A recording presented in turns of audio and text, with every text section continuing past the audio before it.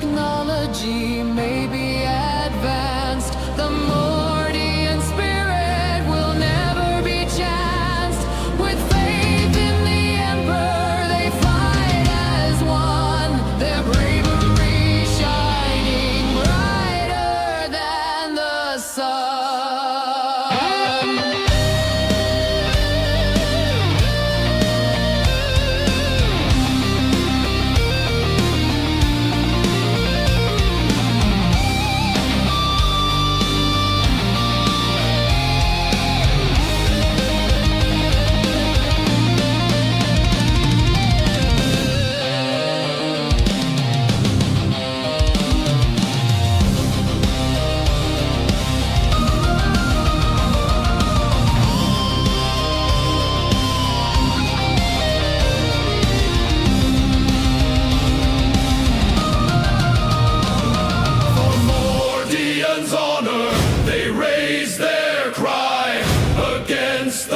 Fury, they'll never die. With discipline and valor, they'll stand tall. The Mordian 50th, answering the Emperor's call. So let their story be told through the ages to come of the Mordian 50th rifles and of the wars that they have won.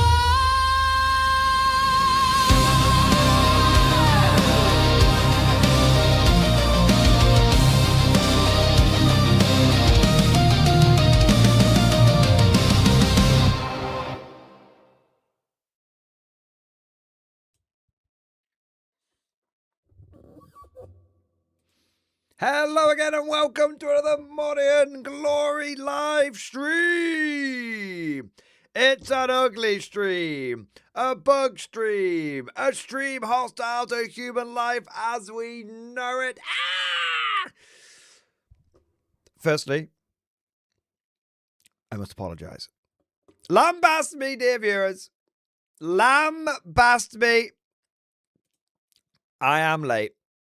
And I didn't mean to be late. I shouldn't have been late. It shouldn't have happened, goddammit. But I ended up having an impromptu meeting with Chris from Warlord Games. He was in the area and he dropped off some goodies for me. Woo! Woo! Woo! So, and then we had a good chin wag and he caught me up on a few things that are going on with like Warlord, and I now know, I don't want to get him in trouble, but I now know what's coming with Book 1, Book 2, and Book 3 for Konflikt. And I know what kind of books they're going to be. I'm really excited. Woo! Oh, man. Oh, man. This NDA is feeling tight, boys. This NDA is feeling real tight. Oh, I feel so constricted. Maybe I should just take it off.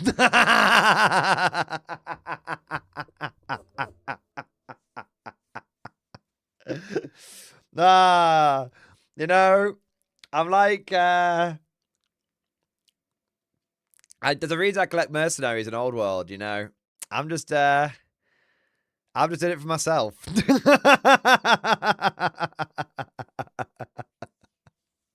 Huge Warlord leaks.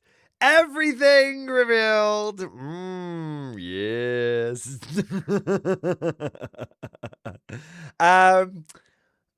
I'm not going to say anything because A, I don't want to get Chris in trouble because it was very much told to me like in confidence, and B, also I get off on the fact that I know and you don't. Day 1 of the Mordian mustache stream. Yeah, Mrs. Mordian hasn't caught on yet. It's only been 1 day. I was looking at my top lip in the mirror. I was like, what's the hair density like? What's, you know, how many hairs are like growing out of each bit? I'm not sure. I'm pretty certain we're gonna get the bad porno stash, but there we are. Oh, there we are. But today, guys, I've got some bits I want to show off to you from Warlord. Some bits, if you're in the Discord, you're going to be already aware of, like the mystery box. But some of you haven't seen the mystery box yet. So for those of you that were curious about what the hell the Warlord mystery boxes are, I've got that I want to show you guys, and I've got some, my delivery turned up, and Chris turned up with some Konflikt stuff as well. So, yeah, we've got lots and lots of calls to talk about. But it's a Morning Glory stream. It's a Morning Glory stream. So anything goes. You know, we'll talk about everything, anything. It's a Tuesday stream. I haven't got anything major planned. I'm just here to chat some bollocks. I'm just here to chat some bollocks and have a good time. There you are. There you are. So with all of that said, it's important to, well, with some things said, to clarify, whilst I've got some Warlord stuff that I want to show off, which will be cool, I also want to, obviously want to express that we could talk about anything and everything. 40k, Old World, Bolt Action, Konflikt. I tell you what, man, I saw an epic Hell Caesar battle port the other day. I think we should take a look at it. You know, I'm just saying we could talk about anything, wherever the conversation goes, wherever you guys want to take it. There's anything you want to talk about, whether it's hobbying that you've been up to, or competitive play, or an army list for grizzled veterans, or something else that you want to talk about. I am all ears, and there's nothing off the table. There's nothing that will get me banned off the table. Let the Warlord wanking commence after roll call. There will be a little bit of Warlord wanking, I suspect. So with all that said, now let's crack on and get into the stream proper.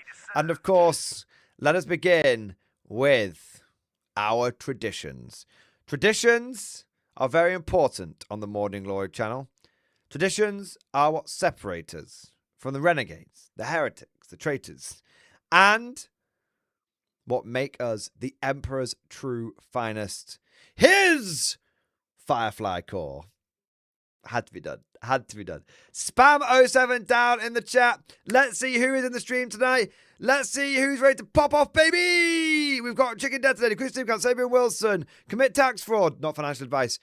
We've got Gabby, Macon, DG Painting, Goracore Band, Airborne. We've got Godlike Poet. We've got Swillit Dude, Clanishgat, Sonsu, A Gaming Stuka, Toss Reef Station, Sleeper's Eye, maybe something someday, Mankiewicz Jabronsky, Mark Cole, Grimdorf Future, Lord of Shovels, Sleepless Eye, Spriggs, Bentley, Mark Talibalan, Deastal. We have got fucking out. Right, 1 minute. Right. Yeah, this is out of hand now. Right. All right, 1 minute. Time out. And time out. Right, I can't even think. I can't even hear myself think. All right, there we go. Wait, I saw someone else. Right. That's fine. So, where were we up to? Now that the reprobates have been kicked out, temporarily, of course. Fucking hell. I still won't get back. I still won't get them done before they get back. We got Bentley, Gaming Studio, Clanishcat, Margaret Telebaland. We have got Emperor Zanen. We've got Mad Larkin, Lower Decks. We've got Squark. We've got Gabby. We've got Mostly Harmless. We've got Russell W. We've got Ajax. We got Mankiewicz Zabronsky, Ed Scar, The Ducky, It's a Me, Rev, Sleepless Eye, Florida Eccentric, High Marshal Bungle, Imperial Guard Sounds, Ajax, Clanishcat, Geek Kaylee, Rob Swift, Eat My Sandwich, Larry Pearson, Adam's boring vids. I'm sure they're not that boring, man. Dragonetti. We have got Jane the Basic Bassist. We have got the Krampus. We've got James G. Munt. We've got... Oh, let's fucking hell. It's popping off tonight. We've got Still Unsure, That Right Bastard, Nesting It Up, Jack Handsome, Atomic Activity, Squidfist, Commander Crash, Jason Whalen, Justin Miller, The Krampus, Weed Ghost, Saban Wilson, The Wasian, that has to stop it. We got Vincent Thingins, Wizardland Lover, Tonk, Ibram, Matthew Edwards, we've got Larry Pearson, Super Onyx Fire, Macon. Right, we're all done. Spriggs, you can go nuts again. We've got Raising Rune Lords.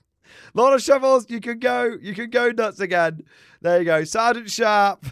I just needed a moment to actually do the roll call. I couldn't see anything that was going on. That last guardsman. There we are. There we are. Well, there you are. Welcome, welcome, welcome. Thank you so much to all of you crazy, beautiful bastards for joining today's stream. Thank you for your support. Thank you for joining and for chatting away and for spamming 07 and all that amazing stuff. And of course, I want to say a big thank you to everyone that has already gone ahead and smashed that like button and subscribed. And if you have not done so already, please do so, especially on the old subscriber front, because we're actually very close. We're on 79,694. Just 306 subscribers to go before we reach our channel goal. I'm going to keep shilling it. I'm going to shill it so fucking hard that you're all going to unsub just to teach me a lesson.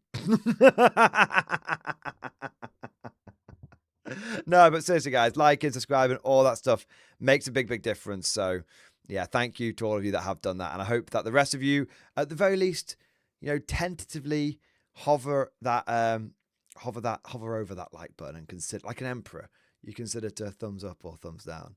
There you are. Do so immediately, or else you'll face the Emperor's wrath. Exactly. There you are. I also want to say a big thank you to everyone that's got the stream popping up, baby! Coming in with the super chats, the member flexes, the gifted memberships, and all of that good stuff. And let's see who is going above and beyond the Call of Duty. I want to say a big thank you to Chicken Detonator! Oh my fucking god. Right, Clanchka, hang on. I'm going to wank you off profusely in a moment, but I've already started this one. Chicken Detonator, thank you for the gifted membership, baby! Thank you for your support. Thank you for doing your part. And, good sir, kind sir, I am going to pick up your parcel tomorrow. Guaranteed. Because I can't do it on Thursday, and my P.O. Box guy is only in until Thursday. And I'm filming on Thursday. So there you are. So Chicken Detonator, thank you for the gifted membership. And I will be picking the parcel up on Wednesday in time for either Wednesday or Thursday stream. So they probably Wednesday stream, to be fair. There you go. Russell W, thank you for the gift of membership, sir. Thank you for support, man. Commit tax fraud, not financial advice. Thank you for the gift of membership, sir. Maud, thank you for the gift of membership, baby. I raise my glass to Maud and to all of you fine gentlemen. Thank you for the support, boys. Thank you for keeping us fresh stock with new channel members and conscripts and totem core, all sorts of fantastic things. Thank you, boys, for supporting the channel, but also the community. Gifted memberships make a big difference. I also want to say a big thank you to Bentley Kramer. Thank you for 2 months, man. Got a list of stream discussion, and I'm looking for some feedback. All right, let's have a look. Are you Rallis under the... Are you Rallis in the Discord? I can see... Looking at building, what I'm missing in this list for Grizzled, and just want some feedback from the pros.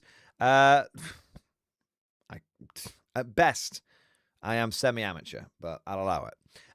Lord Solar Leontus, KD Castellan, 2 KD Command Squads, Commissar, Rust Commander, Cyan Command Squad, 1 squad of 10 Caden Shock Troops, 1 squad of 20 Caden Shock Troops, 1 Bulgrin, 2 Scions, 2 Rough Riders, 2 Vanks. Hmm.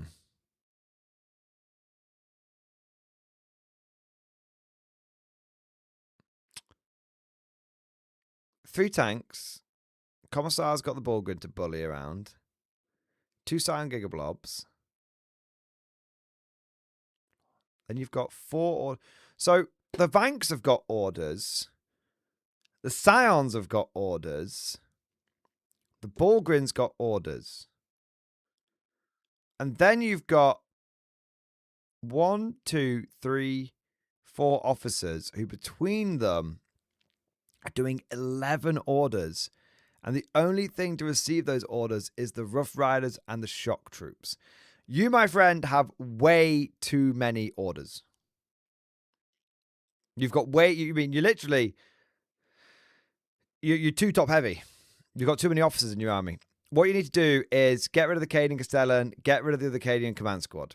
Straight up, get rid of them. Don't need them. All you're going to need is the Lord Solar and the Cadian Command Squad, and that's going to give you 6 orders. That's going to give you enough to order around the Rough Riders, and that's going to give you enough to order the Cadians, and you'll still have 2 orders left over, frankly. What would I spend those saved points on, though, I suppose, is the big question. Well, I would definitely...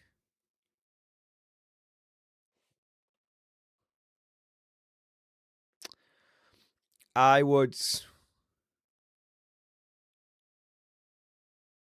break the 20-man squad down into 2 10-man squads. And then I'd take 2 more 10-man squads. So you have damage dealing here. Scions are going to do damage. Rough Riders are going to do damage. Vanks are going to do damage. The problem is, what are you going to do when something like Established Locust comes up and the only unit that you've got available to do it is a 200-point ball grid squad, a 120-point Rough Rider squad that's vital to any counter-attacking plans you might have, a 225-point Tempestus command squad. The problem is you've got nothing that's good for doing shitty jobs, and yet shitty jobs are how you score points in this game. So you basically want to break the 10-man... You want to have 1 10-man squad for your command blob, right? And then you want 4 other 10-man squads for just doing shitty work. For screening, for moving on to the objective. With Cadians being sticky, that's great. For doing actions, move blocking, all that kind of stuff. Now, if you do that, you'll end up with 5 10-man Cadian Shock Trooper squads, one of which won't really need an order because that's going to be your Supreme Command Blob, right? And you'll have 2, so you have 4 10-man squads and 2 Rough Rider squads, and that's going to be 6 orders, which are the 6 orders for your Lord Solar and your Cadian Command Squad. And then everyone's got orders all the time. Now, even though the Lord Solar is a little expensive, I don't think he's a bad choice in your army. And even though he hasn't got like a super heavy to order, I still don't think he's a bad choice in your army because he's going to bring you extra command points, and Grizzle Veterans is very command point hungry. So there you go. There you go. So that's my advice, Rallis. Just get rid of the extra command squad and the Cadian Castellan. You've already got enough damage dealing. Break your blob down into 2 10-mans and with the points you saved from the things you dropped, take another 2 10-mans. You have a really nice... That'll be a really nice balanced force then, mate. Yeah. Bit of melee, bit of melee, lot of shooting, few shit munchers.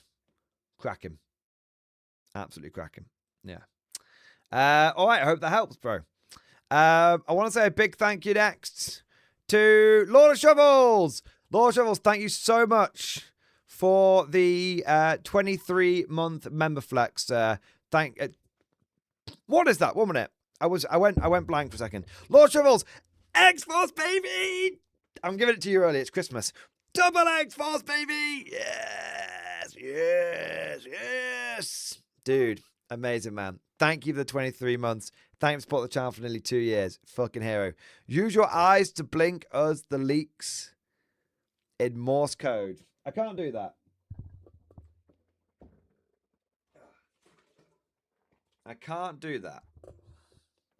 I can't give anything away. I actually picked something up to hint, but I can't. I can't give anything away. All right, like I've got to be. I've got to be a good. I've got to be a good boy. You know, I've got to be a good boy. But all I'm gonna say is I'm really excited. Konflikt 47 has so much good stuff coming down the pipeline, and it's gonna be awesome. Yeah, it's gonna be awesome. So yeah, I can't give it away, unfortunately. Job Activity, thank you for the super chat, man. Epic Hail Caesar paid it over the weekend. Let's have a look. Fuck me, man. I really want to get into Epic Hail Caesar. 6% off at my friend local gaming store on Epic Warlord, so I went mad. Painted my first base over the weekend. Only 45 more infantry bases to go. Painting for 15mm is a completely different skill. Display painting methods don't work, and it's all about stamina and mentally accepting repetition. Very hyped to play on a 12-foot table with thousands of soldiers. Yeah, mate, they look great, bro. Dude, they look awesome. Yeah, man. Yeah. Hey, 60% off. Can't complain, right? Holy shit, man. That's so cool. I if I didn't already have my Epic Napoleon, I think I'd have Epic Hail Caesar. I see both in my future. Yeah, I see both. Awesome, mate. Awesome, awesome, awesome. Love it. Cannot wait to see more epic. Honestly, boys, epic is the way to go. Epic is epic. Yeah. Merlin, my boy, thank you for the super chat. Hail Caesar, fantastic game. If it wasn't for the lack of popularity in players compared to Old World, I'd pick to play Hail Caesar every time. I don't know about playing regular Hail Caesar, but Epic Hail Caesar, I am up for it. Yeah, I am definitely up for it. And I'm almost tempted. I don't know. Should I just sack off Epic Napoleon and go straight for Epic Hail Caesar? Or have I committed to Epic Napoleon and now I need to do it at some point? I want to do it. But Epic Hail Caesar just, I don't know, man. Has it not got, it's got broader scope. I don't know, man. We'll see. We need some, yeah. We need some, I'd love there to be some like epic Russians and stuff like that. That would be cool. But yeah, epic and normal Hail Caesar the same game. That's true. It's literally just a scale difference, isn't it? Why not both? Because I think I'll die before I can paint all those minis. Yeah. Yeah, Epic Hail Caesar is cool. No, I'm gonna I just need to go on sabbatical for like a year. I just need to go on sabbatical for like a year. Like, I'm not making any content for a year, but I will come back on this day. 12 months from now, I'll come back and I'll have everything painted. I reckon, no word of a lie, if I took 1 year off,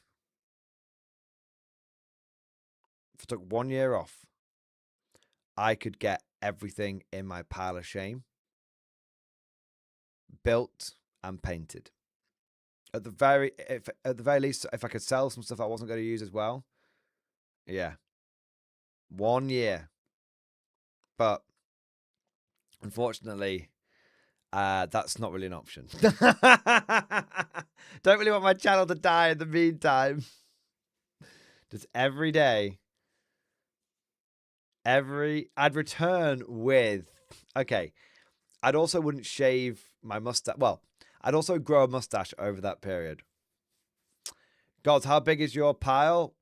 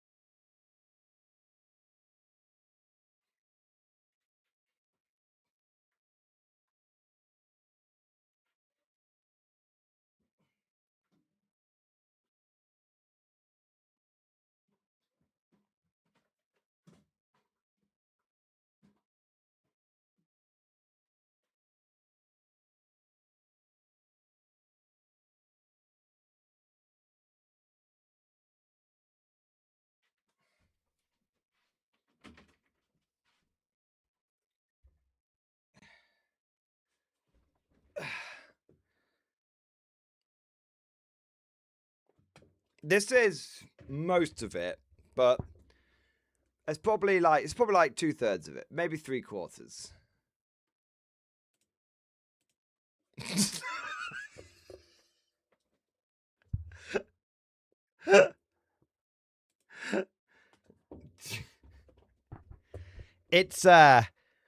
It's double stacked,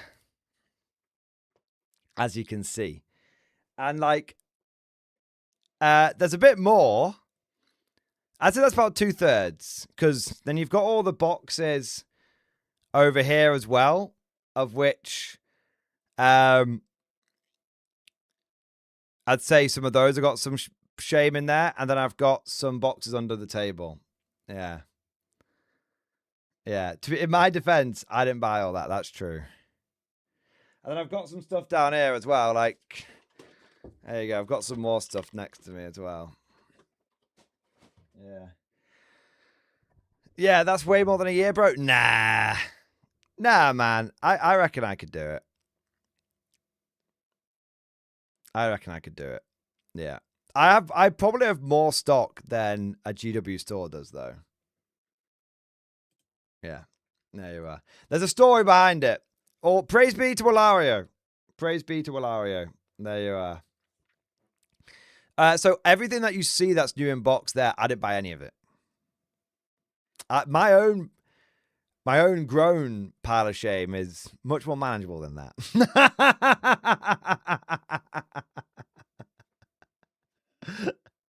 You've got more stock than my local game store. There you are. Yeah. See, I couldn't even do painting streams nesting it up, because to painting streams, I don't get all that much done during painting streams. I get a lot more done if I'm just painting in my own world. Yeah. There you go. So yeah, such is, but it's all part of the armory, right? So like, you know, this weekend just gone, I needed an extra artillery team for the tournament I was going to. So I went over to the pile of shame and I looked and I had an artillery team, and I pulled it out and I built it and I painted it.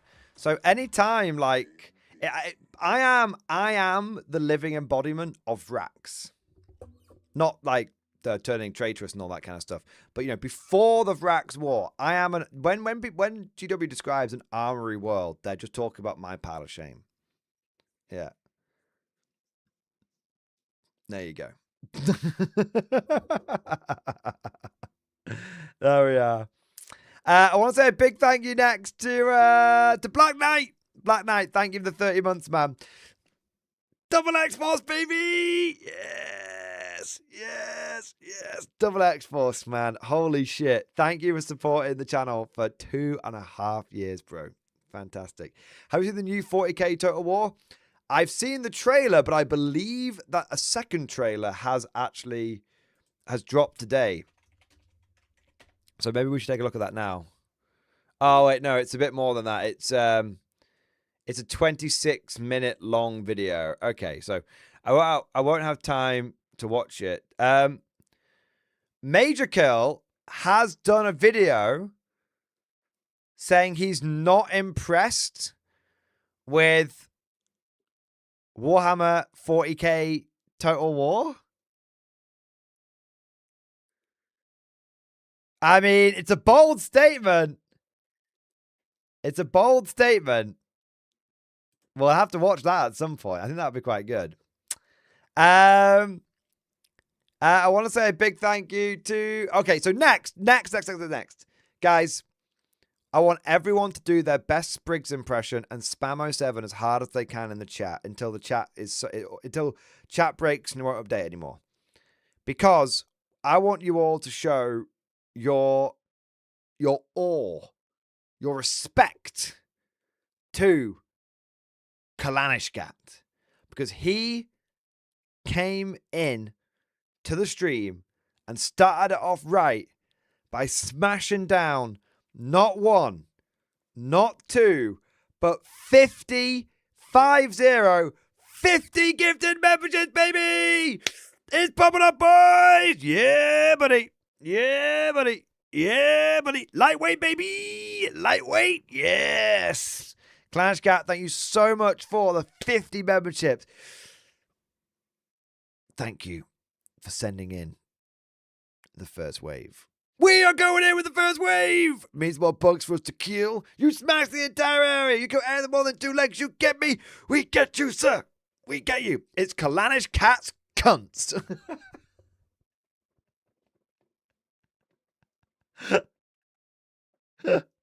That's your Starship Troopers Regiment name. Thank you so much for the 50, man.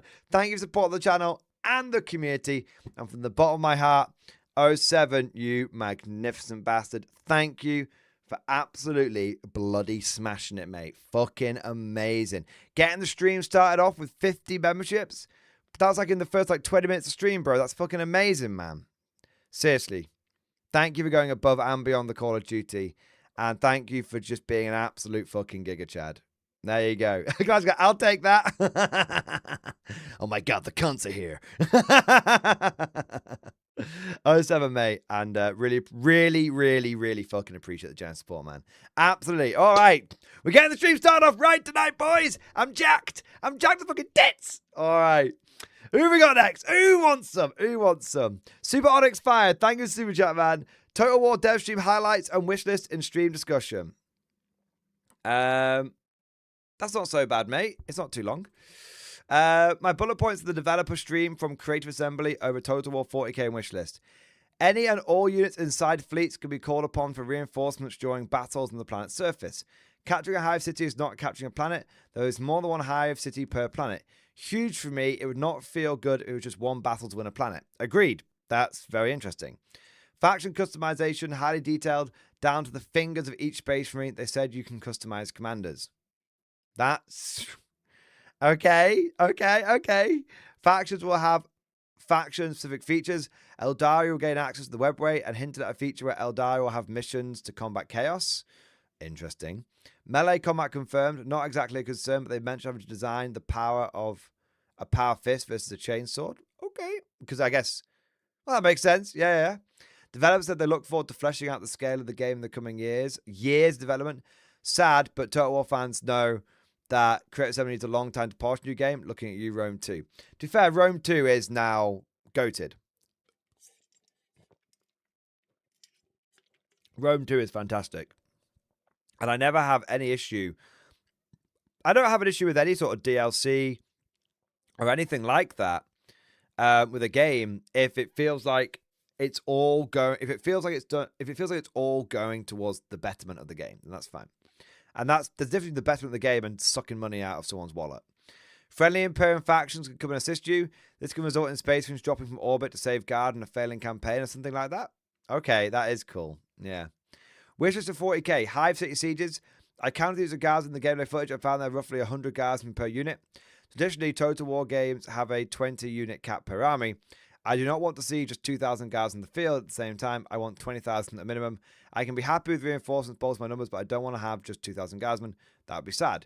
Scale is a concern to me. Functional chimeras as transports in-game, loading and loading troops. The same depth of customization to my regiments that Space Marines get for their chapters, hats, shirts, colours, the whole shebang. Kriegs are Legion of Mordian sector. Kriegs should build trenches. Cadians build age defense lines. Liam Rush tanks. Give me my goddamn Salamander's scout back. Nice. I reckon in the fullness of time, it'll get really, really, really fleshed out. Yeah. I think in the fullness of time. I think it's going to start off quite basic. I mean, I had Warhammer Total War, the first one, from day of release. And it was a fairly basic game. To be honest, it was a fairly basic game. There was basically like Bretonians, Empire, Orcs, Dwarves, and Chaos. And Chaos was just one faction. Like, it was a fairly fucking... and Vampire counts, to be fair. It was a fairly basic game.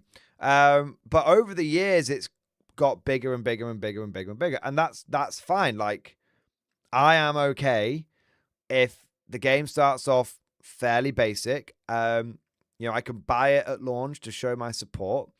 And then, play it a little bit and then literally put it on the shelf and come back to it 2 or 3 years later and be like, okay, let's see how fleshed out it is. And then come back later again. Okay, see how fleshed out it is. Yeah. It's that simple.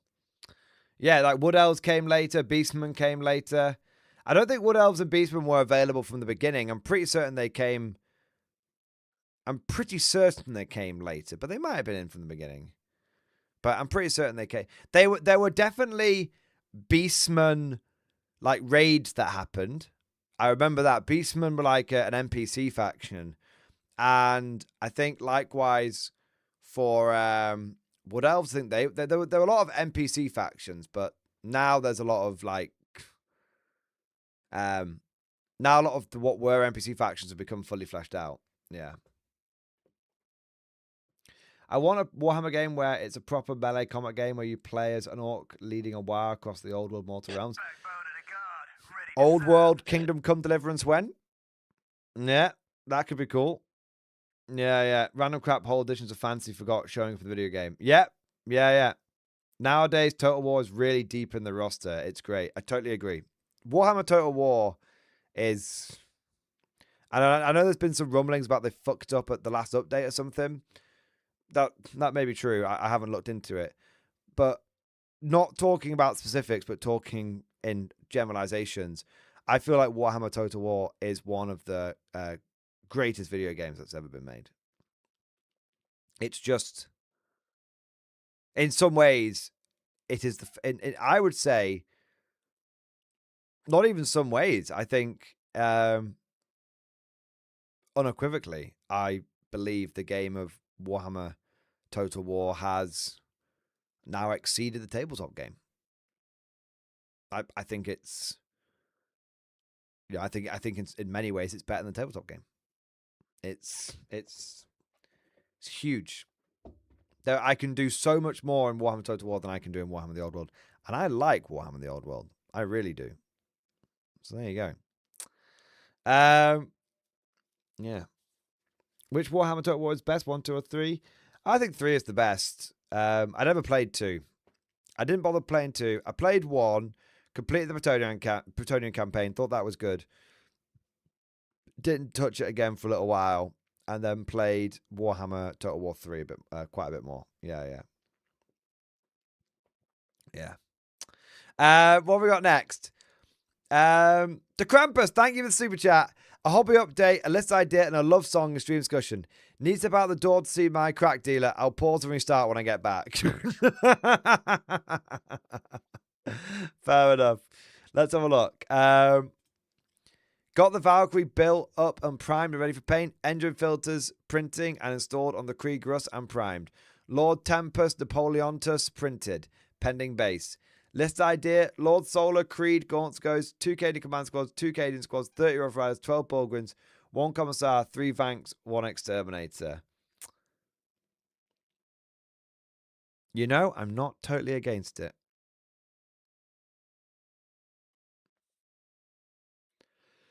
Commissar orders both Bulgrin squads. Lord Solar orders all 4 tanks. I don't think you need the Exterminator frankly. I'd swap the Exterminate out for an Executioner. Or a Battle Tank. That leaves you with... I think you've got too many orders. You've got 8. You've got 8 orders between Creed and the 2 Canadian command squads, and yet you've only got really the 3 Rough Rider squads to order for them to boss around. I know you want to have a lot of command points, but I think you're over-egging the pudding slightly. I would seriously consider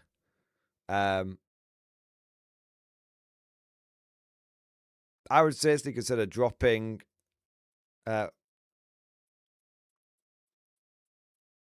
if you drop a Canadian command squad and Creed, you'll then only have 2 spare orders. Oh, it's a bit of a pisser, isn't it?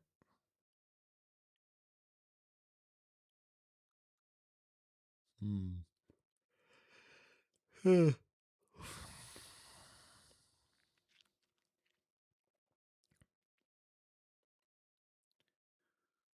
1 minute, I have a plan.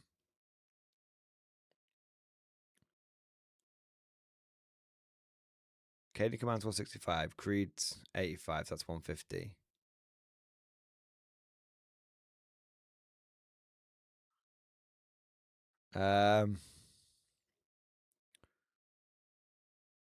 Drop 1 of the Canadian Command squads, that's 215.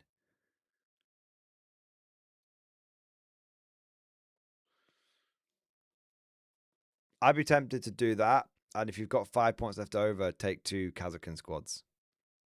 Yeah. And that would be better. But, I don't know. It just feels like you've got too many orders on the top end. Doesn't feel efficient. Yeah. Yeah. Loving the Valkyrie, though, man. That's cool. That's coming out really nicely. Holy shit, man. That's like, you can barely recognize it as the Solar Auxilia Lehman Russ now. It's properly Krieg the fuck up. Yeah, that's cool. Should we listen to this Krieg love song? Oh, no. No! I'm not listening to a fucking advert. Jesus Christ.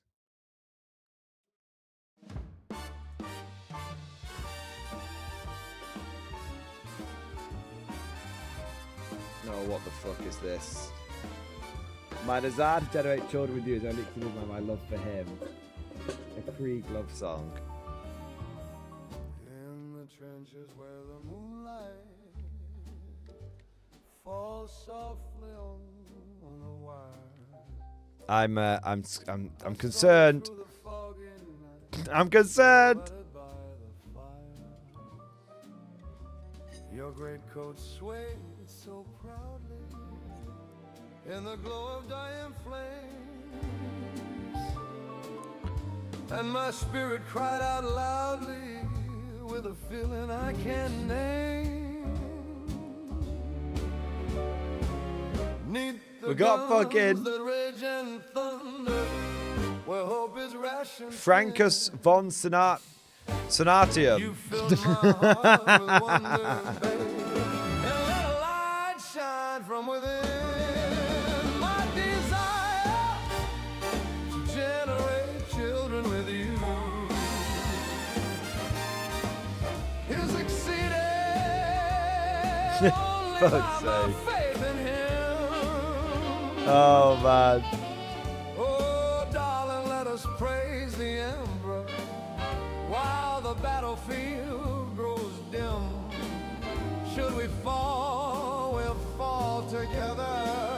Glory, love, and discipline.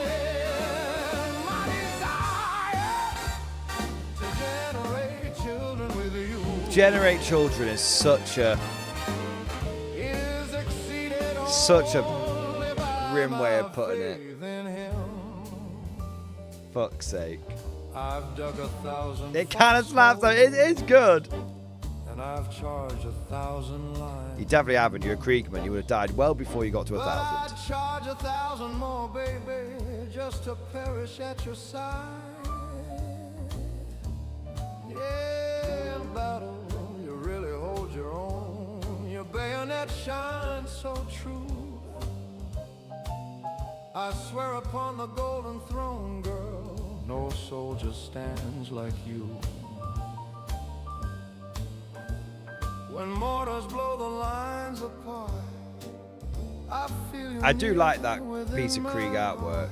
I think it is pretty cool. Though all around is dread and fear, your presence keeps my duty clear. Yeah, my desire to generate children with you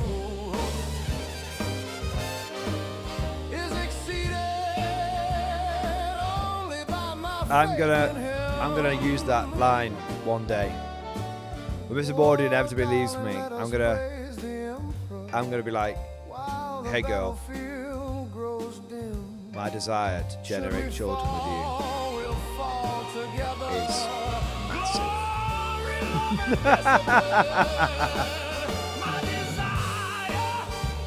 Love a Krieg. I love it.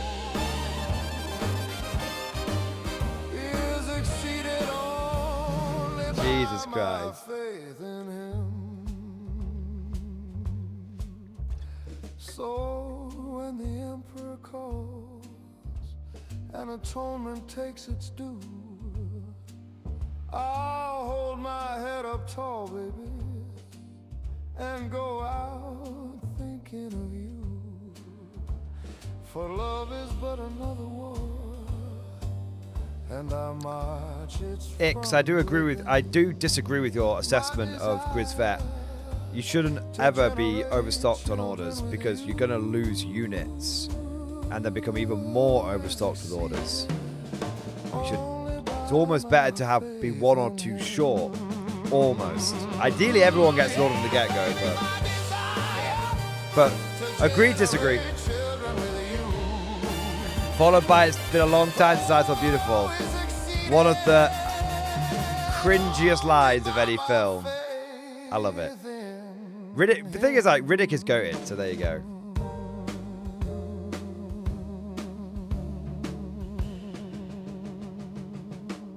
There you are. That was pretty legit. I'll put a link to that in the chat. All right, let's have a look here.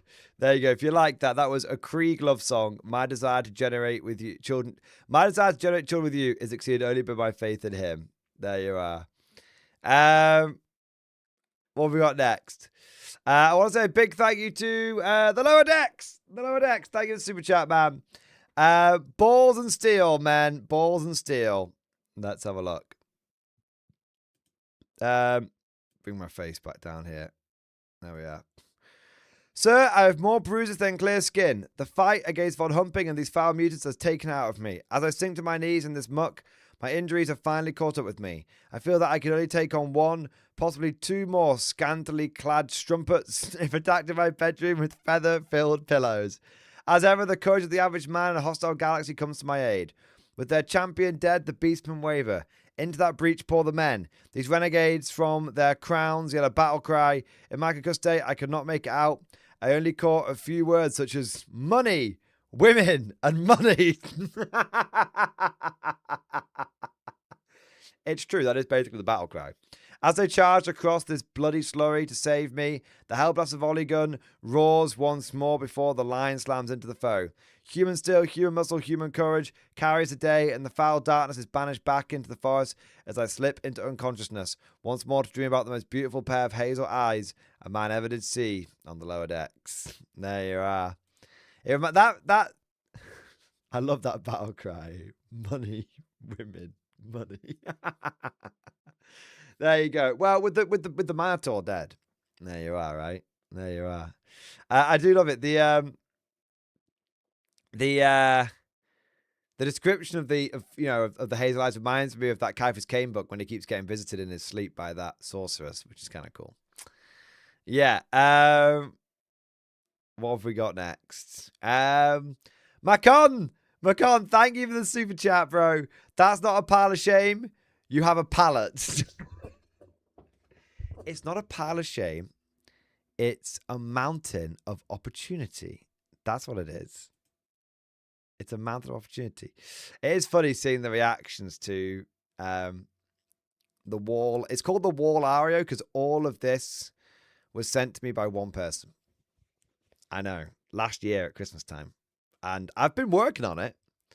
Despite what you may think, I have been working on this at a fairly consistent pace. It's just, it was even bigger. It was even bigger, man. That is one tall pile of shame. Are we not going to talk about Element Referal secretly playing AOS? I'm not playing AOS. That's for Old World. That's for Old World. Yeah. Yeah, there you are. There you go. So, yeah, it's not... it is 2 layers deep. It is 2 layers deep. Yeah. I've built and painted... so there's a whole bunch of cultists, poxwalkers. They've all been built and primed. I built some of the clan rats and the plague monks. There was a whole bunch of bolt action stuff that came with it. That's all done now. There was what was it? It was in my head. Oh, like the 3 artillery teams, they're all done from it now. Yeah, so like field ordnance batteries as well. So yeah, I've been working on it. It's just fucking massive. It's just fucking massive, man. Yeah. I'm just working on it bit by bit. There you go.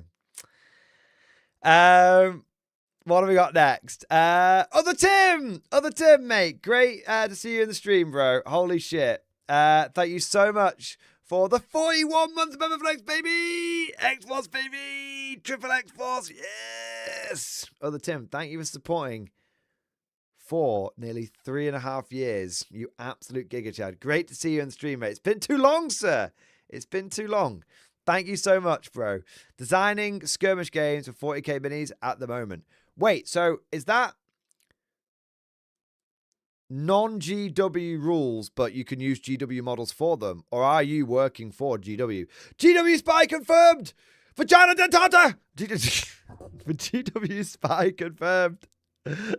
Oh, man. Dude, that sounds cool, though. Whichever one it is, that's cool. That is cool. Yeah. That's badass. All right. Now we're fully caught up on the super chats, boys. I want to say thank you so much. It's absolutely been popping off at the beginning of the stream. You guys, as always, been absolutely fantastic. I have noticed there's a video that came in that I wanted to have a look at, and then I want to show off some of the stuff that I've got from. I've got some goodies to show off. Okay. So. I saw this. This is a bit impromptu, but I saw this video pop up, and I actually want to have a look at it. So, I don't often watch much major kill stuff. I'll be honest with you.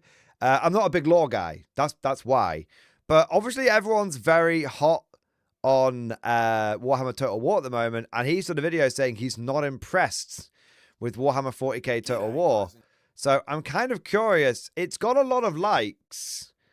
So it doesn't seem to be too controversial. So should we have a look and see what his hot take is? Most of you probably know me as the guy who makes shit. A bit of a beef watch. Content and is responsible for funding half of the fandom's gooning. I actually started off the channel making Warhammer fantasy content based around Total War Warhammer. My first video that actually popped off was a video discussing the fate of each legendary lord during the end times. On top of that, I've been playing Total War games since Rome 1, so I do have a decent idea on the topic of Total War Warhammer 40k. With the announcement, cinematic trailer, and even gameplay snapshot of Total War Warhammer 40k dropping, on top of some comments and answers from the developers, we now have some concrete things about the game we can talk about. Needless to say, the response to the trailer has been a little bit mixed. Many are very excited that such an awesome...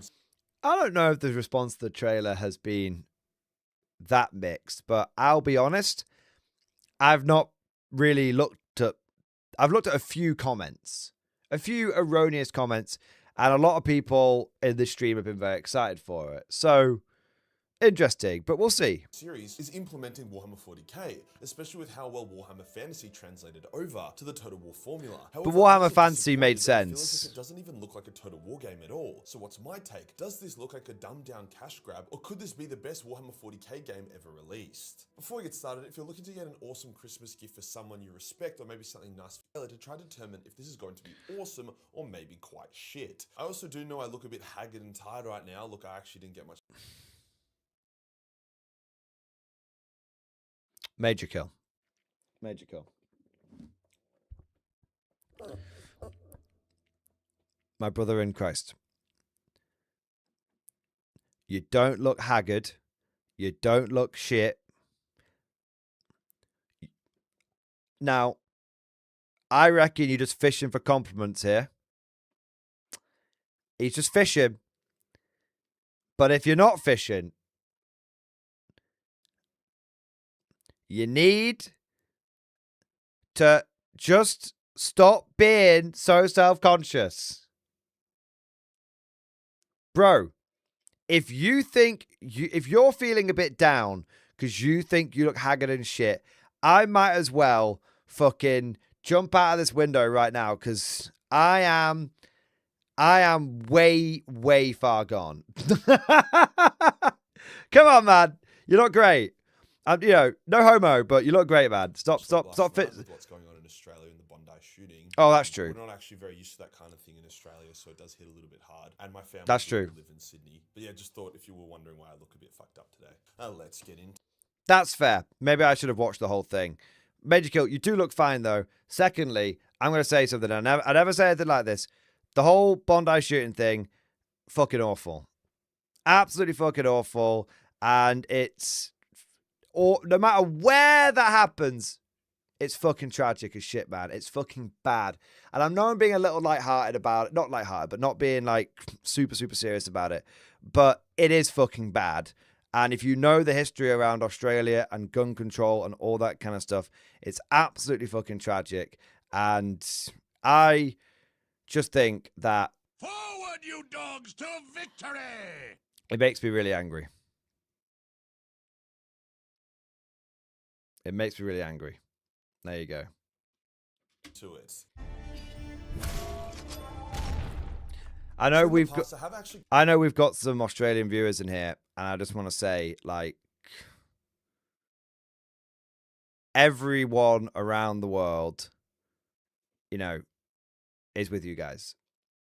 Commented on a potential 40k Total War game. My sentiment was that the Total War formula does not translate to a setting such as 40k. Firstly, the setting has never even remotely touched upon the modern eras, not even the World Wars. So them to now jump to hectic sci-fi in the far future is a massive shake-up. Now, Warhammer Fantasy did translate incredibly well, however, mostly because it was still reasonably medieval based, with large armies on cool maps, all taking place on a campaign map of the world. However, many things needed to be adjusted and changed for Total War Warhammer to work, and it does feel extremely different to classic Total War. In many cases, it is actually somewhat downgraded. For example, this... That is true. The one time that we've seen Warhammer, the one time that we've seen Total War with a lot of guns wasn't Empire, wasn't Napoleon, was the World War I mod, and that was fucking cracked. Sieges are notably shittier, there is no naval combat, the game can feel quite arcadey, in some respects the graphics are downgraded, and there's even other weird shit like artillery and gunner units not having reload animations. So as we see, that's true. Warhammer was more like a new branching path, a side grade, as opposed to the next step in the Total War formula. I mean, compare it to Three Kingdoms Total War, which had all these new amazing features, and it honestly feels like two different entire game series. The reason why I'm highlighting... It's interesting because Three Kingdoms Total War was massively lambasted when it first came out. I've heard good things about Attila, though. I've heard good things. Do you guys want it turning up a little bit? I've heard good things about Attila, though. Total War Warhammer is to show that even a setting that massively suited the Total War formula, there was a big shift from the norm and not always for the better. So for 40k, the shift would have to be astronomical to a point where it wouldn't even feel like a Total War game anymore. That was my original sentiment, but let's now check out the gameplay trailer and see for ourselves. So yes, once again, sexy as fuck cinematic. I'll never complain about Warhammer 40k cinematics, they always hit. Then onto the gameplay, and I honestly remember watching the trailer live, and as soon as it switched to the gameplay, I let out an audible ooft. Like, I know it's pre-alpha and will be tuned up a lot, but comparing the first impression of this to the first impression I got when I watched Total War Warhammer 1 gameplay reveal, it's pretty night and day. It just doesn't look like Total War. It looks like Dawn of War 4, with the biggest irony that Dawn of War 4 seems to have taken Total War's UI, and Total War took Dawn of War's UI. The gameplay Yeah, I can see that. versus orcs in a pretty chaotic battle taking place in a city. It technically shows off two different maps in the trailer, but they're pretty comparable. Now, I don't want to spend too long looking at and speaking about the graphics and visuals, as it is early days. However, this is the version they felt comfortable enough to share, and I assume the visuals are at least... If you look at the way the guardsmen are shooting, it's very basic.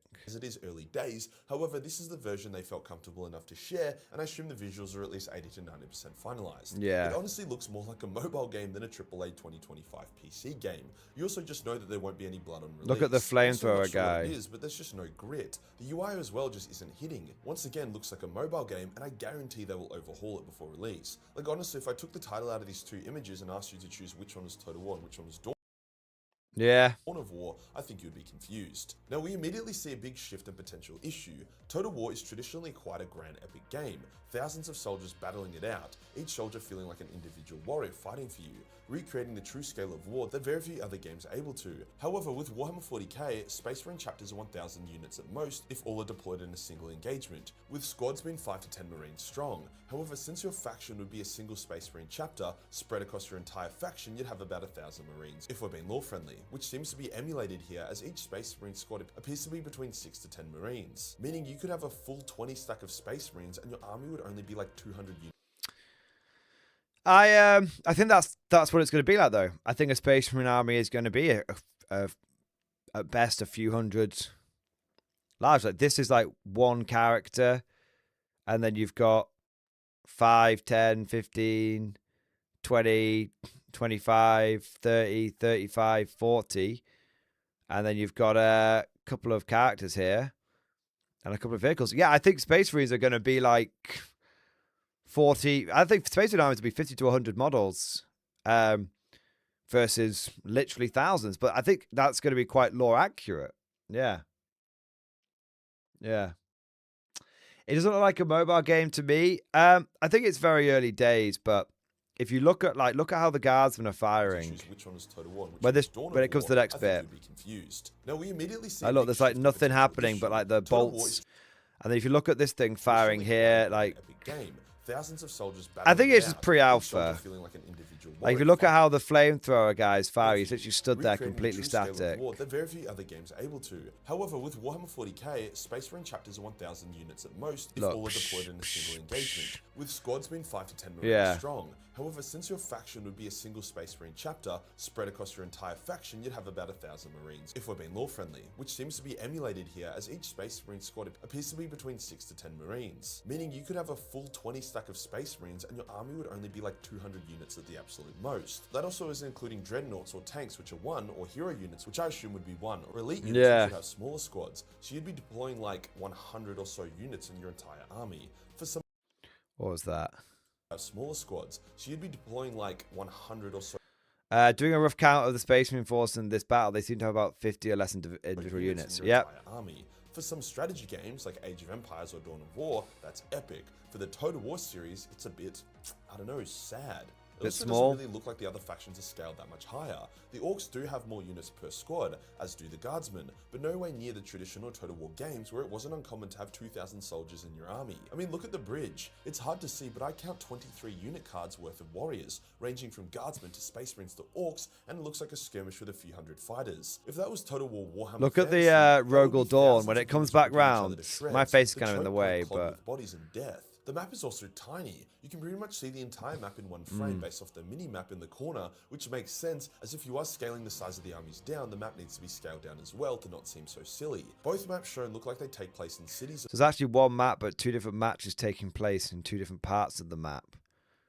Oh, some interesting. sort, as opposed to open fields, where options for flanking seem limited. If anything, it just kind of looks like they're crashing their armies together and whoever has the bigger dick wins. Again, I know it's like early pre-alpha access, Yeah. super alpha, but this is what they're showing us, so this is what I'm judging them on. Now, outside of the battlefield, the game represents a large scale by zooming out into the star system, with the cinematic trailer even zooming out to the entire galaxy and pinging it into different regions, making the assumption that the whole galaxy will be playable in some way. That was another big sticking point for the Total War formula. The campaign maps would show off a stunning rendition of the region, with visual Easter eggs. Armies would traverse across fields to siege or engage in battle. You could predict an enemy force and even ambush it. However, since 40k is so vast, and the narrative is split across literally thousands of worlds, how is that supposed to translate? Well, the trailer does tease this as well, zooming out to show the entire system at war, including a cheeky exterminatus, and then another zoom out shows the campaign map, making it seem kind of like Galactic Conquest from Star Wars Battlefront. Yeah. It also seems to imply you're kind of shoehorned into attacking one system at a time, working your way through enemy systems in a mostly linear fashion. Now, I'm not trying to be a hater or nitpick,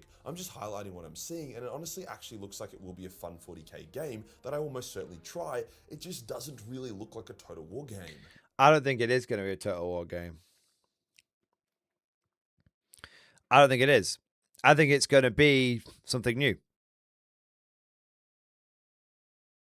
And I'm not saying that's a bad thing, but I think if we're being realistic on this, it's going to be something new, something different, and I think it very well may end up being fucking awesome on its own 2 feet. But I don't think you, and I don't think you should. I think you'd be being dishonest to yourself if you went into this expecting it to be a traditional Total War game. Which, you know, maybe it shouldn't be called Warhammer 40k Total War, but there's that balance between brand recognition and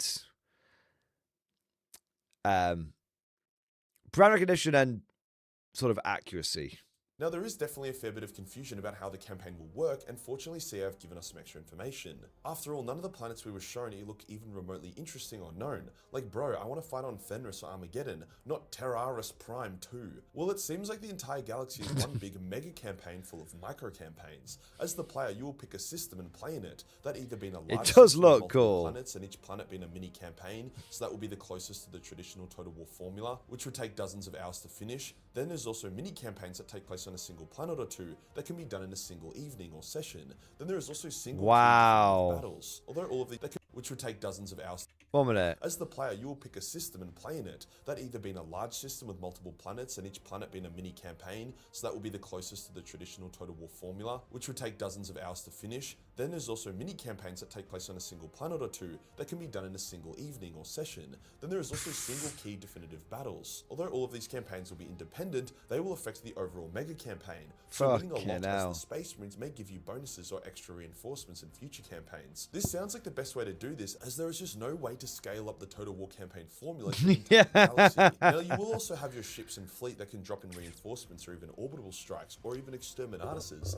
However, from my understanding, Battlefleet Gothic owns the rights to Warhammer 40k space battles, so I don't think CA can actually implement ship battles. Yeah, Now, I the don't issue think I'm there's gonna be having isn't ship that I think this battles. is bad and won't work. It's just that it's such a breakaway from Total War that if they had called it something else other than Total War, nobody would have blinked or said, huh, that's whack because it looks like a Total War game. In saying that though, I can't deny, Total War or not, I am hyped. You can tell Yeah. that the amount of love and effort going to this game will be astronomical. 10 years Agreed. from now, we will have a galaxy Agreed. Like, even if it's not a Total War game, I think it'll be a good game. with every single faction implemented. Any shitty feature that landed flat on launch will be ironed out and fixed, and it'll end up being so fucking epic. I almost Yeah. feel bad for Dawn of War 4. However, as that is Yeah. coming out sooner, I mean, at least I think it is, maybe it can benefit from the hype, and to be fair, it is a base builder classic RTS, so just because it looks similar does not mean it will play similar at all. I think there's a real. Everyone's going rip Dawn of War 4, and I'm like, I really like base building games. I wouldn't be surprised if I end up enjoying Dawn of War 4 more just because it's a base builder.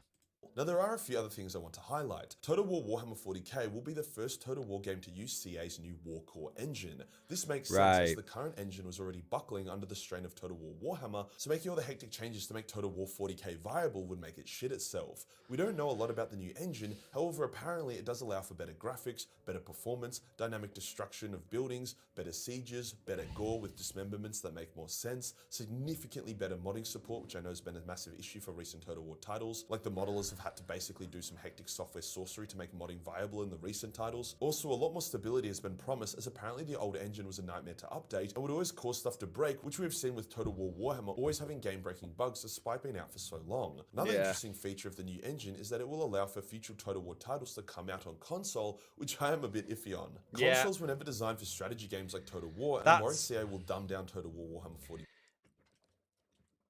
Telling me that my grand strategy game is going to be good on console is a really, really good way of making me go, okay, I won't buy it then. Like, what the fuck are we doing here, bro? Console gaming.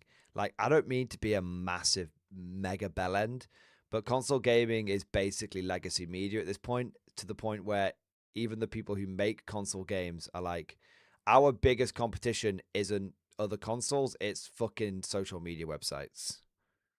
To make it more accessible for console and the wider market, at the cost of making the game feel more shallow and less interesting. But hopefully that isn't an issue. The game will also feature an in-depth army painter, meaning you can play as whatever chapter you want, even homebrew with a shitload of customization. So what are my overall thoughts? I believe I was right when I said that the Total War formula does not translate to Warhammer 40k, so CA fixed this by not using the Total War formula. This means we'll either get an awesome, unique game that will keep us 40k fans well fed for years to come, or we will get an experimental, buggy mess that will probably eventually be good just through sheer throwing money at it. Honestly, I'd love to see gameplay filled with larger armies, 5,000 guardsmen, 3,000 orcs, 500 space marines, alongside numerous tanks and even titans. That would really sell me on it. The way I would look at this is that Total War Warhammer 40k is now its own subgenre of Total War, completely removed from the main formula, with the upcoming Medieval 3 Total War being the true heir to the series and the next true entry. As a fun fact, Medieval 3 will also use the new War Core engine, the same as Total War Warhammer 40k. Medieval 3 is going to be so good. Keen to see what that engine can do when given the quintessential Total War experience. If you enjoyed the video and you want to support the channel, then pick up a major kill.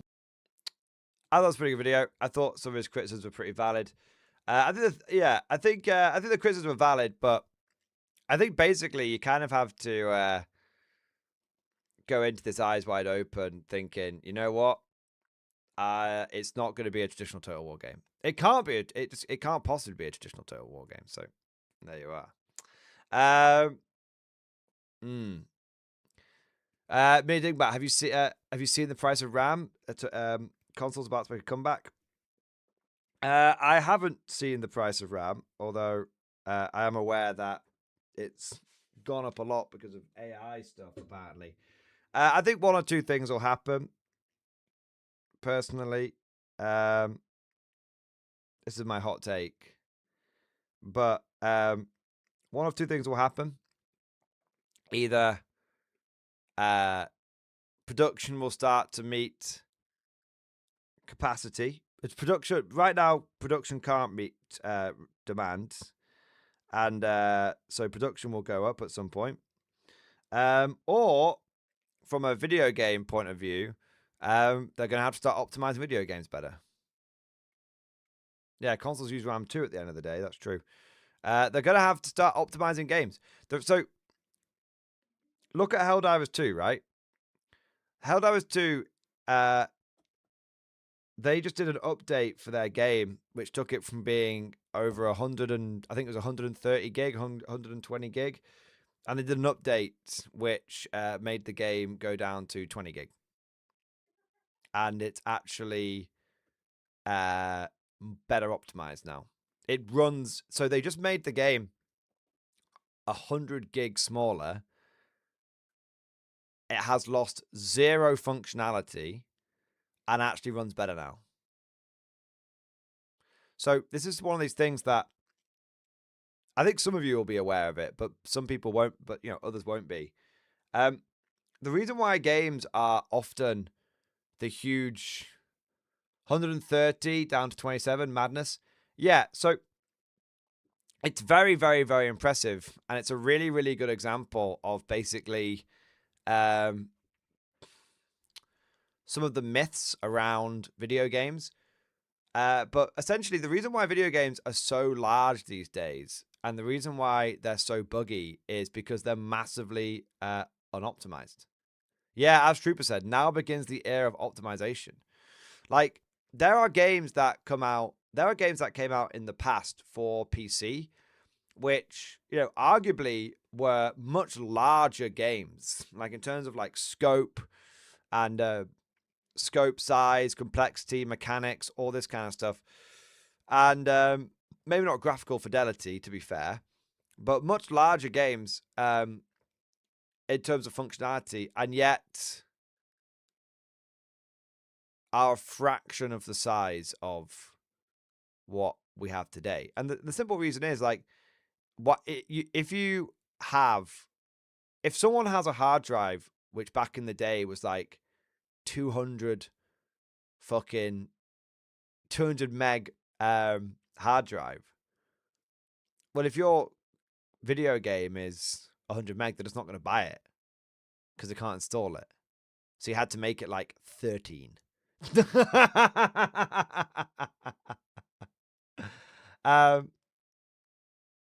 Yeah. But then now now, because it's like, oh, I've got a hard drive in here. This is like, my dad used to own a computer shop, and when I told him what I've got in my PC now, he couldn't believe it, because he's more of a tinkerer on that kind of front. It was only like a side business he had for a little bit, and I told him I had a terabyte solid state hard drive, and he was like, "That's ridiculous. How could you possibly need all of that space?" And I was like, "Well, actually, it's not enough space." So I've now upgraded to a 2 terabyte solid state hard drive, which to some people will still be like rookie numbers, right? And I don't blame you. Yeah, it will be. It is rookie numbers, in many ways. But it wasn't that long ago when everyone would get a terabyte hard drive, a mechanical hard drive, an HDD, and then like a 250 gig, maybe 512 gig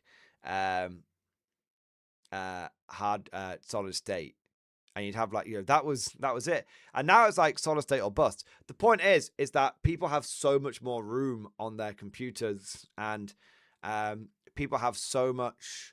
Have been able to have like so much more RAM, and just people have had so much more hardware brute force at their disposal that frankly, programmers,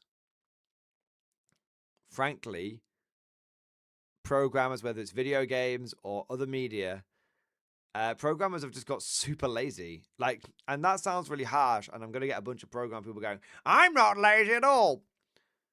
Obviously, but pointing to yourself as an exception is not a sign of like you're not in a funny sort of way. You kind of prove my point, but but the point is, they've been able to get away with not optimizing stuff because the hardware has always been able to basically brute force its way to making what they come up with work.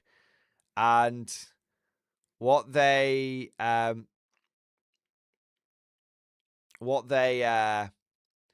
going to do now is start optimizing stuff, because there's no point in releasing, because your game needs to be able to work. If the RAM thing becomes long term, which it very well may do, because AI, look, I'm going to say something that people aren't going to like. There's a lot of people, whenever we play like an AI song or anything like that, which get very upset about AI stuff. And I'm going to tell you right now, I'm not the largest fan of AI stuff. I think a lot of it is absolute slop, of course. But, a lot of it isn't. And that's the truth. Like, not everything AI does is slop. A lot of it is, a lot of it isn't. And also, at the end of the day,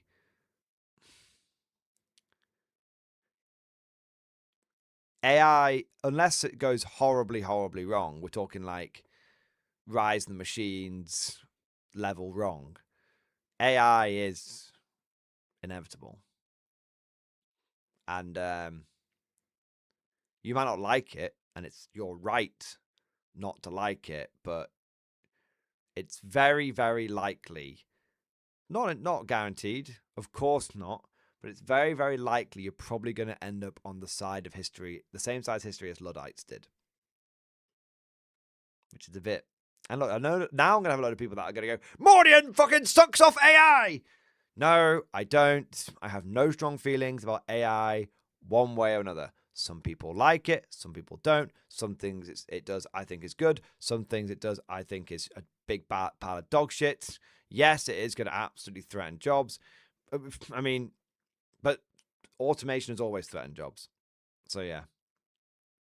But the point is that if AI is going to be around for a while, and therefore the price of hardware is going to be spiking for a while, then the solution that is actually not a problem for you and I.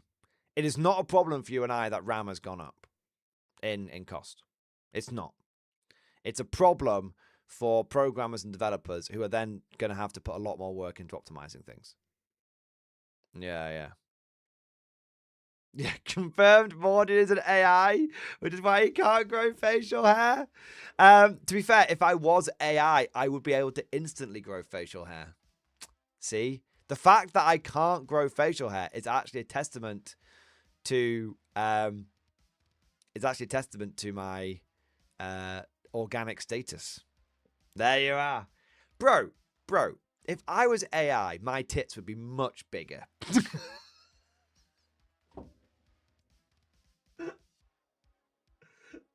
Oh my god. Oh man. Ross Master, MG, I was watching the Warlord Games day vid the other day and couldn't concentrate for your bloody laugh in the background. I didn't realise I was that loud. I can be louder if you want. Better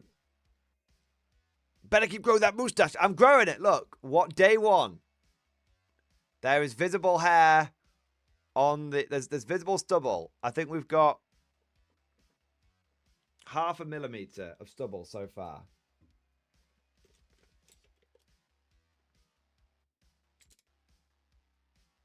I give it a solid 0.5 mil, sir. Solid 0.5 mil. It's gonna take a while. I need to start working out. I need to get the testosterone flowing. I just need to be like, The more I work out, I bet the better the facial hair will grow. There you are. Police that moustache. Yeah. So, Rigby Lancer, any chance of beginner grizzled company attachment videos? Yes, absolutely. Yeah, 100%. That'll be coming in the future. We've got a super chat coming in here. Chaos Nub, thank you for the super chat, bro. Hey Mordian, I haven't been able to watch your streams recently. I joined the Bundeswehr after finishing my A-levels. Hope you're doing good. Plus, another Warhammer picture of discussion. Hey, well done, man. Well, dude, thank you for the support. Well done on going out and getting a pretty honourable calling, I would say. Well done on finishing your A-levels, all that good stuff. And let's take a look at the old pictures. Oh my god. Holy shit, man. My Warhammer is coming on nicely. Might need to adjust some details, but I'm happy with a free hand. Yeah, it's alright. Look at this fucking thing. It looks like it should be in an art gallery somewhere, bro. Fucking hell. The sky is like 5 different colors, man. Oh my god. Oh my god. It looks really fucking good. I remember we had the whole like thing about, the octopus and You know, that we what was those like government agency badge that like inspired the whole thing and everything. Yeah, dude, it looks really good. It looks really, really, really fucking cool, man. You are doing that Titan justice. Absolutely epic, man. Hope the job's going all right, by the way. Yeah, I hope it's doing all right, man. Fantastic. All right. Now, gentlemen, I'm going to grab a quick refill on a drink. And then we're going to look at some goodies. I've had some goodies turn up. So I'll be back in just a moment. Talk amongst yourselves. I'm not going to have a piss or anything. I'm literally just going to grab a drink and come back. I'll be 30 seconds, 1 minute tops.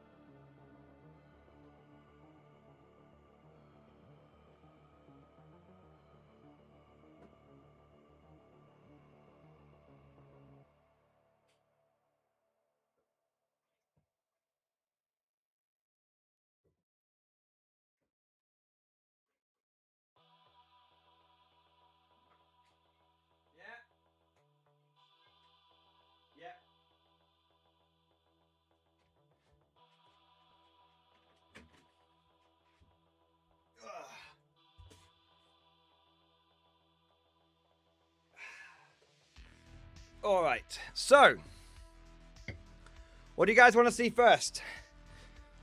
Do you guys want to see the mystery box? Or do you want to see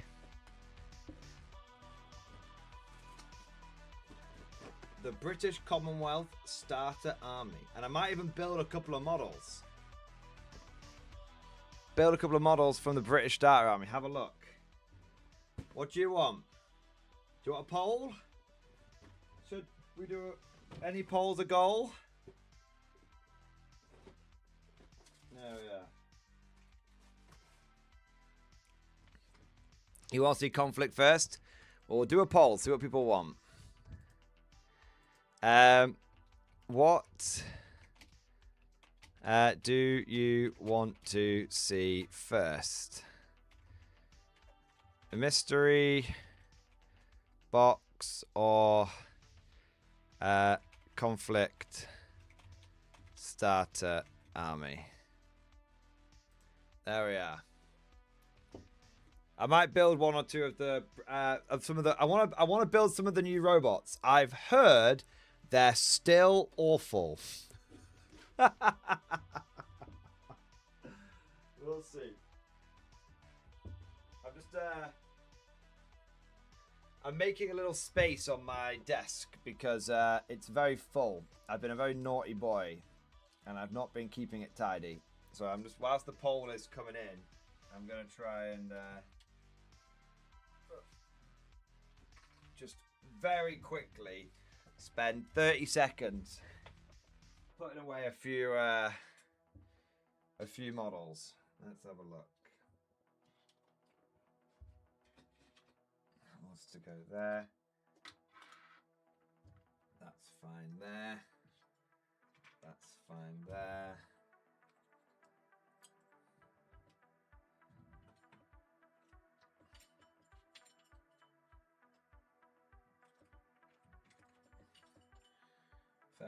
Fair.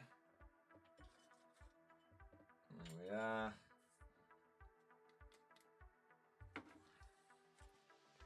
I want to keep those. Push this shit to one side. Okay.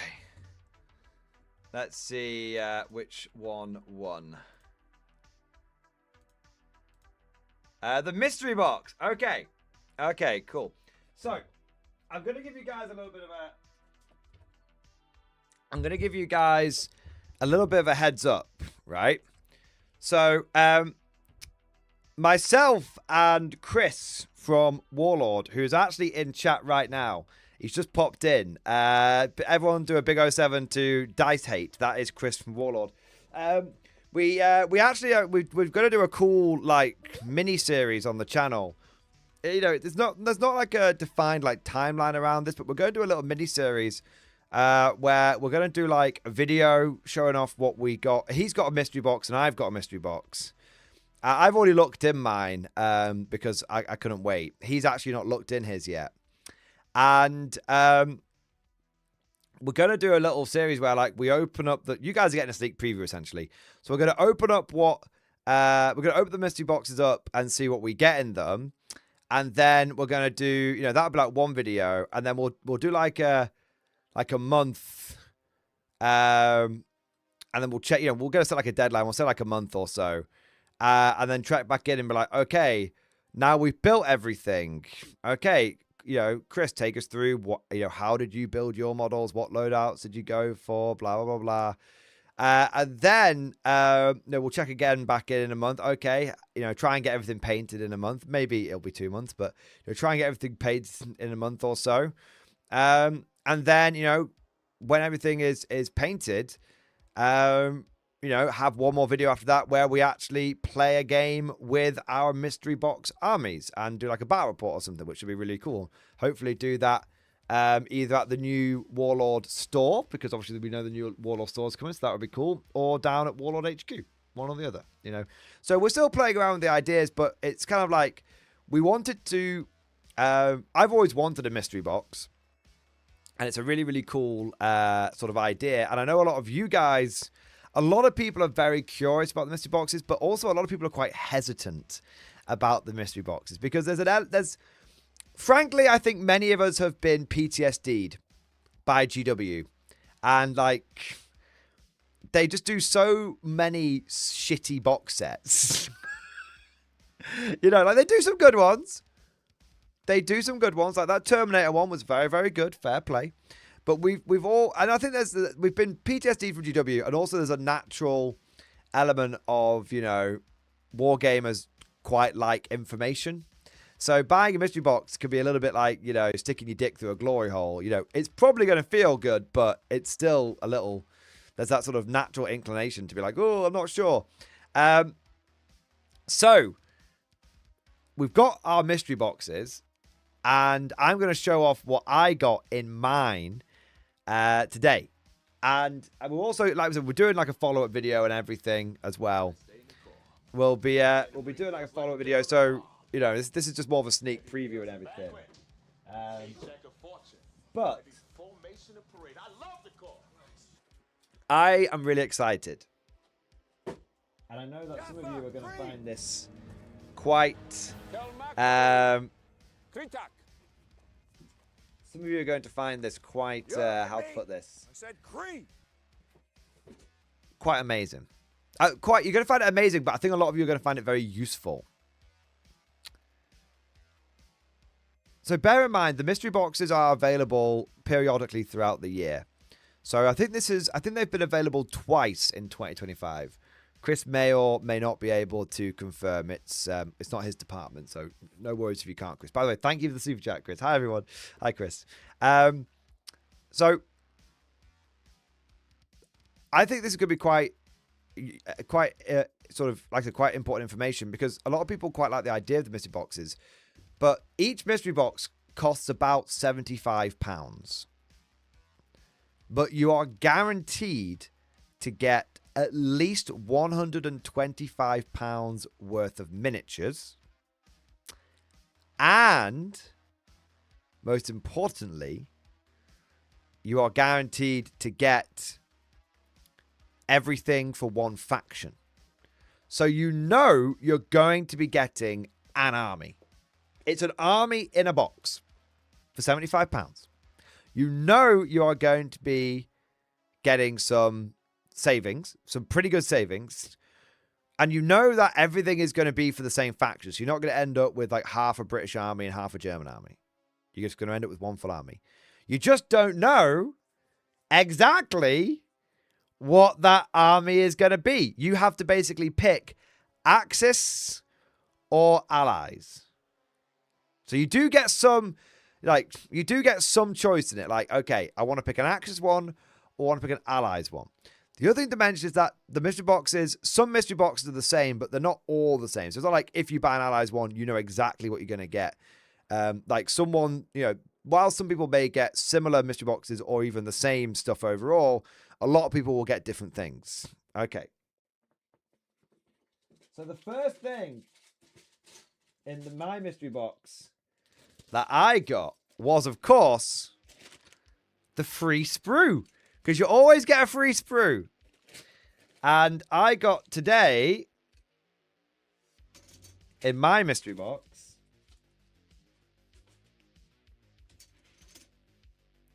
I got a squad of Italian Bersaglieri.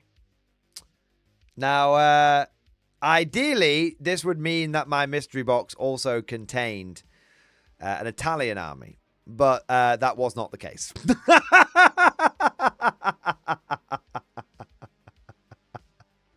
But it's not the end of the world. It's so every time you buy something from Warlord, I think it's almost every time you buy something, or maybe it's every time you buy and you qualify for the free shipping. You get a free sprue, and it's pretty random what the free sprue to be. So I got some free Italians with my mystery box, but with the I did a personal order. I did a personal order recently from Warlord Games, and with that one I got some pike and shot Macedonians, which are pretty cool. I'm not gonna lie, but yeah. So the free sprue is just a bit of fun. Could have been anything, the free sprue. I'm just glad it's bolt action, to be honest. Now, so that's not the first thing. So, the first unit out of the mystery box is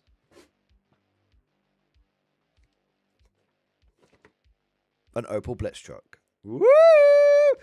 Now, for some people, this may not be the most exciting unit, but as we all know, logistics win wars. And so, having an Opel Blitz truck, I'm actually very happy with it, frankly. But the first unit is a truck.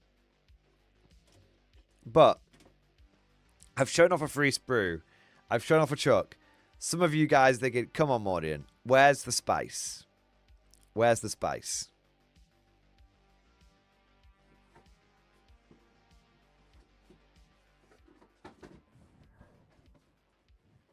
Wow.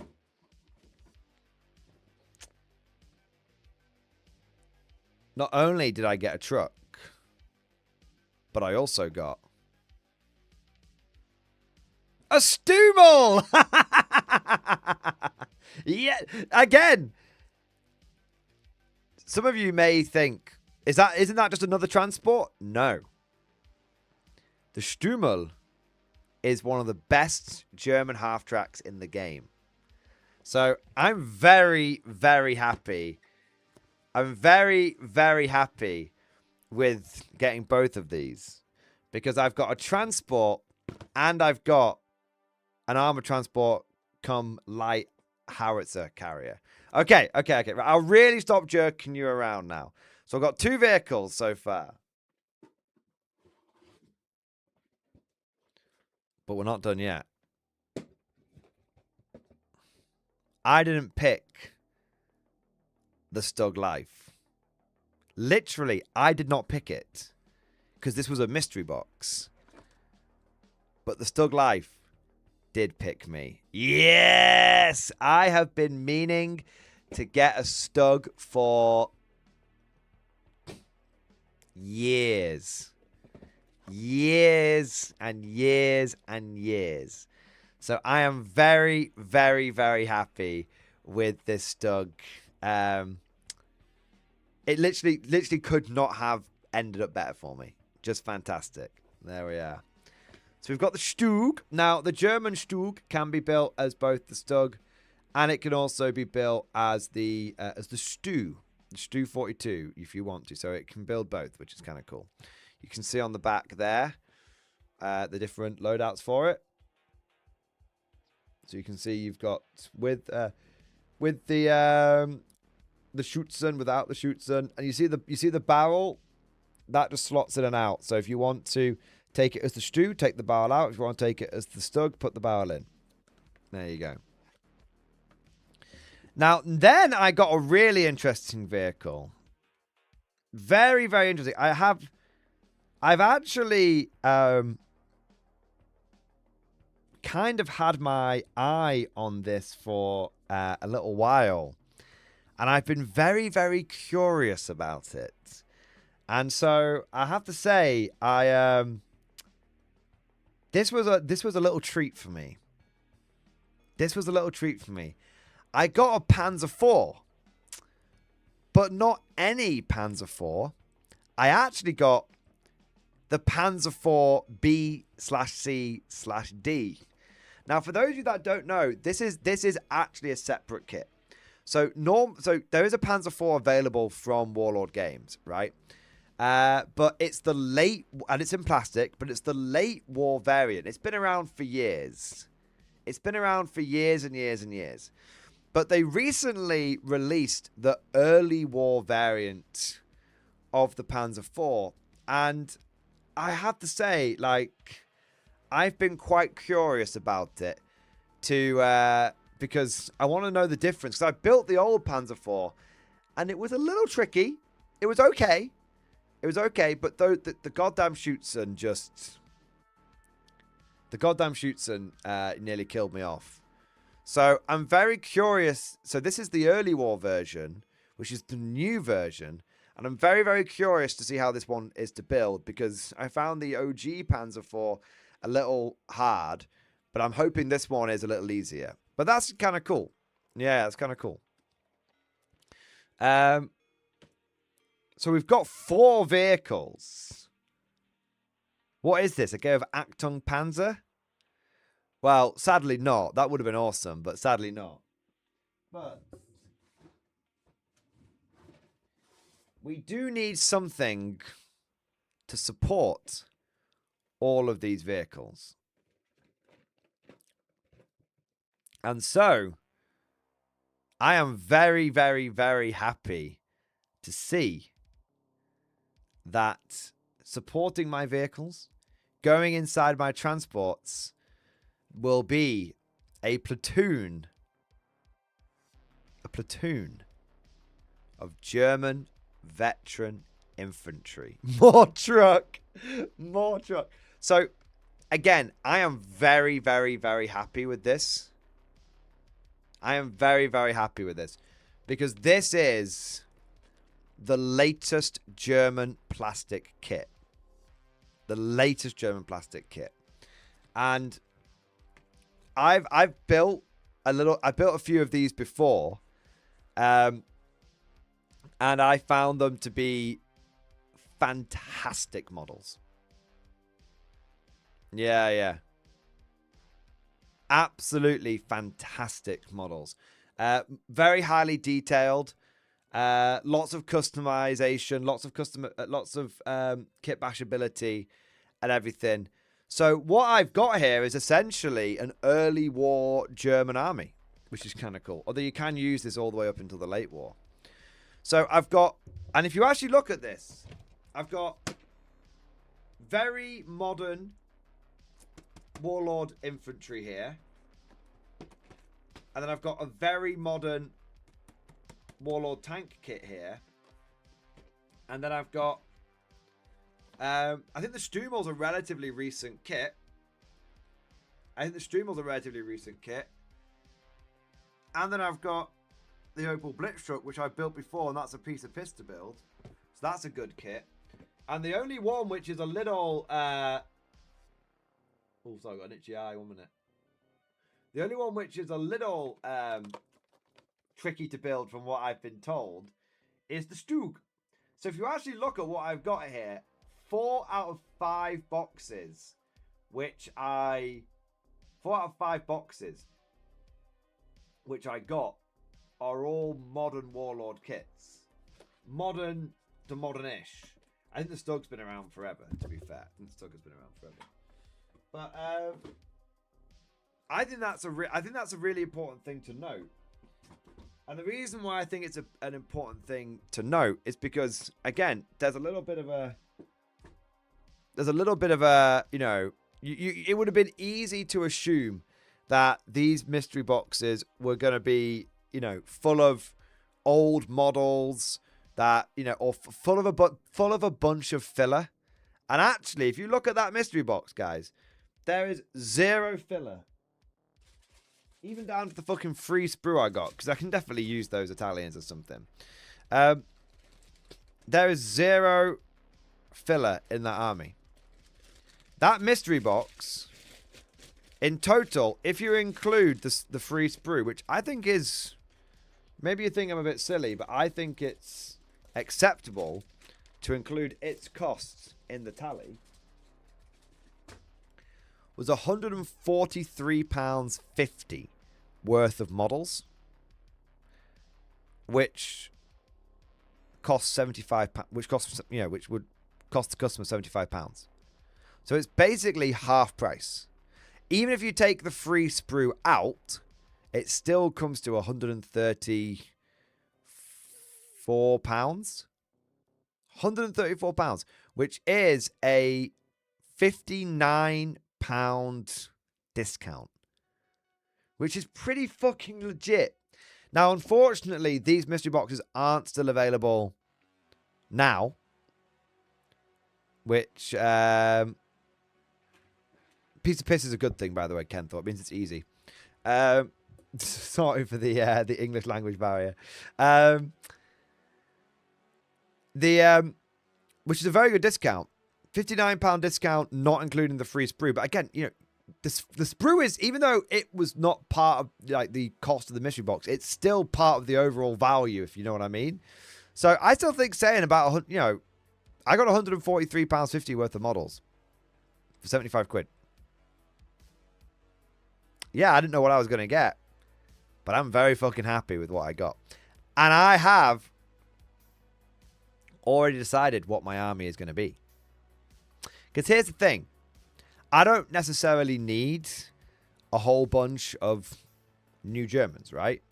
Because I have a lot of Germans already for 4-bot action. But you know what? You know what I don't have, and what I really want? I really want a Hungarian army. I really want a Hungarian army. So I think I'm going to convert that stuff to a new army. and it's going to be a Hungarian army. And do you know what, man? Do you know what? I want to make something abundantly clear here. I did not know what was going to be in that mystery box. But I think I might actually be a psyker.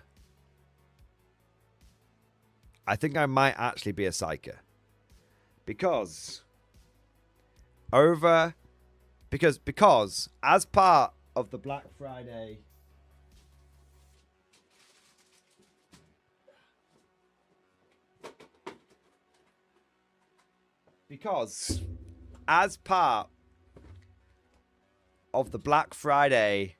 sale that Warlord Games had on, because of course Warlord Games did a Black Friday sale because they're fucking awesome, I picked up a few things. I picked up a Turan medium tank. I also picked up a Nimrod self-propelled AA gun. And I also picked up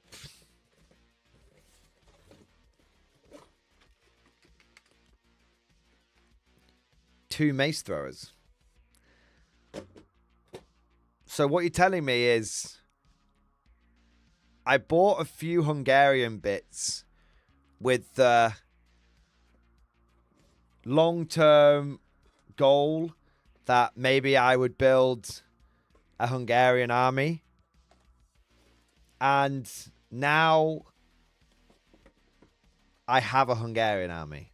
I mean, I don't. Clearly it's a German army, right? Clearly these were German models that were sent to me. But the fact that I got the early war mystery box is very, very, very nice. Yeah, so I don't know. Look, like I said, I have no idea if it's merely coincidence.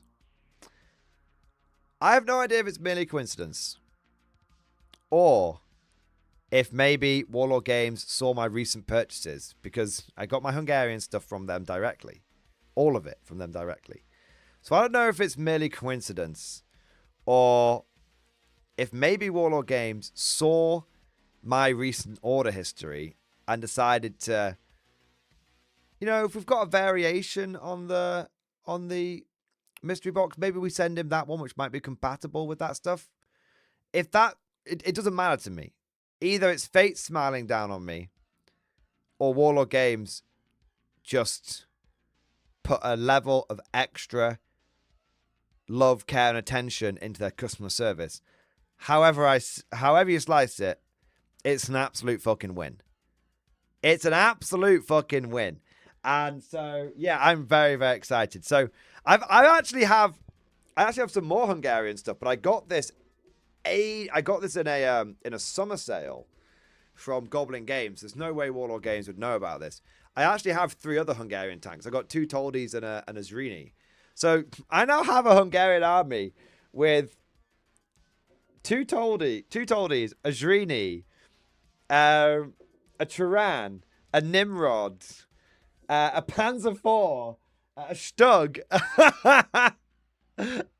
Panzer IV, a Stug, a Stumel, and a truck. Oh, and I have a spare Tiger tank as well. Because, you know, obviously, I've just got a spare Tiger tank. Got a spare Tiger tank as well. So I've got one hell of a Hungarian and 2 mace throwers as well. So I got one hell of a Hungarian army to draw upon now, which is kind of cool. So, yeah, there we go. But, yeah, however you slice it, I'm really, really happy with that mystery box. And, yeah, that's really cool. That's really, really awesome. I mean, I think technically the Hungarians didn't have the Y-shaped webbing. But if I'm going to be honest with you, I'm not that bothered about a little historical discrepancy. Yeah.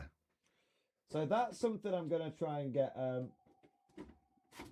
That's something I'm going to try and get put together, which should be cool. Yeah. This should be kind of cool. And actually, Warlord Games recently just did a pre-order for some Hungarian stuff as well, if I am not mistaken. I think there was it pre-order on the Hungarian command stuff? Yeah, look.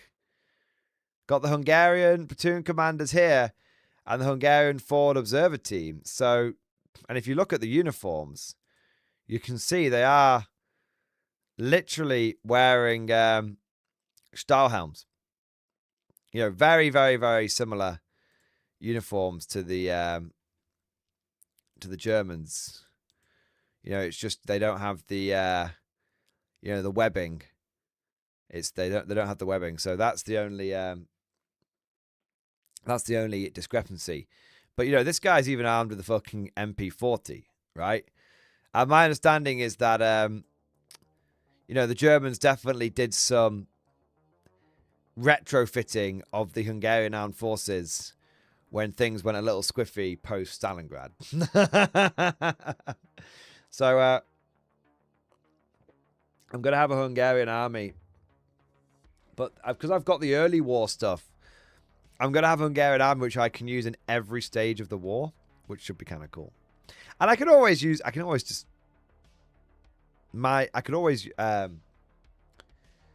there's a couple of little bits I want to pick up. I want to get some like the Hungarian MMGT and stuff, but anyway, for now, it looks like Project Hungary is very much on the menu. So there we are. Nice. So that's kind of cool. So that was the mystery box. What do you think? What do you rate the mystery box out of 10? I'm giving it a solid 10 out of 10. There's literally nothing in there which is bad. If I look at this from the perspective of someone who was getting into bolt action for the first time, or wanted to get a new bolt action army, that is an entire army for 75 quid. That's an entire army for 75 quid. You're going to have a Stug, and it's a well-rounded force as well. 2 tanks, 2 transports, 30 infantry. Can't complain about that. Can't complain about that at all. If that was a starter set, I'd be very happy with it. Yeah. There we go. The Hungarian battle port is going to slap. It is going to be pretty good. Yeah. I kind of really hope that Chris gets Soviets now, because that would be really cool to have Hungarians with the Soviets, something like that. Yeah. All right, now before we get to, let me clear a bit of space here. Yeah. Let's have a because I want to get the Commonwealth starter set out in a moment. Before we get to that though, got a super chat. I want to say a big thank you to Wet Butter. Thank you for the super chat, man. MG, my boy. I used to be an RT forward observer in the military. I think I know how to fix the existing code attachment. Wish to review in Discord? I'll take a look, mate. I'll take a cheeky gander. Here we go. Fire support teams. Detachment rule. Forward observers. At the beginning of your shooting phase, each model equip the Voxcaster or Master Vox may select one target within 12 inches of invisible to it. The target gains a spotted keyword until the end of your shooting phase. Spotted targets are considered visible to ranged weapons containing the indirect fire keyword. Only 2 targets will be spotted at one time. Artillery units are ineligible to receive orders from units with the epic hero keyword. I mean, I don't understand why. That seems very arbitrary, and I would completely remove that. Like, why? I mean, I like this bit. So, also, I actually think you've been too conservative. I think you've been way too conservative. Get rid of that restriction, and frankly, get rid of that as well. And frankly, get rid of that. I mean, at worst, make it a 24-inch range. That should be a 24-inch range. Get rid of that. You've got fucking Blood Angels running around with 1 billion attacks and all this kind of shit. Like, nah, like you're being too nice. Get rid of that. Get rid of that. Make that 24-inch range. Boom. There you are. If you want to tune it down a little bit, I would say make it so that when a unit is spotted, indirect fire weapons miss on a 1, always miss on a 1 or 2. So basically it takes it from always missing on a 1, 2, or 3 to always missing on a 1 or 2. Yeah. Enhancements, improved all specs, 10 points, vehicle officer model only, bears able to spot 2 visible targets at 24 inches away. That's fine. Yeah, so that's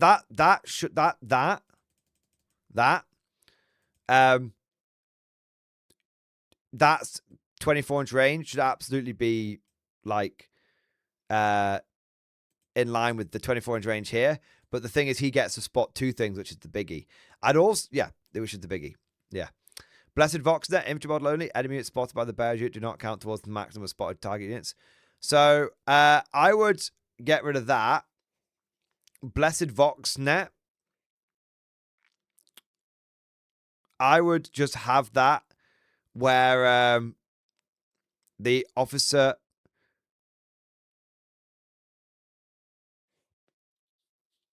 I would make it so now that we don't need this, right? I would change that to infinite range orders, and you can do an extra order. Call it, or maybe just call it like, try and work out what the Pig Latin for like field telephone is or something, and have it where infantry officer model only. The officer may do orders to any unit on the battlefield. In addition, he may do 1 extra order if it targets a artillery keyword unit. Yeah. Gunnery Sergeant, 50 points. In your command phase, the bear can issue one additional order. Orders from the bear can be given to artillery units. Ah, well, that's kind of like that one, isn't it?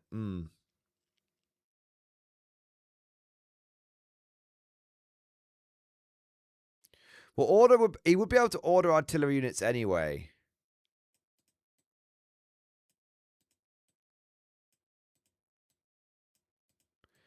Gunnery Sergeant. Do you know what? Don't make it an officer model only. Make it an upgrade for an artillery piece. You can have enhancements. There are enhancements out there which are for like non-character units. It should say artillery unit only. In your command phase, the bearer can issue 1 order. Orders from the bearer can only be given to artillery units. So you make one of the guys on the gun the gunnery sergeant. That's cool. So it's like the gun is doing it. It's like the officer's part of that gun crew. But it's not an officer model. Does that make sense? You upgrade. It's an enhancement for a field gun or an artillery team. That's fucking cool, man. So keep the same effect, but have it as an enhancement for a unique, in a unique way for a unit that doesn't normally get an enhancement. Vulture Gunship Liaison. Infantry officer model only. Once per battle, select any visible unit in 12 inches and roll D6 on a 3+.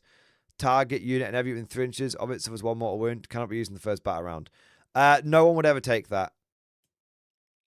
No one would ever take it. Sorry to shit on your parade, but 25 points once per battle, and then it only goes off on a 3+.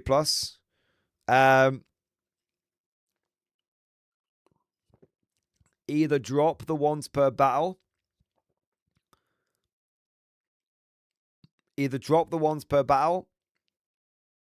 Or keep it once per battle, but it automatically goes off. And get rid of this restriction. That's no need for that. And I think it needs to do way more than 1 mortal wound. I think D3. Got I put at Morning Glory, all enhancements can only go on characters afraid. Well, this would be an exception to that. Once per battle, select any visible enemy unit within 12 inches.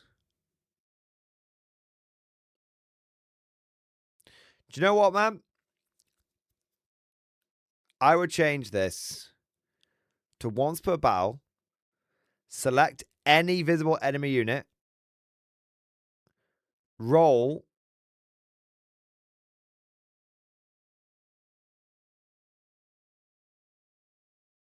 roll 9d6 dice. On a 5+, the unit suffers a mortal wound. Roll a d6 for each other enemy unit within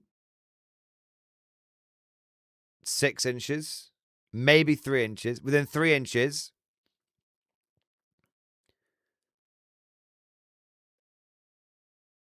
And they also suffer a mortal wound. So it sort of comes in and goes on the main target, but there might be a few strays that go around. Yeah. Yeah, so it's like a long range tank shock kind of thing, which is kind of cool. Ideas and airstrike. Yeah, exactly. But either you make it so it's not once per battle, and then it's just a 3+, maybe they take a mortal wound, or I'd get rid of the range restriction, man. You want to be doing airstrikes to targets further away, not danger close.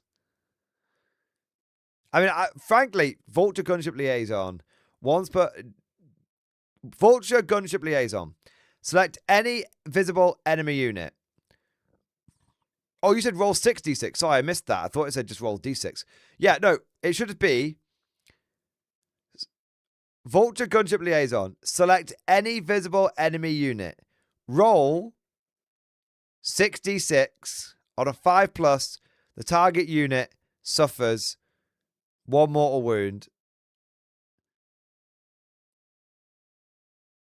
Roll 1d6 for each unit within 3 inches of the target unit, and they also suffer a mortal wound on a 5+ something. Do you know what I mean? Like, any unit also means your own unit. I mean, this is any visible enemy unit. Oh, every unit here. Yeah, you should definitely be able to. You should definitely be able to fuck your own units up as well. Yeah. Either make it once per battle. I mean, I will say I did miss this was on a 3+. Sorry, I did miss it was roll 6d6. Okay. I think you just get rid of this qualifier. Okay. Once per battle, select any visible enemy unit and roll 6d6 on a 3+. The target unit in every 3 inches of it suffers 1 mortal wound. Wait. So would this mean that... Wait. I think I misunderstood this one massively. So are you saying you roll... Sorry, are you saying you roll 6d6, and for each 3+, the target unit suffers a mortal wound, and then another unit within 3 inches suffers a mortal wound? So that would be like, let's say there were 2 units near each other, and I rolled 4 3+s. I'd do 4 mortal wounds to the target unit, and then 4 mortal wounds to the nearby unit as well. Because if that's the case, then I really like it. But I'd still... It's once per battle, so I'd still consider getting rid of the range qualifier. Because it's once per battle. You can do grenades every turn, right? Yeah. Either you can leave that completely... Oh, definitely get rid of this qualifier, though. I think you could leave it completely unchanged, but just get rid of this qualifier. Yeah.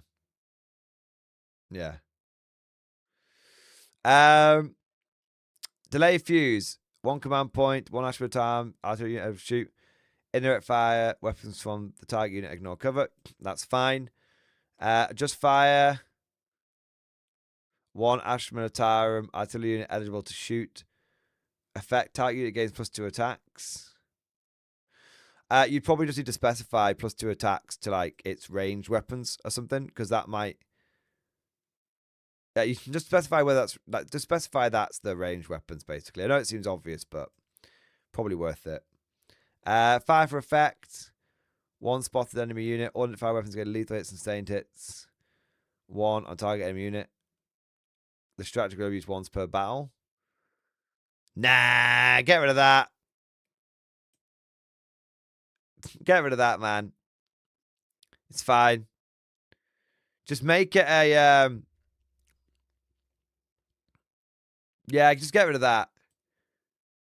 Because you have to it's 2 command points, man. It's expensive as fuck.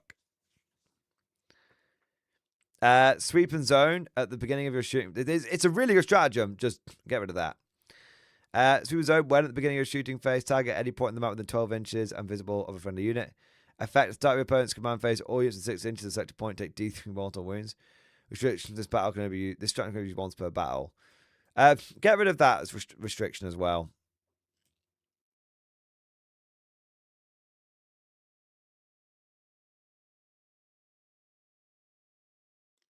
But maybe make the a 3-inch, a 6-inch circle, so like a 3-inch radius. Being able to do like a 6-inch bubble of a few mortal wounds isn't too bad at all. That's fine. Danger close. 1 friendly artillery unit and 1 enemy who just completed its charge as an engagement with a friendly unit.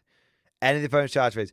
Enemy is considered spotted. Friendly artillery unit fires range weapons containing under fire keyword at target of unit as if it were a shooting phase. It's so 1 friendly artillery unit. Okay. Target friendly artillery unit gains D6 attacks per model. Just put per ranged weapon. Put, because I know what you're going for. You know, it's like you get an extra D6 on the like bombast field gun and stuff. So yeah. When calculate the total number of attacks and weapons containing the blast keyword, add together the total number of enemy models and friendly unit models within engagement range target enemy. For failed hit rolls, that made D6 dice. On each 4+, do 1 mortal wound to each friendly unit with engagement range of target enemy unit. The stratagem can still be used to the indirect fire contains the blast keyword. Restrictions, command rolls cannot be used for stratagem. Okay, so I would just change it very simply to this. Everything you've written is fine. But don't bother doing mortal wounds. Okay? Just have it where you get all of the extra shots, but when you roll to hit, you say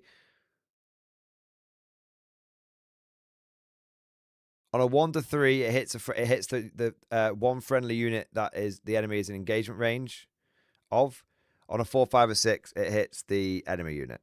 So basically, like, it just has a 50-50 chance of hitting your guys or hitting the enemy guys. Yeah.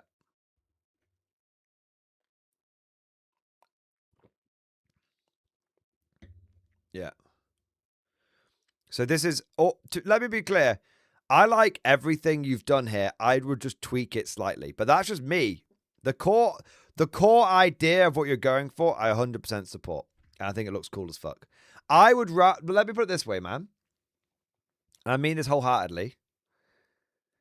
I would rather have your detachment in the Codex than the Siege detachment. I think this is better than the Siege detachment. If we made those tweaks that I suggested, and this got errated to replace the Siege detachment, I would be well happy. And that's meant as a big compliment. I think you did a good job. It's good vision, good idea. Love it. Yeah, yeah. Good effort, Wet Butter. Solid fucking effort, man. Fantastic. I want to say a big thank you to Briars and Bantams. Briars and Bantams, thank you so much for the 10 gifted memberships, baby. Yeah, buddy. Yeah, buddy. Yeah, buddy. Woo! 10 extra totem core to hold the line. 10 extra Stahltruppen to break the line. There we are, man. Thank you for support and thank you for keeping us fresh stocked with new conscripts. Excellent effort, mate. We've also got Ivy Mike. Thank you for the 14-month flex. X-Force, baby. Are you wearing French camo? Okay, just going to have to ban Ivy Mike right now. Sorry, mate, but that's of insult that I'm just not willing to accept, and he's gone. Abandoned for 10 seconds.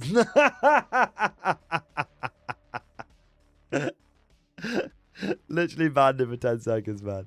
He'll come back in a moment. I'm wearing when he comes back. I should probably wait until he gets back, but this is tiger stripe camo.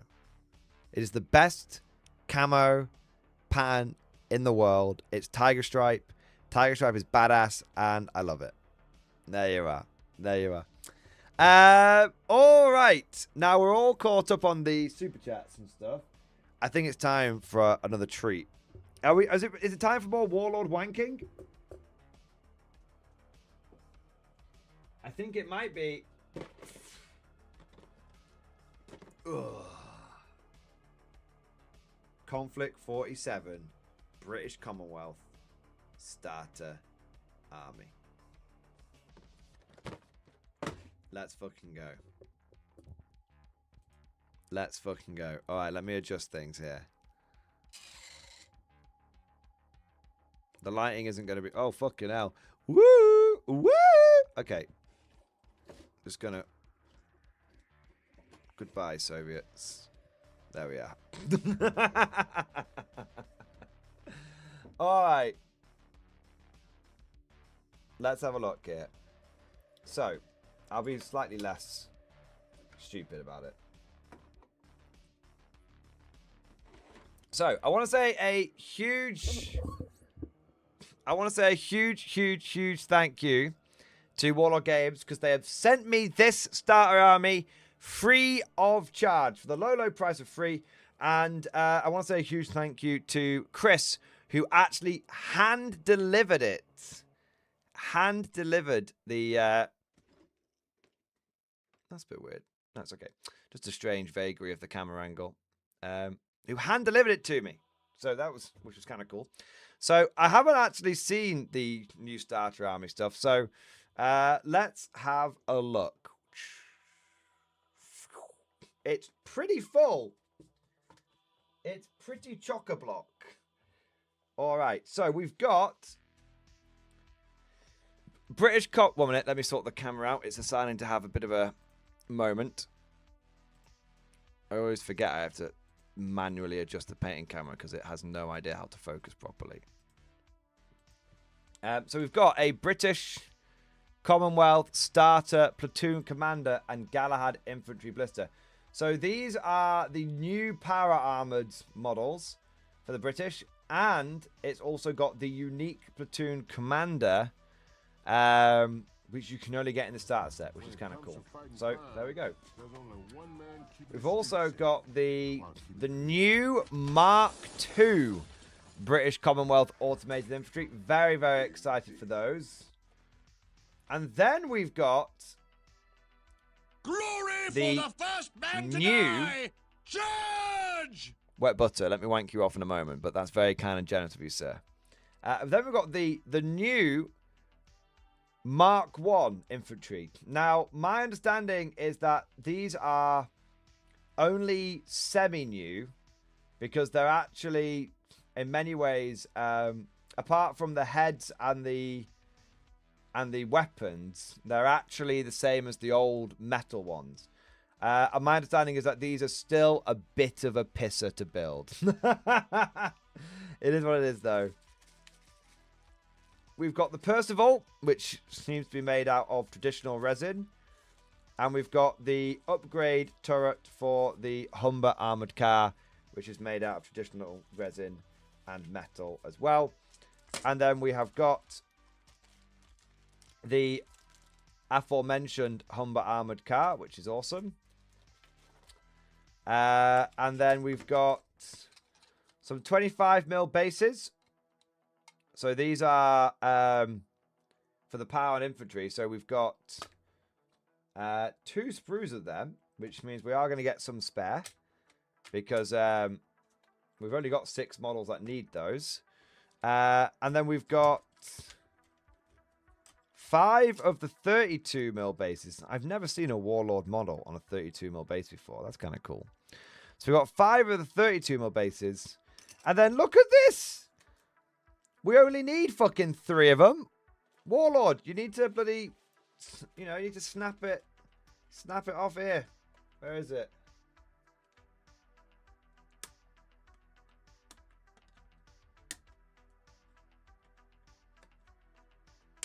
There you go, Warlord. You can save yourself 50% on your base costs, because I only need 3 of these, because even then I'm getting 1 spare because of I only get 3 of the new Mark IIs. So there we are. And then we've got assembly guide. We've got the assembly guide. So this is essentially, so it tells you how to build. It's got the resin components first, and you can see it's very simple to build.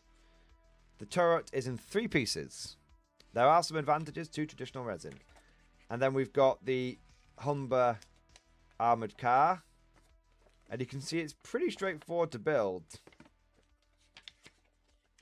It's pretty straightforward to build. I mean, the body is in only a few pieces.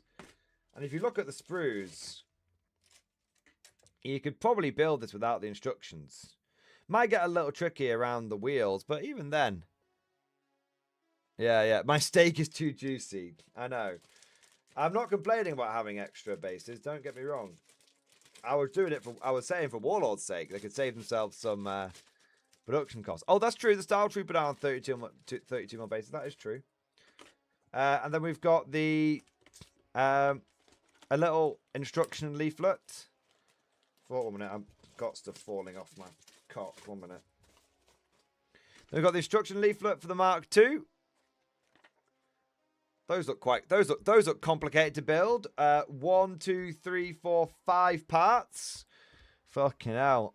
Good job they gave me instructions. Got the instructions for the Galahads.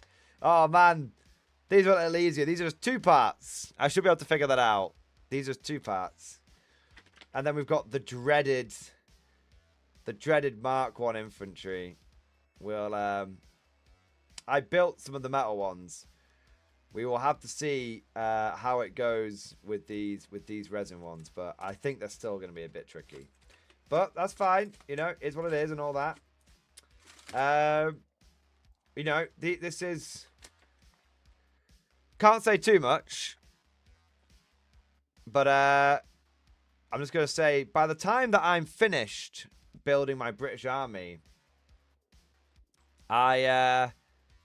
I reckon that I'm going to have robots made out of 3 different materials. 1 squad of metals, 1 squad of Warlord resin, and, well, who knows what the third squad could be. Who knows what material it could be made out of. I'll give you a hint. It's not traditional resin. Then we've got the transfers. Those are actually really fucking cool. Those are really fucking cool, man. I really like those. Wow. Love the Griffin. I'm not gonna lie to you, right? I kind of wish that was my flag in real life. Like Union Jack with a big fuck off Griffin on it. I feel like most flags get a little better by having a Griffin on them. That's cool as fuck. Yeah. That's cool. That's good. And then we've got the dice. Order dice. So we've got 6 of the brown order dice from Bot Action. And then this is kind of cool. I thought these were, and they do look like it on the camera.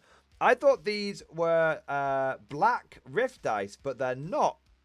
They're actually purple. They're actually purple, and you know what? It's actually, you can see the difference straight away. This may not appear on camera. I know you can see the difference. Now, you can see the difference, and the number 1 difference is the black ones are quite translucent. You know, you can see like there's like a blob in the middle, The black ones are quite translucent, but the purple ones are very opaque. They're like cloudy, and they feel a little different as well. These ones feel a little smoother. These ones, no, pretty much similar. But these are a lot more opaque. I really like those purple ones, man. They remind me of wine gums. They really like if this was edible like a wine gum, I wouldn't be surprised. So that's cool as fuck. Let's have a look at the instructions for the Percival. Man, it really puts into perspective how ridiculous the Cathayan Sentinel's leg being in 14 parts is. 1, 2, 3, 4, 5, 6, 7, 8, 9, 10, 11, 12, 13, 14, 15, 16 parts. There is basically the same amount of parts in one Cathayan Sentinel's leg as there is in the entire Percival model. That's cool. And that's cool as fuck. Peter already said robots are coming in resin or plastic at the World Open Day. Well, they're definitely not coming in resin. I mean, they're already in resin, so yeah, they're coming in plastic. I have no idea when. I have no idea when. But look at the value. Look at this, guys. So this box set in total comes to about 1,100 points. It's about 1,100 points. So, oh, don't forget the MDF base. That's for your Percival. Yeah, that's for your Percival. So, yeah, I have to say I'm very happy with this box set. I've been a little, like, joking around with it. You know, I have been a little jokey with it. But I think this is a fucking good starter army. Yeah. I think this is a fucking good starter army. Yeah. Everything is coming in plastic? Eventually. But my advice to you is this. Okay? Konflikt 47 right now is like Horus Heresy 1.0. Absolutely phenomenal game. But the plastics are only just rolling in. And there's going to be a few of us who need to support the game through the resin years, as it were. But I don't think you're looking at a decade of resin models. I think you're looking at, like, well, every year that goes by, there'll be significantly less. In fact, ooh, I don't know if I can say this. Oh.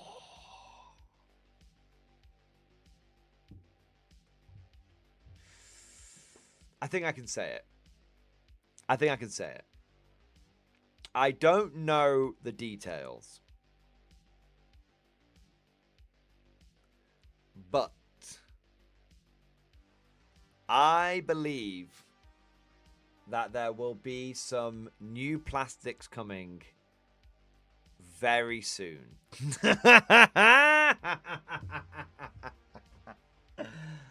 Very soon indeed. I mean, I'm thinking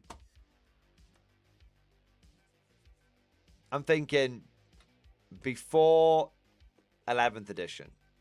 Well before. So there's a whole 6 months there where it can happen. Yeah. So shall we have a look at some of these models?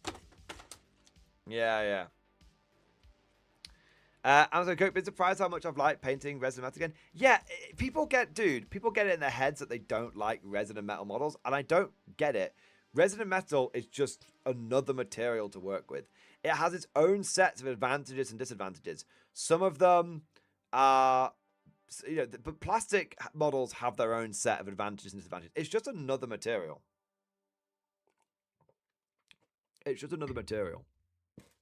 That's it. Okay, so let's start off with what I think is going to be the trickiest models to build, and that's going to be the Mark.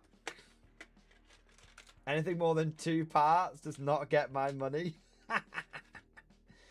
So I think these are going to be a bit of a nightmare to build, but we'll see. Okay. So we're going to build one of the Mark 1 infantry. Oh shit! Don't drop that. Fucking hell. So legs, body, arms, head. Okay. So let's see how this goes. So the first thing to say is the resin is very, very, very soft. It's very soft. I mean, I could probably bend it off like that. It's more like it's a resin plastic mix. So it's very, very easy to work with. You can absolutely use your nippers like I've got here, and you won't damage them like if you were using oh well, you won't. I don't know. Let me say this. I'm not an expert, but I've been using my nippers on these resin models, and I've not had any issues with my nippers losing sharpness or anything like that. So, so the resin, it's a nice soft resin. It's not a brittle resin. It's a resin plastic mix, which means that it's got a bit more play in it, which is overall a significant advantage because you're less likely to have that issue. Well, anyone who had any of the old Forge World Death Core of Krieg will tell you how you end up with all of your lasgun barrels snapped off, right? So you're less likely to end up with that kind of situation. All right. Plastic, just better for kit bashing if you were so inclined, but K47 requires no kit bashing in my opinion. Yeah, I think Konflikt 47 is absolutely kit bashable. But I have not felt any overwhelming need. And I think a huge part of that comes down to the fact that, it's a side game. It's a great game. It's one game amongst many that I play, like Old World and stuff. And B, because it's, right now, there's that element of, those of us who are playing Konflikt right now, there's that element of being trailblazers, right? And so it's not like we need to do a huge amount of kit bashing to make our models stand out from somebody else's. Our models are our models, and the way we paint them will very clearly define them as our dudes. And then I think there's also an element of the models are just very pretty. Yeah. Yeah, I think the models are just very pretty. So, yeah. I'm just looking at this guy. I don't think he's meant to have that big nubbin down there. Reading about my resin LMG from my Powered Japanese came snap. That's a big shame, man. That is a big shame. Hopefully you can fix it. I've had a couple of bits come snapped on various kits over my time, whether it's GW and stuff, and I've been fortunate enough where I've been able to use a little bit of milliput or something and fix it. Yeah. But that is a shame. If it's unfixable, it might be worth contacting Warlord customer service and see if they can help. But hopefully you'll be able to fix it. Okay, obviously it's sweet things.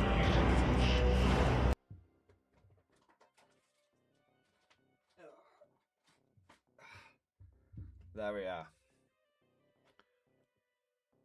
Managed to glue it, but need to be careful with it. Fair enough. I think once you've glued it and painted it, it'll probably be pretty fucking secure. Yeah.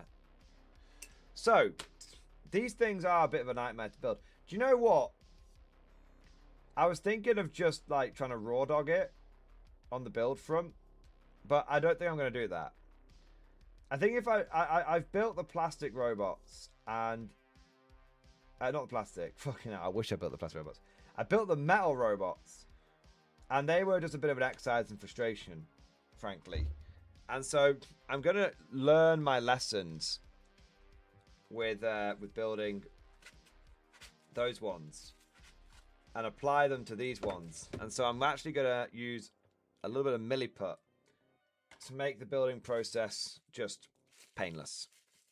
So for those of you that don't know, milliput is basically super duper cheap green stuff. It's a little chalkier, but it's a two-part thing. I don't know what you call it. Two-part epoxy putty. And you mix it together, and then it dries really hard over time, over a short period of time. And it can be great for when you're building resin or metal miniatures, and the super glue is just being a bit of a cunt. So I built the metal models without using milliput, and it was just stupid. So I'm gonna not try and I can look at this one right now and I can say, oh yeah, that's gonna be a bit of a ball ache to build and paint. So you know what? I'll just get myself some milliput. Now this is very cheap. I mean, I got this. I've been using this milliput for years. I think I've gone through a total of two. I think I've gone through two of these in about 10 years. And I use it all the time. And it's about £4-5 for it. It's really good.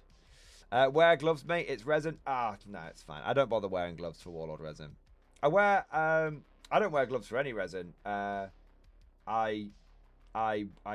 clean traditional resin, but I don't worry about it with this stuff. I built loads of Warlord resin stuff. It's fine.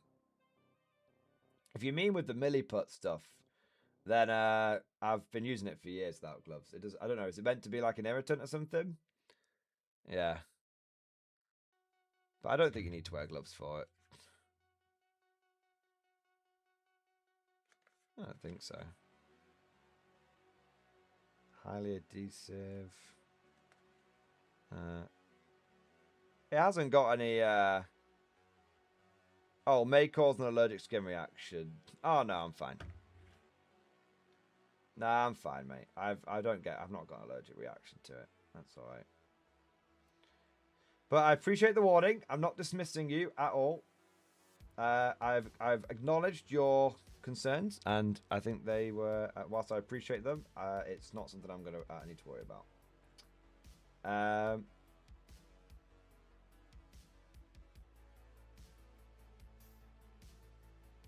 Okay, so we're going to put a little bit of milliput in the little sockets there.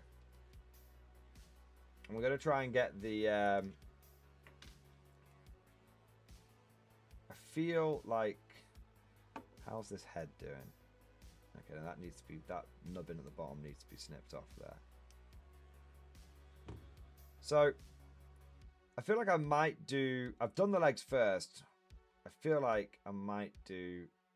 Yeah, let's do the legs first. Oh, no. Oh, yes. Oh, no. Oh, yes. Fuck it. Yeah.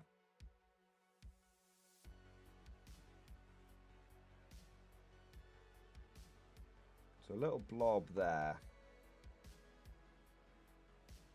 And then just like that.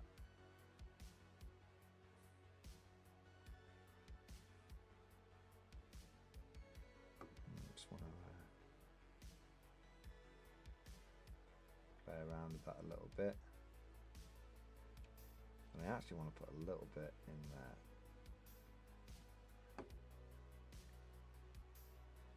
And then glue that on like that. Okay, so rather than having to hold the leg, because I've used the milliput, it's actually basically holding itself. Now you will see there is some excess around the joints, but that doesn't bother me, especially on robots or mechs, because that's just excess solder when they've been welded together, which is fine.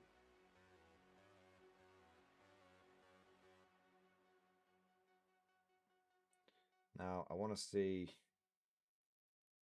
how that lad's going to want to stand up. And, oh no, it's happening. I got the glue on my hands. That's when it becomes a nightmare.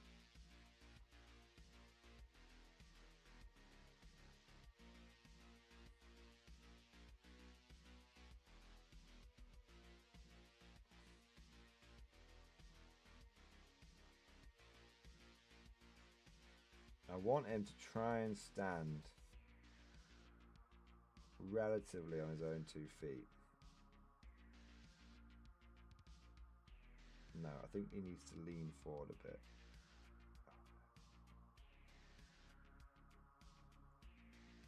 Aha, there we are. Alright, so we can stand on his own 2 feet a little bit, which is good. So we're now going to glue him down.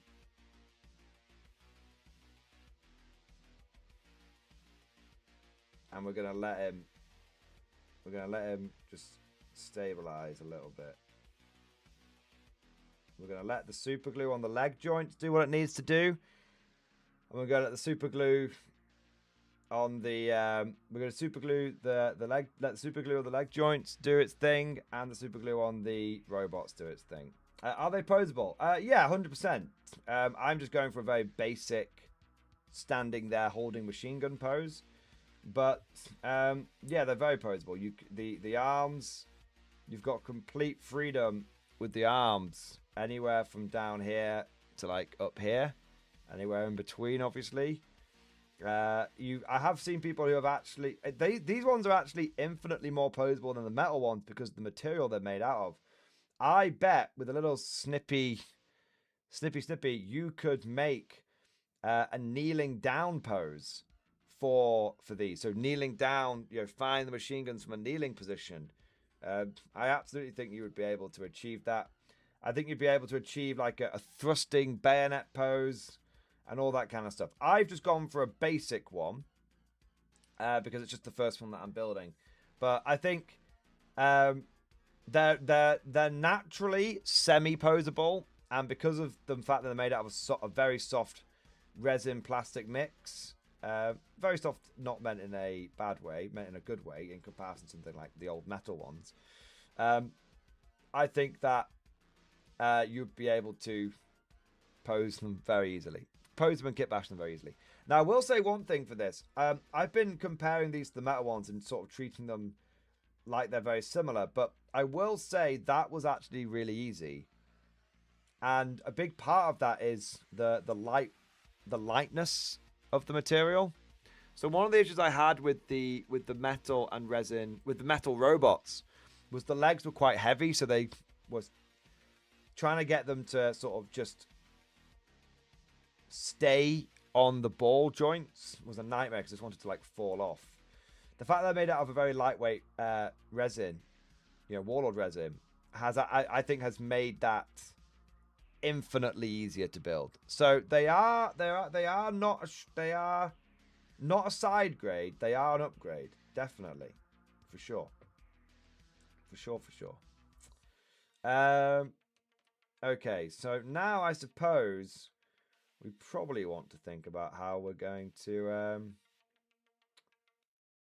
equip, how we're going to get the arms and stuff to go on the body. I'm thinking milliput again. Like, there's no point in not taking advantage of this, and I'm going to put a little bit down each socket. And again, I'm not worried too much if I overdo it, because in my mind, if I overdo it, that is just extra welding. That's, when these things, remember, these things are first off the line. So if they've got a bit of what looks like extra welding and soldering on them, I'm like, yeah, of course, they're very roughly made. They're fucking robots in 1947. They're first off the line. They literally have that rule.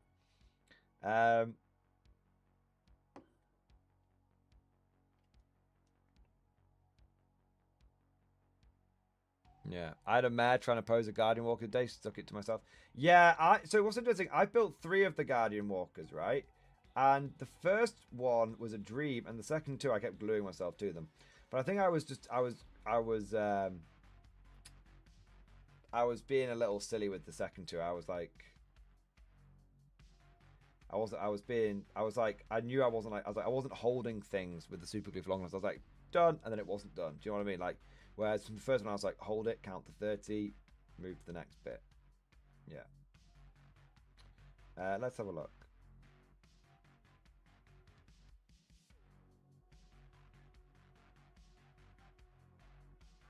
Okay.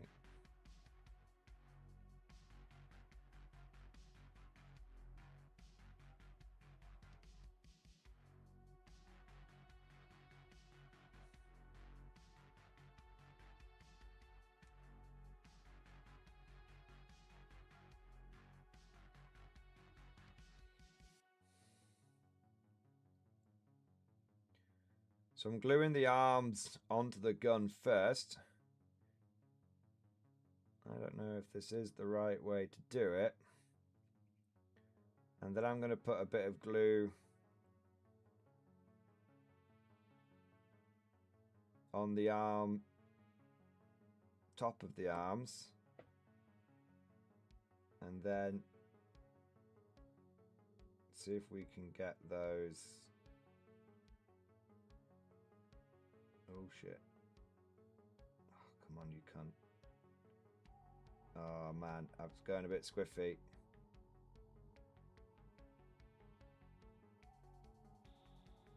But I think I've got it.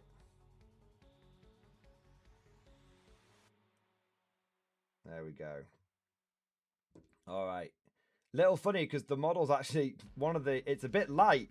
So you end up like sliding it around a little bit.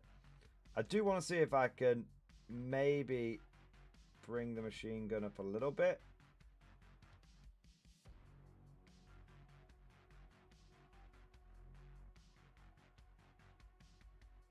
I gotta be careful though. I think that's probably... Actually, maybe it was better when it was down in a more just sort of walking forward kind of pose. Yeah. Okay, there you go. There you are. Just dab a little bit more glue on that joint there, and a bit more glue on that joint there.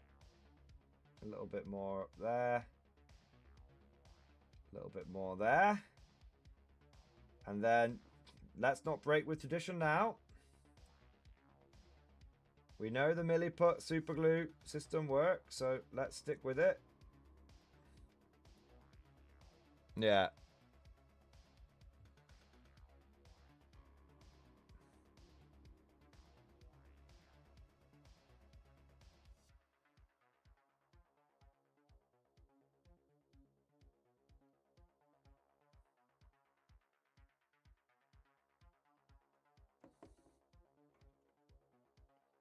And glue the head on.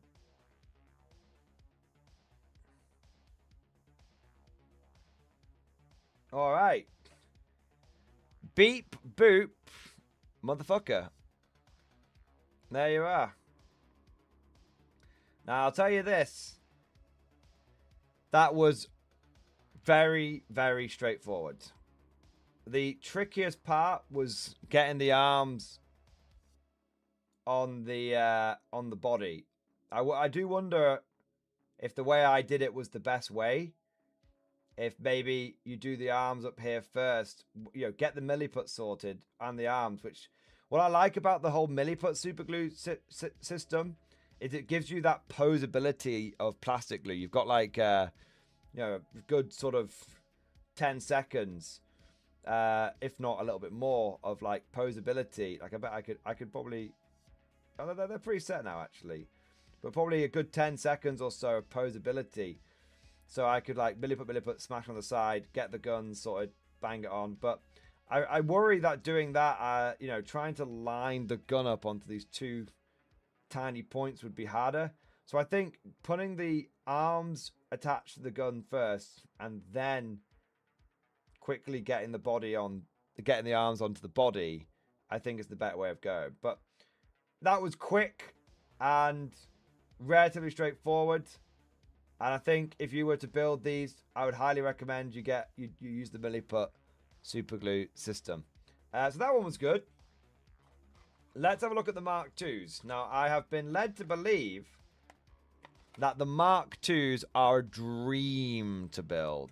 Absolute fucking dream to build. So, let's have a look, shall we? Okay. We've got a body. We've got some legs. We've got an arm. Well, some arms. And we've got a big fucking gun. And a head. And a head. Alright. So straight away, these are going to be easier to build because one of the arms is on the gun.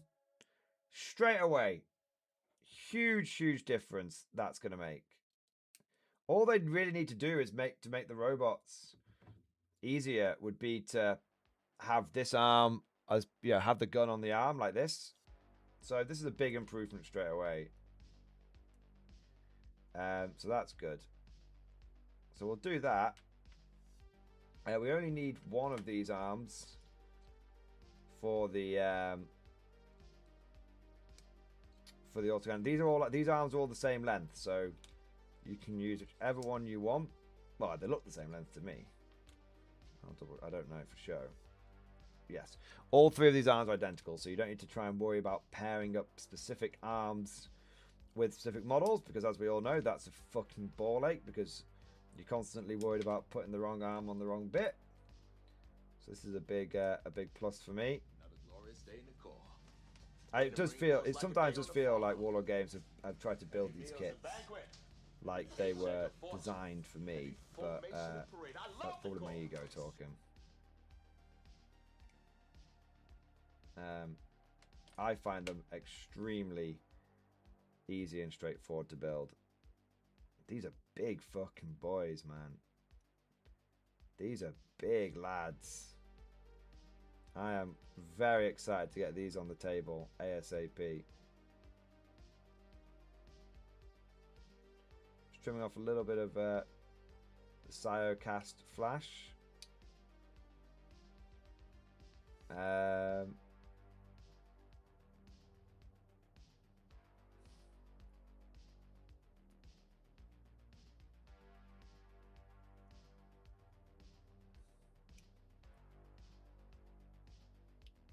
Lots of just little nubbins, but very easy to trim off.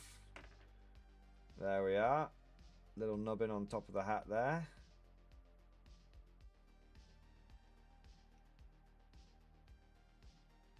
And a little nubbin under here.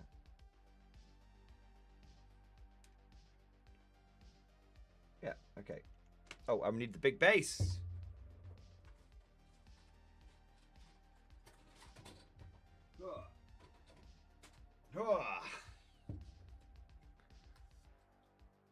Okay, I realised that a big super chat came in before from Wet Butter, and I've been sat here in the lost in the sauce. Wet Butter, I hope you're okay with me still doing this, man. I'm sorry for making you wait around a little bit. I'll build this robot quickly, and then I'll do your big super chat, man. I just sort of got lost in the building. You know, I'm just really enjoying building these models, man. Yeah. All right. Let's have a look. So, When it comes to crime, there's only one man keeping the streets safe while keeping it real. fuck me. These are going to be a fucking piece of piss to build. Are the legs going to be a bit... Oh my god, the legs. Man, right. It might not seem like a big thing, but the legs are really... Like, the socket for the legs is, like, a really good size. I'm going to stick with a little bit of milliput, but I don't think it's really necessary. Yeah, these Mark IIs are a big improvement. Big improvement. I would, like, genuinely, I would I look forward to building more of these Mark IIs, man. Yeah, these are fucking solid. These are really solid. I have to say, you know, I'm falling in love with the Brits a little bit. They're really, really cool and unique.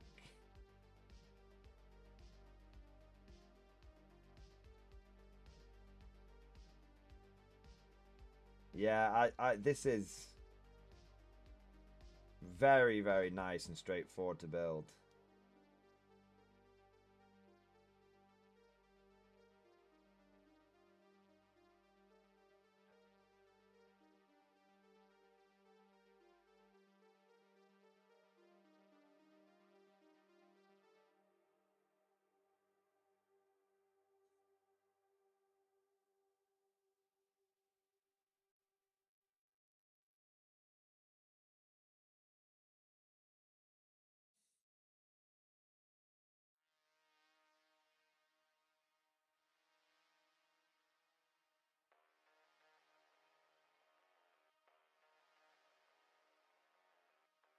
Okay.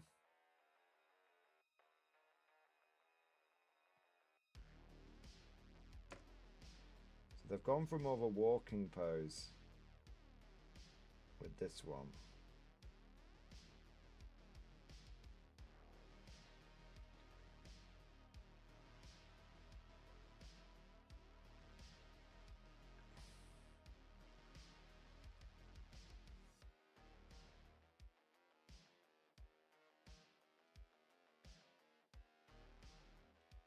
Oh man, this is gonna look fucking sick. I'm getting Necron Immortal vibes from this. Yeah, I'm getting Necron Immortal vibes. This is really, really cool. Okay, like just the way the model sort of feels.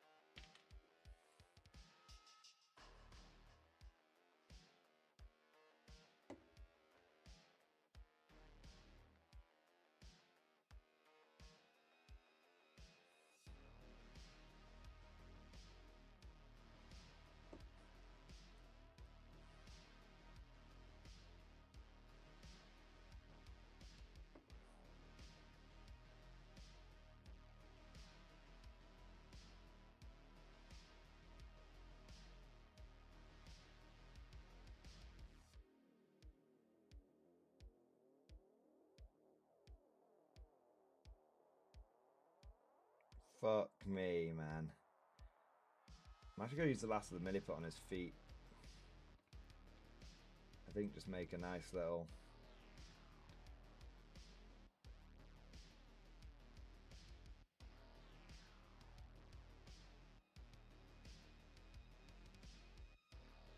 Come on, you cunt. Don't do this to me.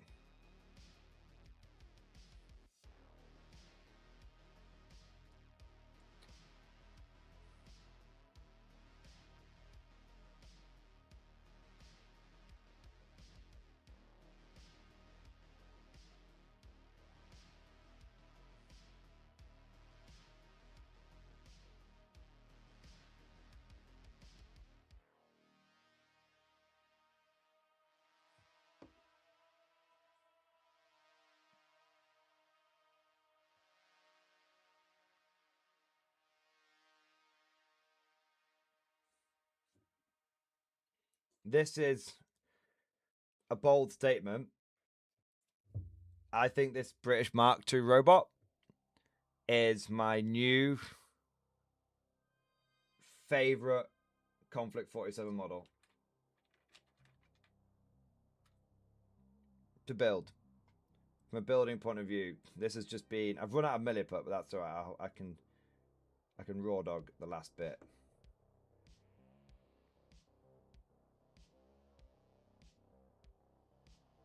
Just gonna hold it there for a little bit. kind of stuck straight away.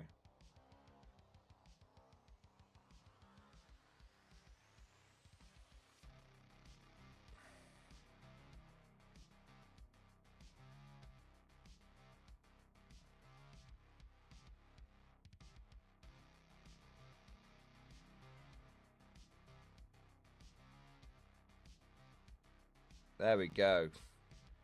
He's a fucking beast, man. He's a fucking beast. Look at this. Right? Look at the size difference. He's absolutely fucking massive. Right, no. You guys that like big 40k models, look at this. Okay? Bear in mind he's on a flat base and the Marine is on a tall base, right? He's a big boy. You want to see a 40k model? He's bigger than a Plague Marine. Again, especially if we put the Plague Marine on the same level as him. He's a big fucking boy. He's a big lad. He's a big fucking lad. Yeah, I am in love with these. I kid you not. I'm not sure he's quite Scorpec sized. I'm not sure he's quite Scorpec sized, but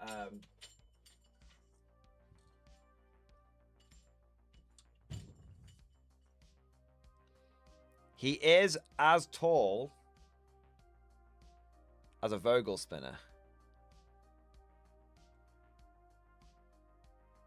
He's as tall as a Vogel spinner. It's not an MMG. It counts as an autocannon. It's a water-cooled autocannon. You want to see him next to one of the bears? I can put him next to a bear for you. I haven't got the new bears, but he's a big. I want more Mark IIs. I'm gonna tell you right now. I want more Mark IIs. Okay, I'm gonna. Those are sick. Those are fucking sick. The thing is, like, don't underestimate the Mark 1s, man. I mean, the Mark 1s are fucking big as well. So the Mark 1s are bigger, are very big as well. And the Mark 1s are about 40k Marine sized. Maybe a little bigger, but we'll say 40k Marine sized. So the Mark 1s are big, but the Mark 2s... Oh, Lord, he coming! Oh, Lord, he coming! Yeah, he is a mini mech. He's a mini mech. That's what he is. New bears. Yeah, there's new plastic. There's new plastic bears. There's new resin bears over the old ones.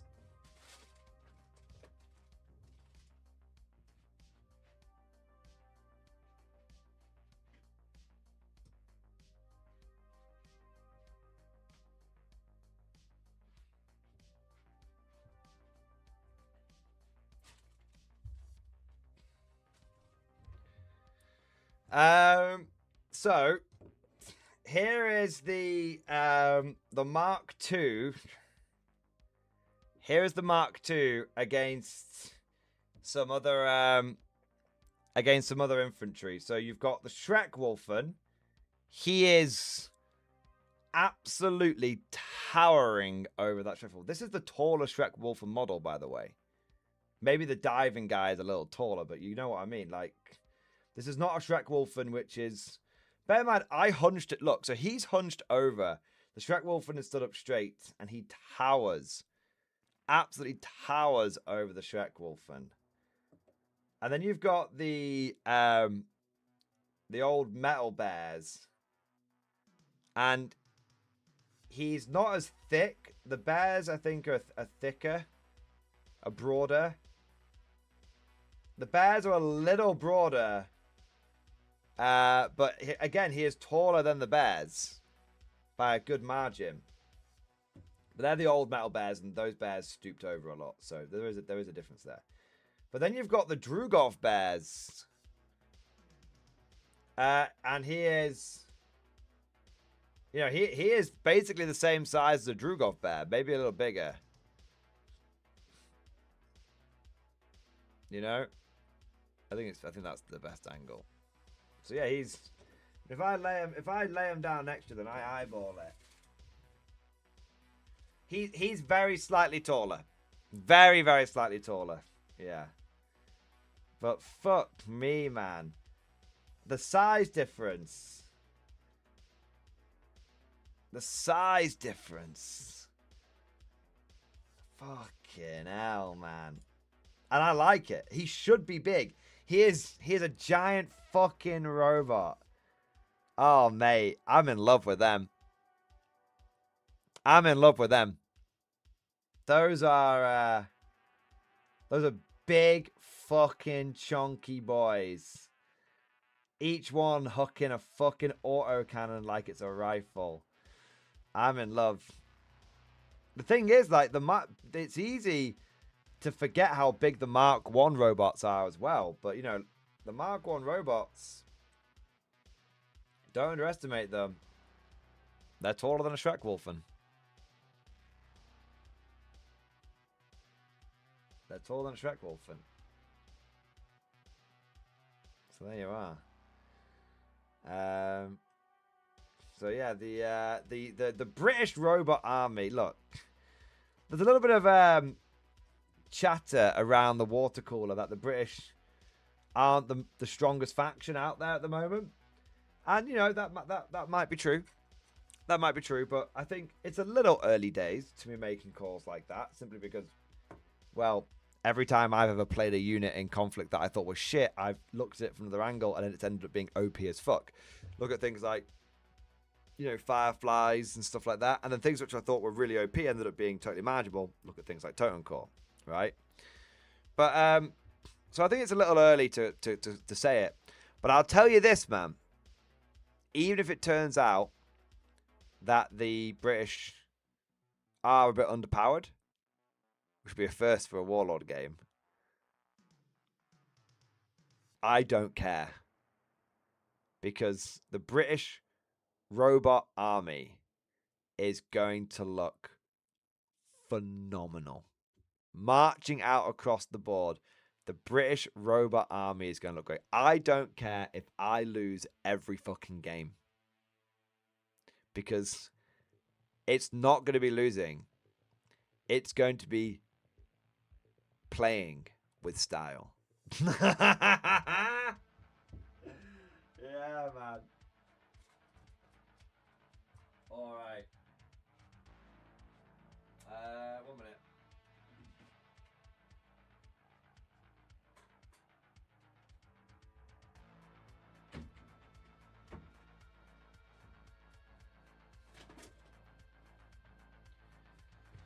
So there you go. There you fucking go. That was really, really cool. And I cannot wait. I'll be honest with you guys. With those two squads of robots, the extra squad of Mark 1s and the squad of Mark 2s, my British K-47 army will be complete. I don't need the Percival or the Humber to actually play the list that I wanted to play. Although, of course, I do want to build and paint them. But I've already got between the two Mark, I've now got 2 squads of Mark 1s and a squad of Mark 2 and a power armored squad and 5 mechs done for my British already. So I am absolutely going to be next Konflikt 47 battle report Brits. It might not be the next one that comes out because you guys know I've been filming a lot in advance. But next K-47 battle report I film British. There you are.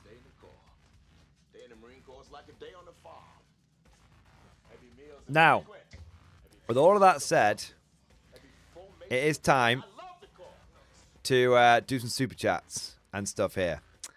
Starting off, I want to say a big thank you to Wet Butter. Right, can I get everyone in the stream right now? We've got 150 plus people stream. I want all of you to do a salute emoji. That's the 07. Down in the chat, spam, spam, spam, because Wet Butter did this super chat a long time ago, and I was lost in the building source. And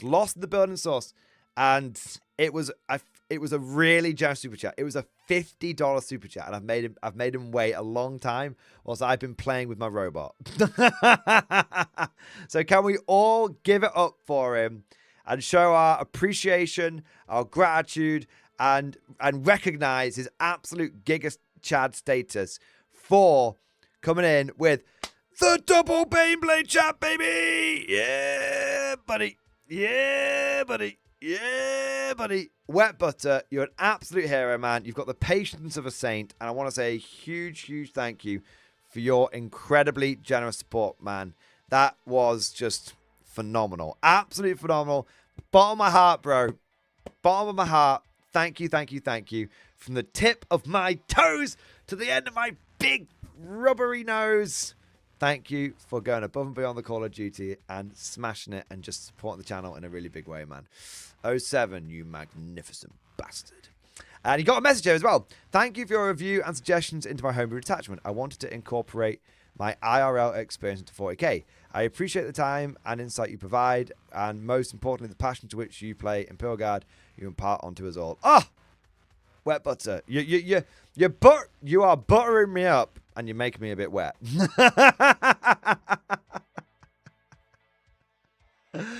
Thank you for the very, very kind words, and it is absolutely my pleasure. It is my pleasure to chat to you and to everyone else in stream and to interact with the community and just bro down. You know what I mean? Just fucking chat and just hang out and all that good stuff.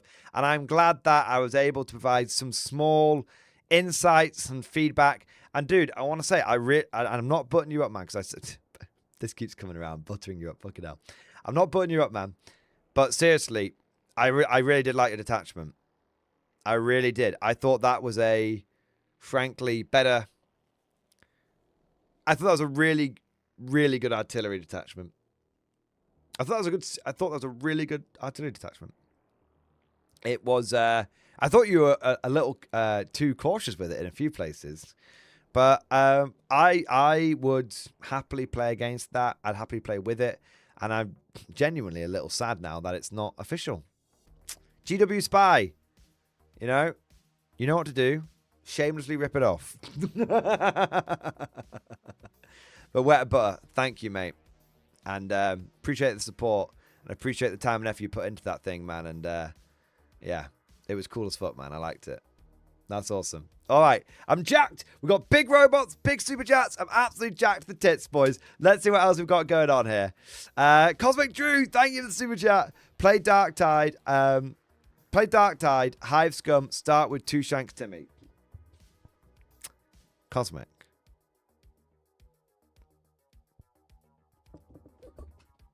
One minute.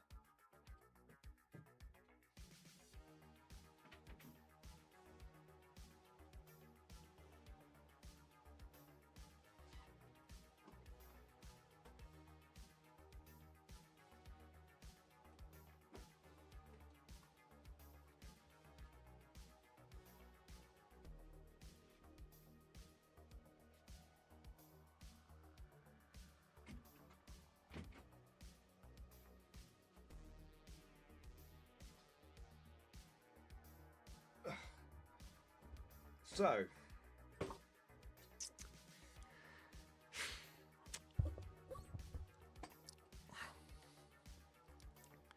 I may have done a bad thing.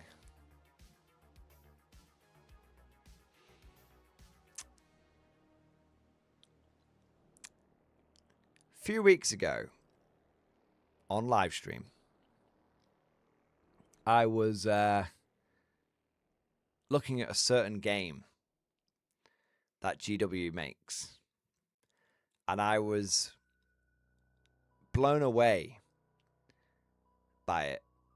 I thought, this is where all of the old school talent, this is where all the old school passion This is the GW that I knew growing up. This is the GW that I loved growing up. This is where it's all gone.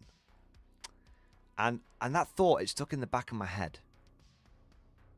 That thought, I couldn't shake it. And so Simon and I were at a 40k tournament this weekend. And we got chatting. We got talking. And we decided, you know what? I think it's time we committed. I think it's time we committed. And I've bought a new game. A nice little side project. A little mini campaign to tide us over in some ways. And just as maybe it'll be a one shot, maybe it'll be something that ends up becoming a permanent addition. I've not decided yet. But gentlemen, it's time.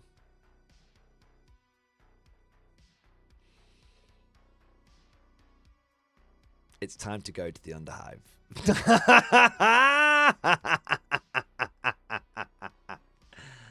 Necromunda will officially, in some capacity, be coming to this channel. Now, I know I've got K47 on the go. And I know I still want to play a game of Oldhammer. And that's going to be happening soon. And I know Konflikt 47 is all the rage right now. But I'm going to be, even if it's a one-shot campaign. That's all it might be. It might even just be a one-shot game. I don't know. I don't know. I guess we'll see how much fun it is. And I guess we'll see how much you guys enjoy it on the channel. You know, as I always say, if we get new games on the channel, if you guys support them, we'll keep doing them.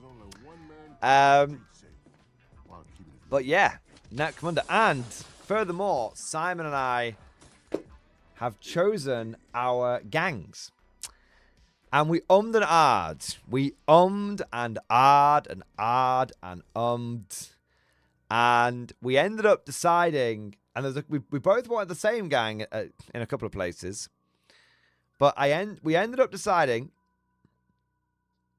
and we've committed, and we've bought the models for our gangs. And Simon went for House Cawdor, because he really wanted to play Cawdor. And I was like, that's fair enough. You want to play Cawdor, you can play Cawdor. I really wanted Cawdor as well. But in the wake of Simon picking Cawdor, I decided to go for the gang that I played when I was 11 years old and played like half a dozen games with. And I want to recreate it. So I ended up going for a little basic, but I went for House Orlok. Now, there's a couple of reasons why I went for House Orlok. Firstly, they look pretty straightforward to play. They look like normal dudes and stuff. And secondly, I was a little worried that if I went something, I was very tempted to go House Van Saar. I was very, very tempted. And if Simon and I end up doing more than one gang, I think I'll go Van Saar's the next one. I think I'll probably go Van Saar's the next one. Because he wants to do Dalak. If he does his next one, he wants to do Dalak. But I was a little worried if I went Van Sar and Simon went Cawdor. And it turns out that, see, Van Sar back in the day were very overpowered. And I was a little worried that if I went for the super high-tech guys and Simon went for the super primitive guys, that maybe the guys with the fucking laser guns might kill everybody. And I don't know if that's true or not. I have no idea if that's true or not. But I figured it might be a little safer for me as learning the game and for Simon not to absolutely melt out of the game. If we go for something a little bit more straightforward the first time. And then next time, if we do another gang, then one of us will go Delac and one of us will probably go Van Sar. And both of those seem quite sneaky and quite complicated. So if we're both pulling janky bullshit on each other, then that's okay.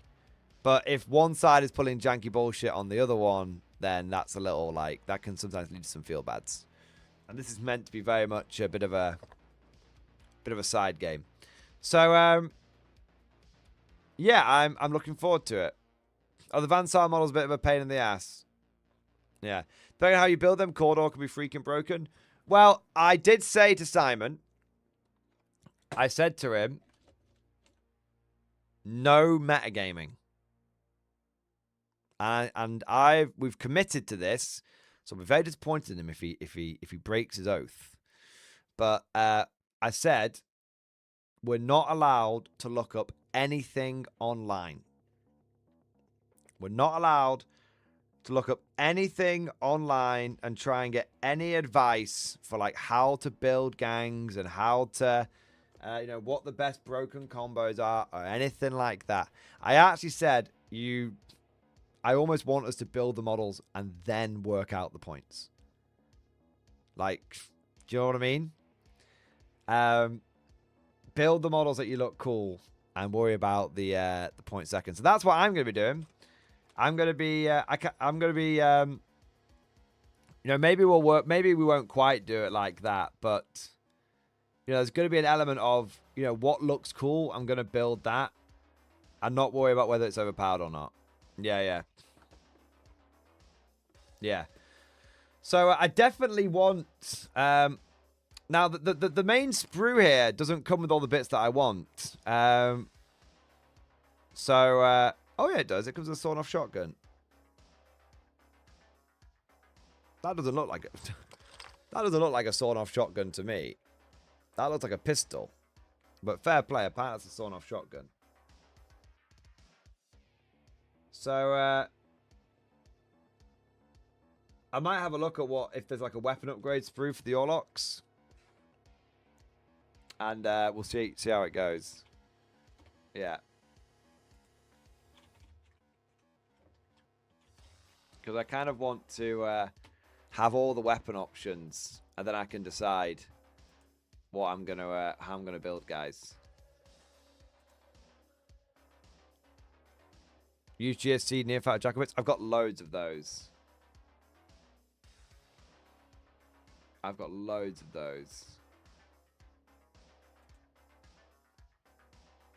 I feel like there will be a weapon upgrade sprue. There's Palatine Enforcer weapon upgrades.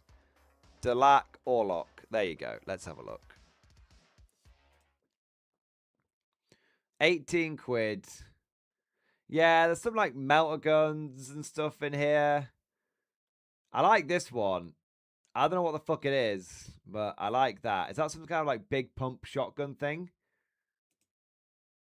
Yeah, like flame pistols and shit, man. Yeah. Shotguns. Yeah. So I think I'm gonna get the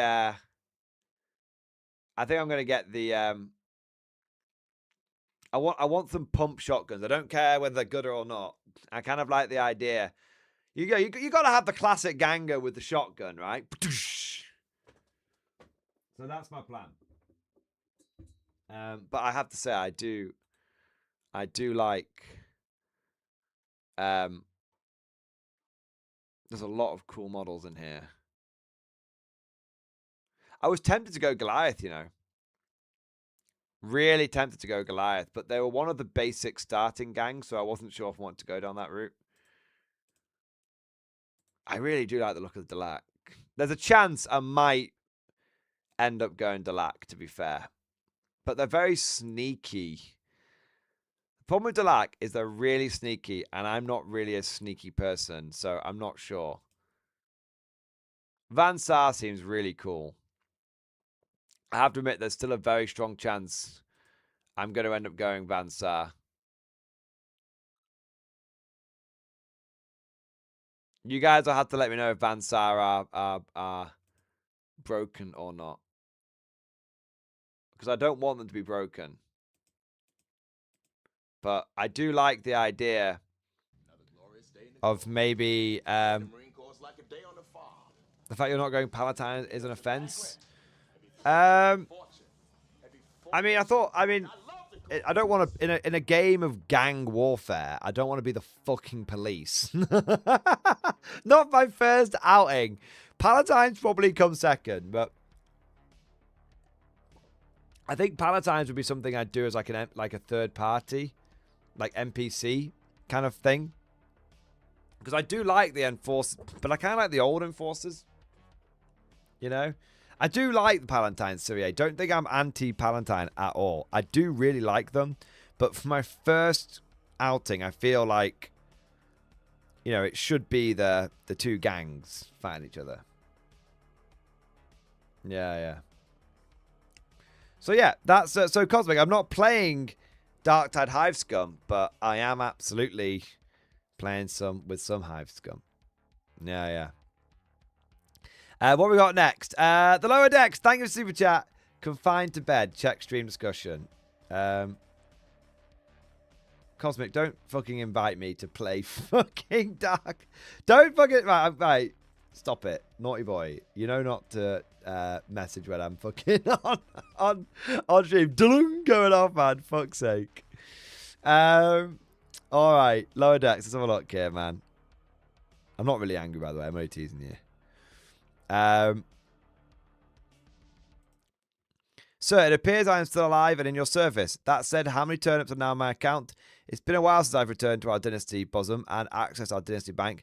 Are my turnips maturing well?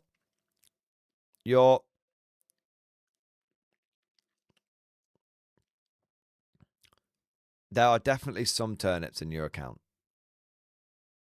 Definitely. There's at least some of a turnip in your account. I appear to have been laid up in our destination, the castle of their patron. I can see little from my bedchamber. The furnishings are rustic by imperial standards, and there's a distinct lack of modern medical equipment. What I can report, sir, is that I've been attended by a platoon of women assigned to bathe me and see to my bed rest. No doubt assigned by the claimant to the throne to seduce me to their cause. I'm in danger. You must tie her down to bed and spank it. Fucking love Monty Python. Jesus Christ. Yeah, that's on the vague set. I mean, I don't know, man. I let the bean counters deal with that. You know, well, I mean, they're counting beans, but they also count turnips at the same time.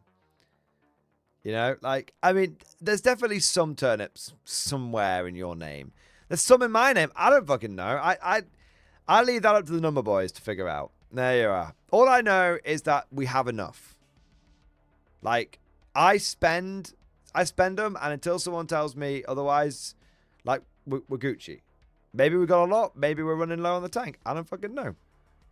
You know, I was not elected, but I was born into this to lead, not to read. Read dusty old ledgers. There you go. I'm not one for counting coppers. There you are. Trooper number 1202, thank you for the super chat, man. To those of you who don't know about Warlord Resin, think fine cast resin for GW. No, don't think that. Fucking hell. But without the tism. Timmy, tell them how the manufacturing is different. Okay, so I'm going to be real with you. It's nothing like Finecast.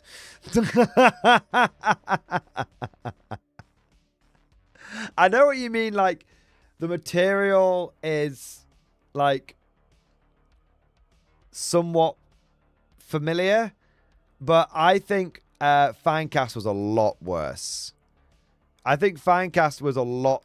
I mean, I have some Finecast knocking around here.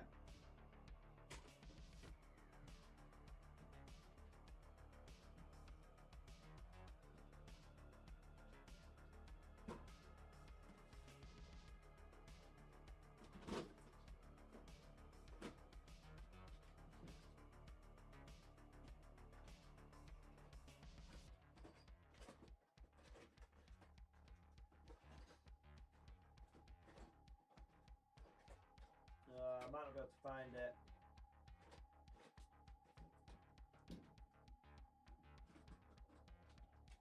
Ah.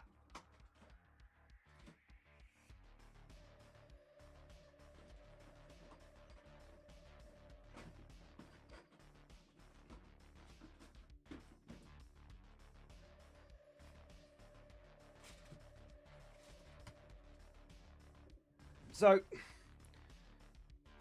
this is Finecast, and it's an absolute fucking nightmare. Basically, so what the difference? So the material actually side by side, the material isn't even familiar.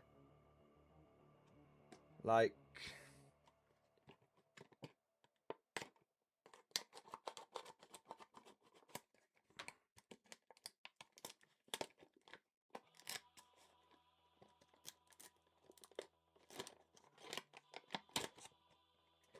oh, no. Yeah, no, Finecast is much worse.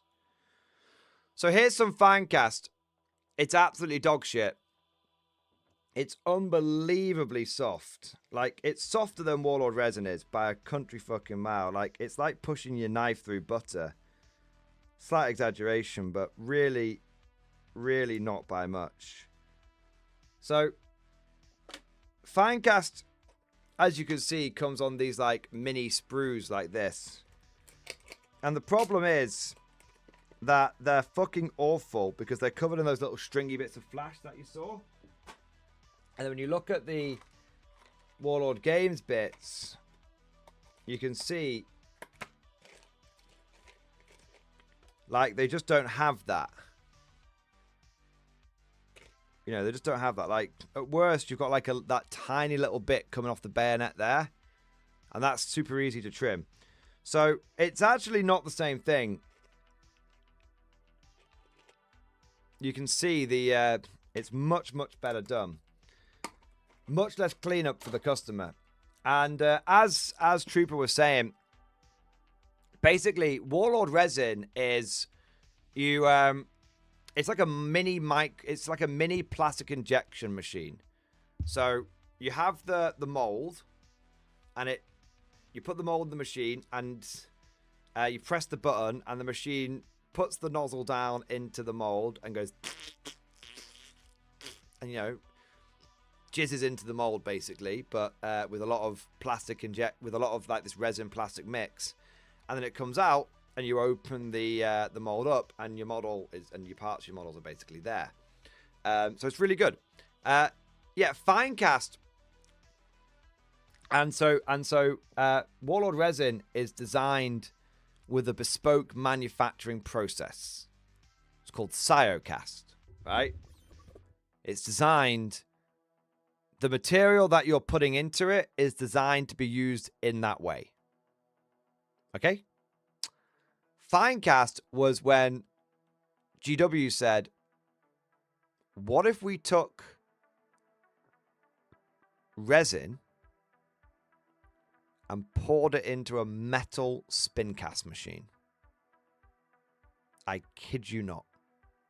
That was it. So Games Workshop used to make models out of metal, and then the price of metal went up. So GW, rather than, possibly taking a hit to their profit, said, what if we used the exact same machines and put a different material into it? A material that was never designed to be used with metal spin casting machines.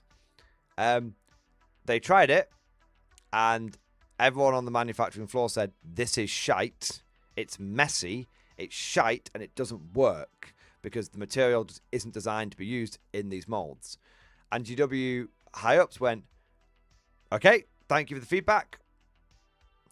Introducing to the world Finecast. And they were like, whoa, what the fuck? We told you this wasn't suitable. Ah, you'll find a way of making it work. So that's a difference. Warlord resin is designed to be used on specific models with specific manufacturing process. And Finecast was a way of GW trying to cheap out. And it was bad. It was bad. So yeah, Trooper, you are right. It's not Finecast from GW, but without the TISM. It's just an alternative material without trying to gouge the customer. Yeah. I want to say a big thank you next to Saurus Blood. Thank you for the super chat, man. Short update on the Beastman with pictures and stream discussion. A box I forgot ordered arrived yesterday. Nice. So I love that when that happens. It's like a bit of a treat. Prepping for my next GT with Beastman when a box from GW arrived. An order I completely forgot about. Now I have some new stuff I actually couldn't wait to paint. They arrived yesterday and I managed to paint one completely during my breaks at work today. Nice. Classic Bray Shamans. Wargore Battle Standard Bearer. Classic Beastman Chieftains. This is my favorite Beastman Chieftain, man. These are great. These all are fantastic. This is Warhammer. Yes. Yes. 1,000 times. Yes. I love them. Cool as fuck, mate. This is what I mean. You know, man, like, this is Warhammer. So good. You got to get this bad boy painted up for me, though, bro. I'm asking nicely. You got to get this guy. This guy is like the Beastman Chieftain that I grew up fighting against as a kid. Yeah. Yeah, he's cool as fuck. I'd love to see, even if you just use him as like a sergeant or something, I'd love to see him in action. He looked great. Dude, fantastic. I'm loving the Beastman updates. Keep them coming, man. Keep them coming. Sir Newbie, thank you for the super chat. Grizzled Krieg 2K army list for review in stream discussion. Lambast me, I shall not be ashamed of the guard vibes. Down the meta chasing, the Emperor protects. Alright, let's have a look here. Due to some friends that are feeling like getting back into Warhammer 40k and finally try out 10th, with the renewal of my guard army in the new year, I've been ordering and planning boxes to collect and to use. I'm of course a Krieger, but I love British World War I style. So head swaps will be a thing from Tiny Legends Brody conversion heads. Nice. So what I've ordered for a cheeky gift to myself this Christmas: 2 Krieg combat boxes, 2 siege boxes, 2 normal Krieg Guardsman boxes, and 3 Russes. Golden Dragon Shown Russes, all types, due to swap out guns and so on. And 10 Ratlings is what I'm working with. This will be for a 2k overall, but we plan to start with 1k, so a lot of wiggle room to start off with. Anyway, here is my 2k Grizzled list.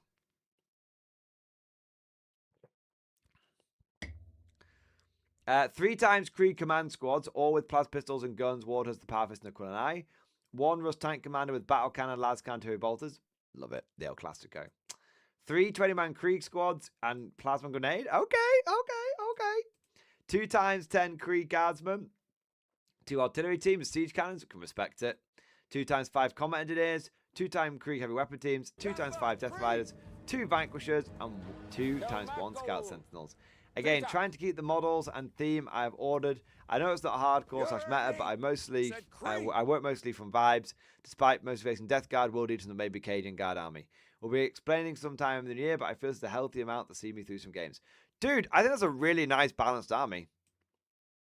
You've got some screening, you've got some smaller squads, you've got some indirect fire, got some mortal wound output, got a little bit of damage output. Got some ship munchers and a bit of combat, and got some damage dealers there, and got some action monkeys. Yeah.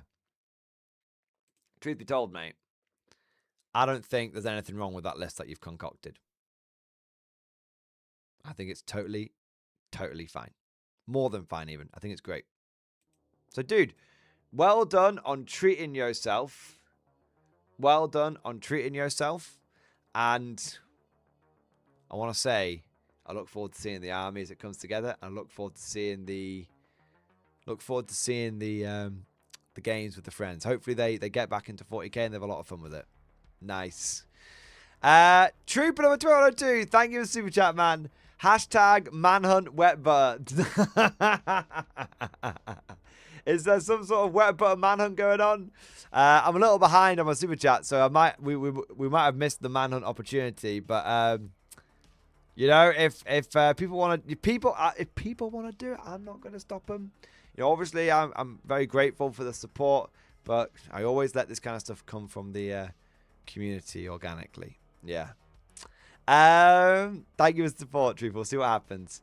I'm Second Coke. Thank you for super chat, man. My first bot action models were bought for a failed kit bash, so I doubled down. Last few months' work in stream discussion. Let's have a look, man.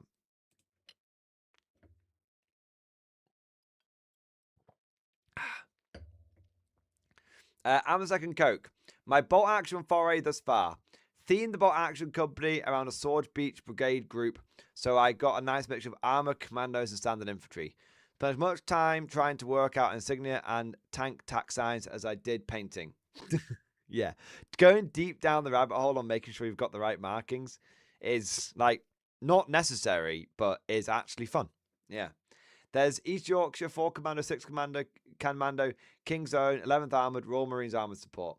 For the K-47 Army, I am keeping all the regiments as part of their lore, with the Grenadiers representing a secretive Rift Field research team who take over the brigade group following the sad deaths of all the command structure in an unrelated defenestration incidents. Totally unrelated. Yes. Might put the Guardian in the Guards Armored Division, Galahad's and Power Arm Platoon Commander in the post. Also, SAS Inbound had a mix of British infantry sprues, 8th Army Commandos, and the old infantry sprue, which make nice ragtag SAS. Got the Desert Raiders bundle coming. I see a K-47 Humber in my future. Nice. Hey, man, that's cool as fuck. That army is actually cool. So you've got the Centaur, you've got the Achilles, and you've got the Churchill. You got a universal carrier and 2 universal carriers. Nice. These are great, bro. These are actually beautifully painted. Beautifully painted. I love it. Yeah, baby. Holy shit, man. Holy shit. Loving the Churchill Meteor. That's cool. Is that the same? It's a different tank, isn't it? It's... Oh, it might be a different... It might be the same tank, but with the turret swap, right? Dude, that's cool. And then you've got the... You've got these guys. Are these the... These look different. Oh, wait. Is there a little bit of... Is there a little bit of kit bashing going on with the British Grenadier kit? Or is it a is it an arm swap, or I thought the British Grenadiers were all metal, so it's kind of crazy to see some, like, I don't know if they're like a metal upgrade sprue for the for plastic models, but either way, it's kind of cool. Yeah, you have to let us know how you did those, if they're meant to look like that, or if you've done a bit of kit bashing. I used the airborne. So are the Grenadiers all metal, or are they plastic and you use different bodies for them? Either way, they're cool, man. I like them. Yeah. They're old school British plastic normally. So yeah, swapping them over to the newer airborne is definitely a good call. Interesting. And then yeah, you've got the mech in the background. You've done a good pose on that mech. Yeah, you've done a really good pose on that mech. I like it. Solid effort, mate. And then you've got the Tesla Centaur. That's cool, man. I love the flag work that you've done. That's so fucking cool. Yeah. Nice. Dude, you're smashing it with these models, man. I think that looks really good. I think you've done a very good job. Yeah. Excellent work, bro. excellent, excellent, excellent work. And absolutely smashed it on the bolt action and K-47 front. Amazing. Trooper number 2102 coming in next. Thank you for the super chat. 07 Sat, new mechs and homemade stir fries for discussion. I got a Mauler 3D print and an old school Jaeger mech. Is that stir fry?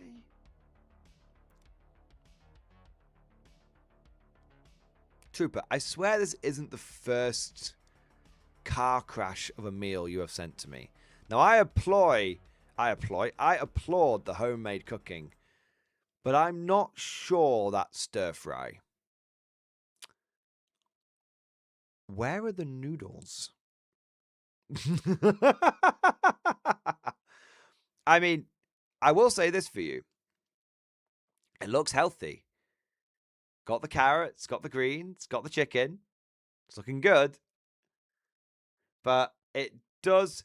In fact, this is not the first time. You sent me a car crash of a pizza the other day. My God. Bro, I worry for you. I worry for you.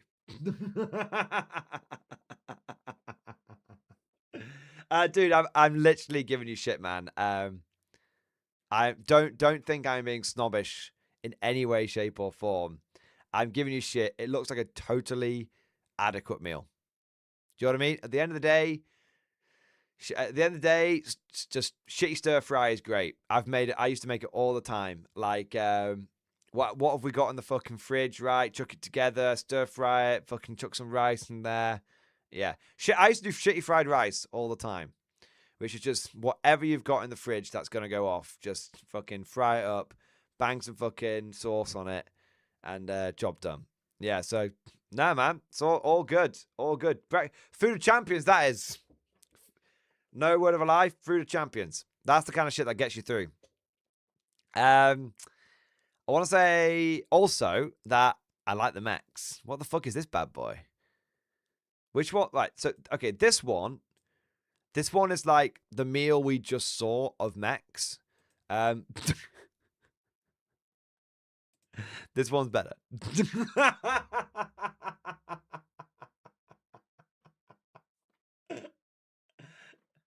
All right. Like, what the... like, this one is awesome and cool. I like it. 10 out of 10. 0 feedback. This one looks like a solar panel with legs. What the fuck? This is one of those old mechs, isn't it? This is one of the old mechs, isn't it? This is a Jaeger mech. Father, please, let me die.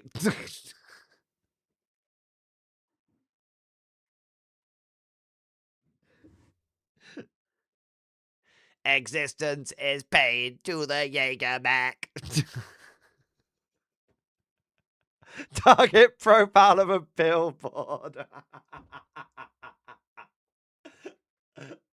Oh my God. Oh my. I love it, man. See, this is the thing, though. I love both of these. And I do. I love this because I think it looks cool as fuck. I love this for the wargaming history that it represents. This could not and would not exist without this. And so that's why, even though we take the piss out of this a little bit, I actually still like this shit and I still appreciate it. Yeah. Yeah. There you go, man. Love it. As always, man, I love the Battletech stuff. Nice. But Trooper, I know you've got some Konflikt 47 and I know you've got some British, and I'm telling you, man, you need to get yourself one of those British starter sets. Yeah. It's the new robots are fucking sick, man. Really, really good. I want to say a big thank you to Anthony Williams. Anthony Williams, thank you for the super chat, bro. Ooh. Yeah, I know what that was in response to. That was in response to this, wasn't it? Yes. Yeah, man. So I actually bought the book for Orlok as well. And I was kind of like looking through some of the options. And I really want... there's a couple of classics that I want. I really want, like, a Juvie. Is it Juve or Juvie? I like to say Juvie. I really like the Juvie with... I want a Juvie with double pistol. You know? And, because I think that's a classic, right?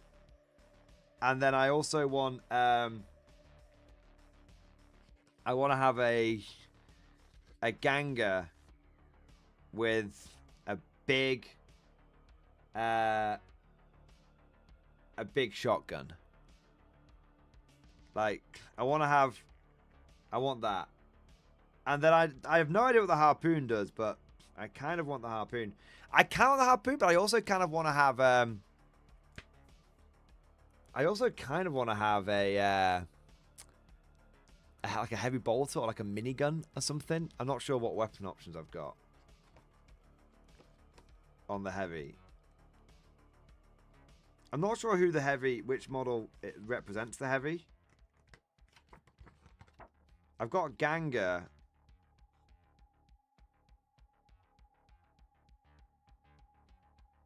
And Wrecker.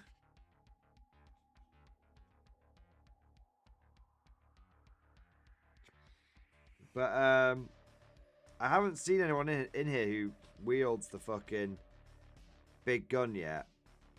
But it might just be that I've not seen it yet. Oh, the heavy weapons. Oh, she's on a Ganga, is it? Okay.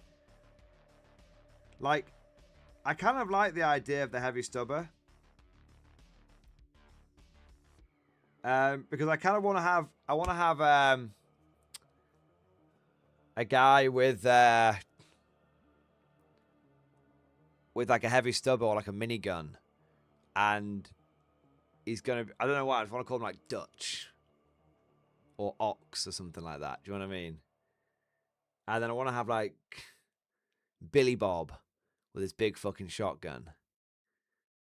You know, like I'm really like I'm gonna be naming every single one. Like, and I'm coming up with some of the names. I want Smelly Bob. I don't know who Smelly Bob is gonna be. Maybe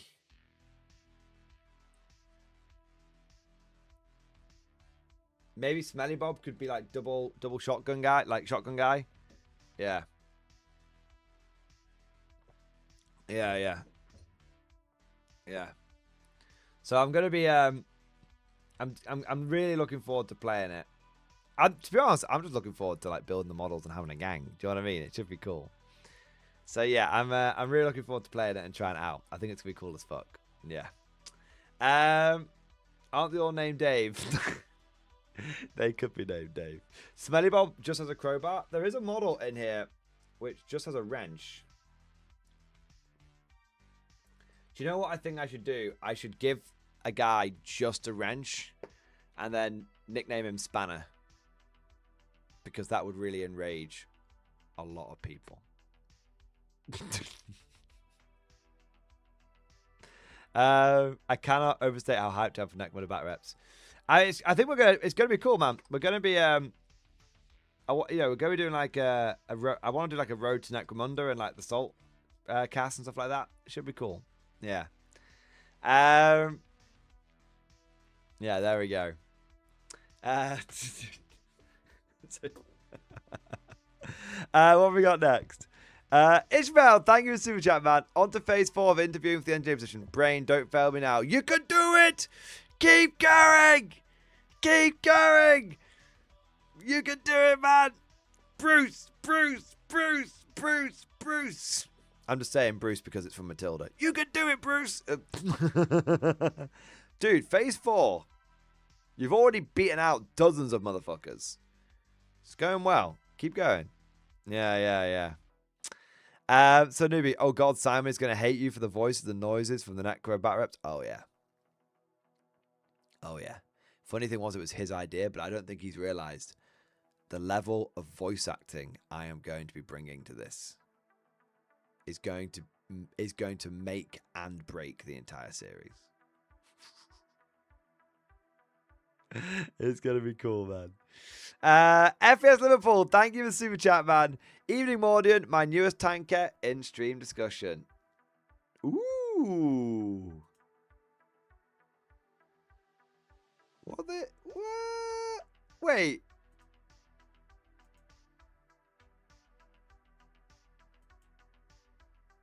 Let's have a look here.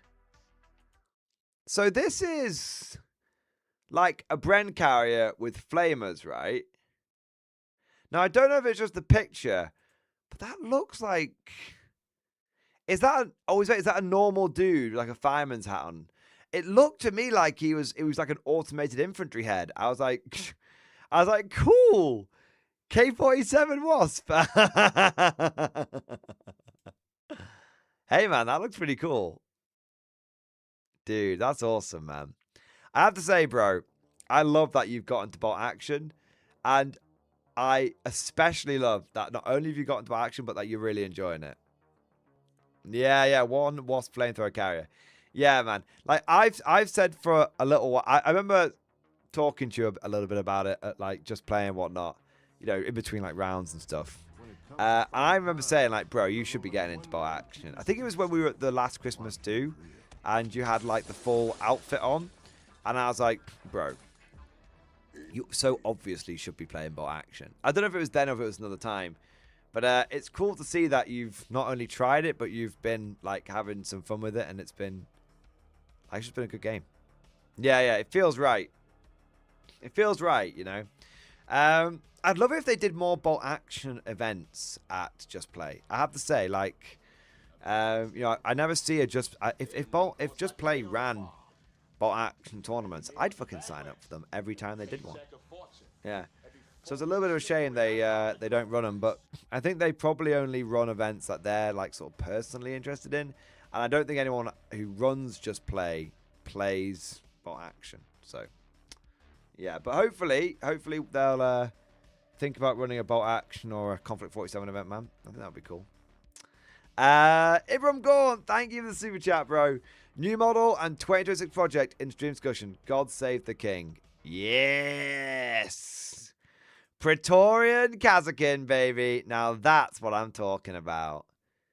That is sick as fuck, mate. That is great. Yes. Yeah, dude, the head swap absolutely works. The head swap absolutely works, man. You've nailed it. The bomb guy looks great. Hey! Getting a bit of the old Nat gear going on as well. Yeah! Dude, they're awesome, man. They're so cool. They're so fucking cool, man. Yeah. Yeah. That's awesome, bro. I love it. I want to run my Nack Jaeger again. I've run them in a couple of games, but I want to run them again. Thing is, I never get to run the Axis anymore because Johnny loves running the Axis. But I think he wants to come away from the Axis for a little bit. And if so, I will get a chance to run them. I mean, to be fair, I do have enough to run 2 Axis armies, but kind of, it'll be very confusing on the battle report because they've both been the same colour scheme. Maybe if I get my Hungarians, I can have 2 Axis armies. But I've kind of fallen into that trap before with Warhammer 40k. So I don't really want to do it again with Bolt Action / K47. I realise, there's some more stuff down here, man. My Praetorian Grenadiers, Nat Jaegers, a new project of 2026. I wanted to get into some sort of epic battle since my friend is both a dirty commoner and a blasphemous Protestant. I thought these were perfect. I will, of course, fight for the rightful King Charlie, and my friend will get the treasonous Cromwell. Praetorians have 2 grenade launchers, 2 Helgens, 3 hot shots, a Vox mountain mine, and a sergeant with a las pistol and power sword. Nice! Dude, epic scale is great.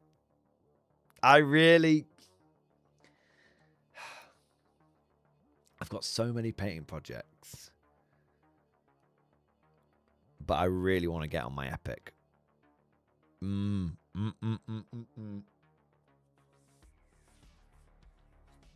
know, I think when I reach...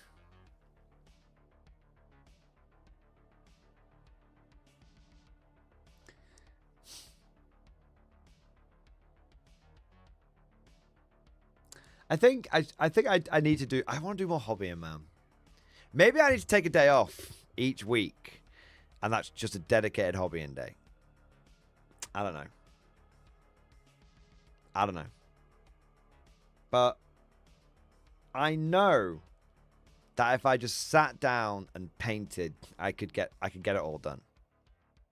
I think it would take a year. But I can't take a fucking year off, man. I can't go to fucking sabbatical and kill the channel. That would be insane, bro. Yeah. I mean, it's like every stream, a hobby stream, every stream, a hobby stream would help a little bit.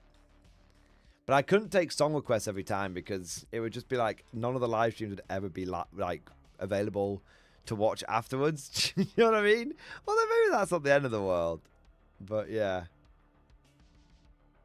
Maybe that's the end of the world. I don't monetize them or anything post live. So maybe 2026, the year of the hobby. Even if it's not like a dedicated hobby stream, even if we're just like chatting bollocks and doing a bit of hobby at the same time, you know, even just a little bit of chatting bollocks and doing a bit of hobby at the same time. I don't know, maybe. I got to think about this because I do have a lot of I want to do it for me. There's a lot of things that I want to paint. I want to paint epic. I want to paint more about action. I want to paint more old world, more conflict, more Warhammer 40k. Yeah. I don't know, man. Maybe I just don't worry about it. But yeah. I definitely want to. There's definitely a few projects that have been on standby for a long time. And I don't want them to be on standby. Yeah. We'll have to see. We'll have to see. Ed Bailey, my boy. Thank you for the super chat, man. Rattle the tin cup because Timmy is a massive pork sausage and he loves to slap. And imagine Simon and Tom with Tim doing a bat rep. F for Simon, if so. Fuck's sake, man. I'll rattle the tin cup, Ed Bailey. I'll rattle the tin cup. Guys, if you like the look of some of the things we've been talking about today, whether it's some Mark II mega chunks for Konflikt 47 or some Necromunda, then don't forget that I do have a bunch of affiliate links down in the description below for Warhammer 40k, Konflikt, and everything else. So if you're thinking of getting yourself some models over Christmas for yourself or for a loved one or a friend, then please consider using those affiliate links to support the channel and get the models you're going to get anyway. There you are. There you are, man. Thank you, everybody, for support, and thank you for reminding me to shill and rattle the tin cup. All right, let me have a quick look here. Nice. Okie croaky. So, I need to have a snack. I can feel myself flagging. Gentlemen, I can feel myself flagging. I can feel the energy decreasing, and we don't want that. We don't want that. We don't want that at all. So, we want to keep... Ishmael, you got skipped? Oh, yeah, no, you did get skipped, Soz. So I'm going to do Ishmael's super chat. Then I'm going to have a quick snack. Ishmael, thanks. Ishmael's the low energy. See, I can't concentrate. The cramps are eating at me. They're not that bad. So if you get the man of the manhunt, you get a mini named after you. Yes, that is true. You can pick any mini in my collection. If it's not already named, you can name it after yourself, or you can pick another name of your choosing for it. So there you go. I mean, technically, like the manhunt was declared by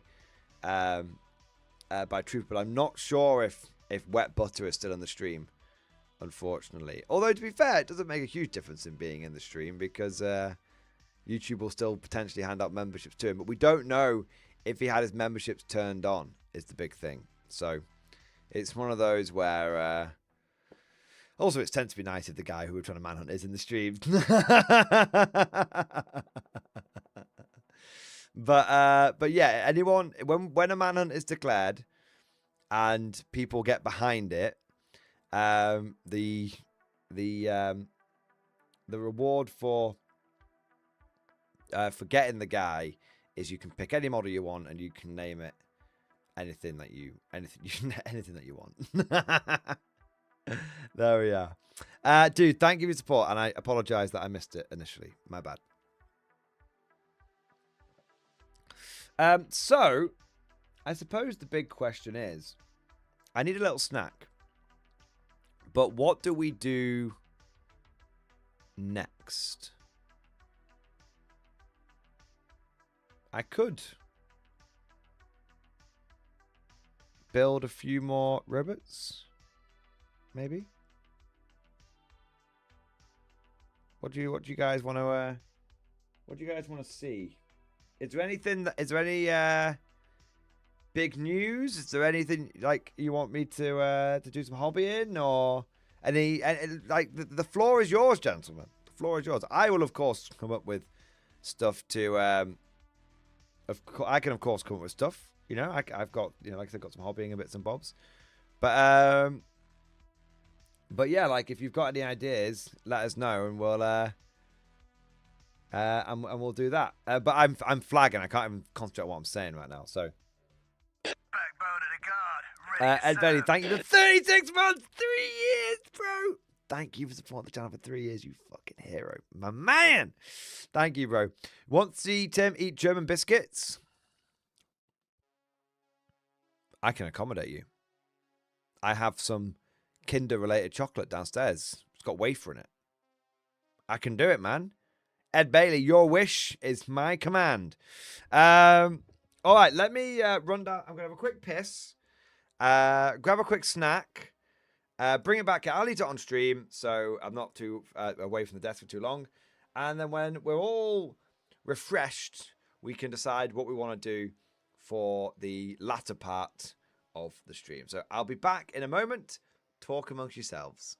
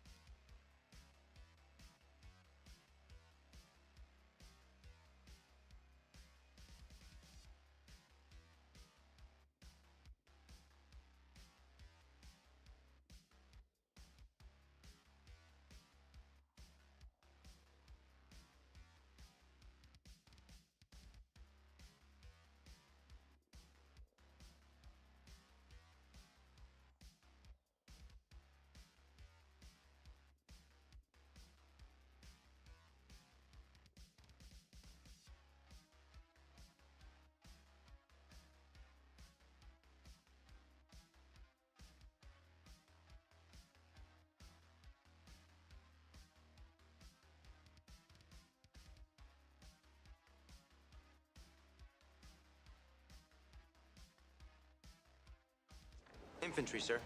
Good for you. Mobile infantry made me the man I am today.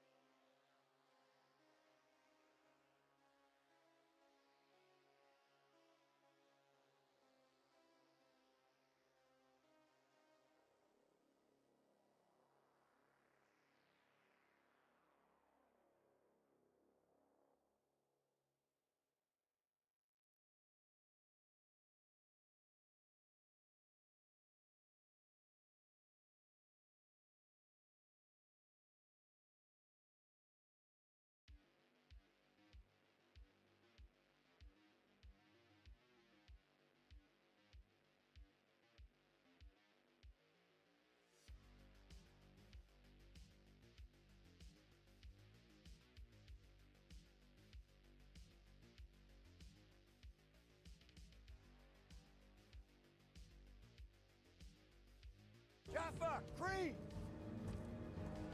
Kelmakol, Kritak. You heard me? I said Cree!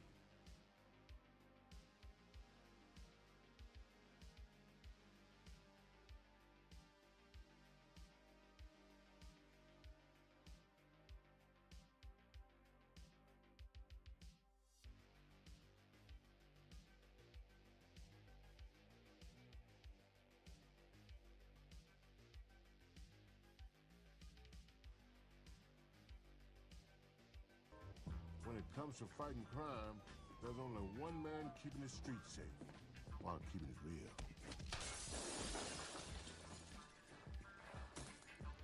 Indeed.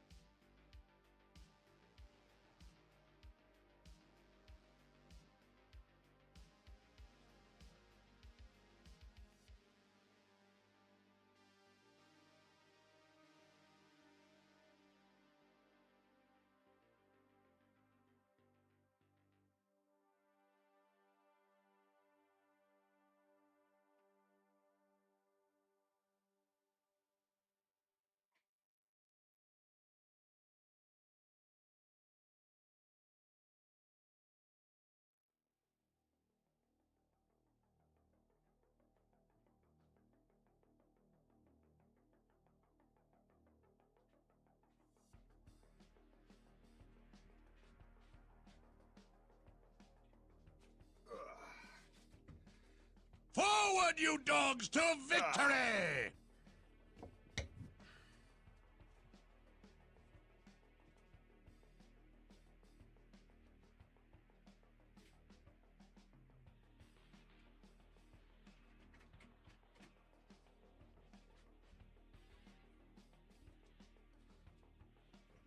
All right.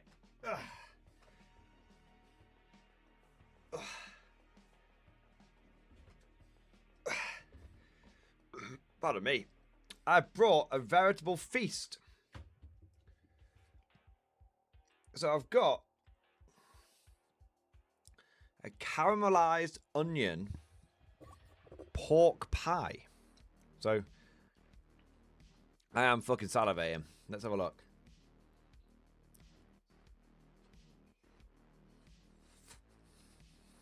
Oh, fucking God.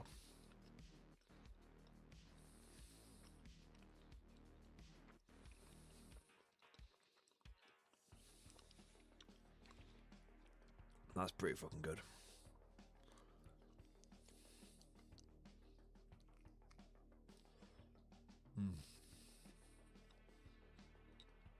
Backbone of the guard, ready to serve.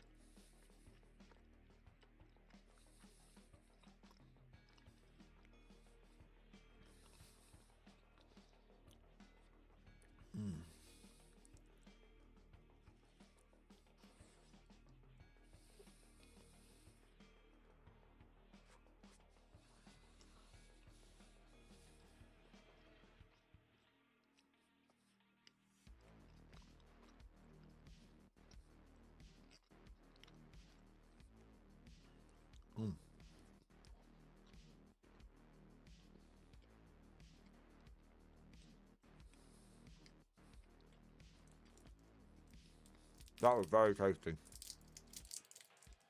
I'm not normally a big pot pie kind of guy, but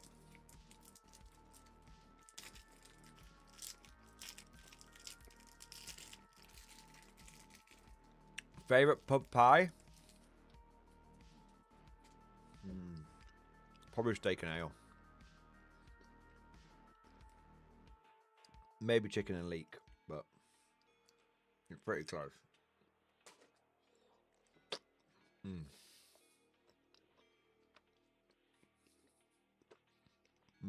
Having a pork pie and then chasing it with a little bit of cheese. That is just tickety-boo. Scrumptious. Absolute a bloody scrumptious.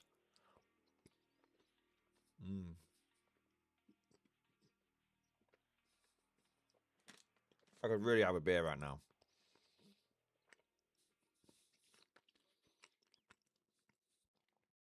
That pork pie and that bit of cheese.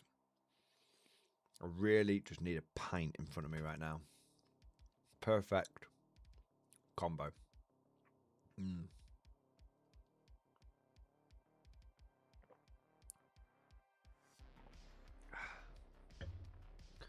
As it is, I think I'll have the bacon and cheese sausage roll.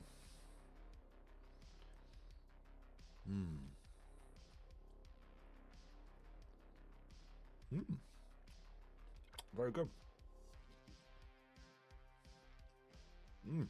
Very bacony.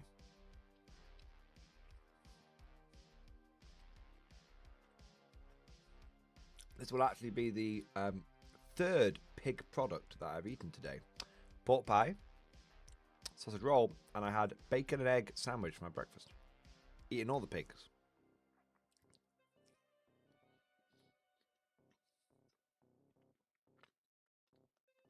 There's some onion. There's some onion in here as well.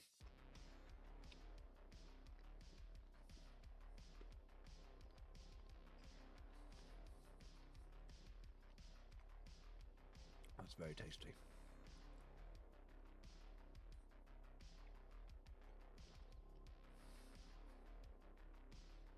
I'm a little piggy.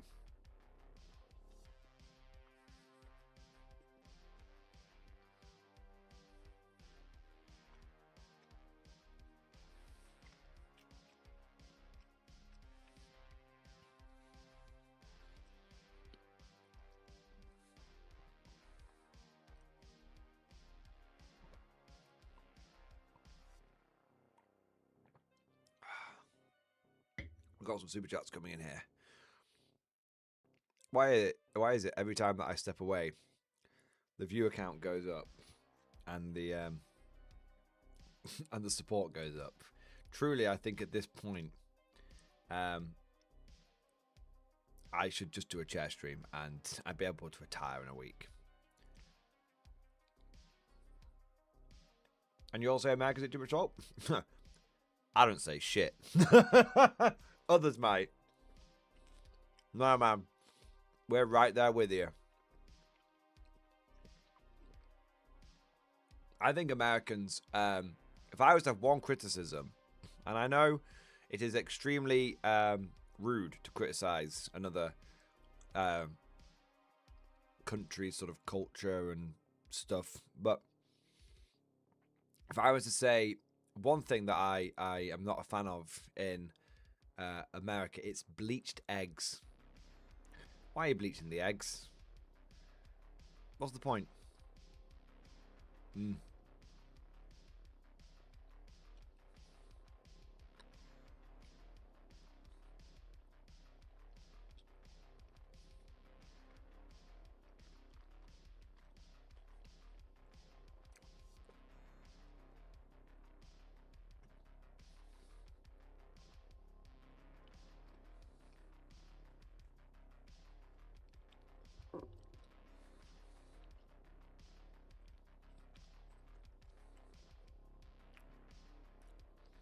Ishmael, what? You guys have your eggs are all bleached. That's why they're so white. That's what I was told. You guys don't even know your eggs are bleached. Ma'am, I'm gonna check this. Maybe I'm wrong.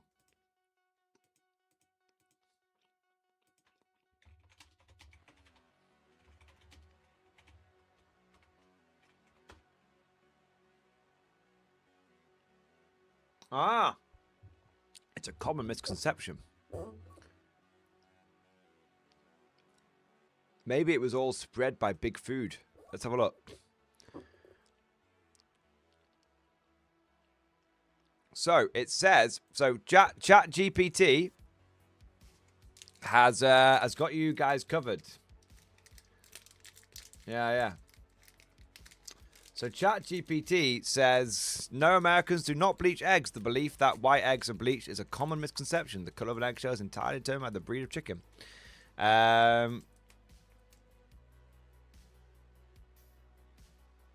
Wait, no, but you guys do something.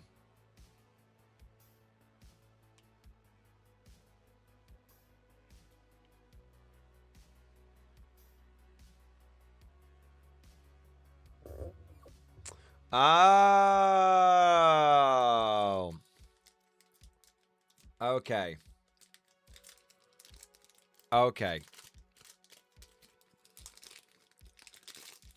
Now, I'm not sure how I feel about this. I've got egg on my face now. That's very good. I'm a second Coke. You guys washed them. So, it's not bleaching, but it's a cleaning process, which involves a chemical sanitizer. It says like a weak chlorine solution to remove potential contaminants, and the natural protective coating called the bloom or cuticle. This washing makes the eggs appear very clean and uniformly white, which may be perceived as a bleached look. Because of the protective bloom is removed, US eggs must be refrigerated to prevent bacteria from entering the porous shell and growing. In contrast, many European countries prohibit washing grade A eggs to preserve the natural cuticle, allowing them to be stored safely at room temperature. Ultimately, the only difference between a brown egg and a white egg is the pigment in the shell, which has no effect on the egg's nutritional value or taste.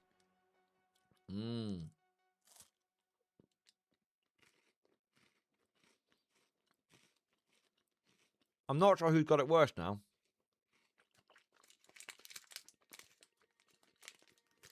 You learn something new every day, though.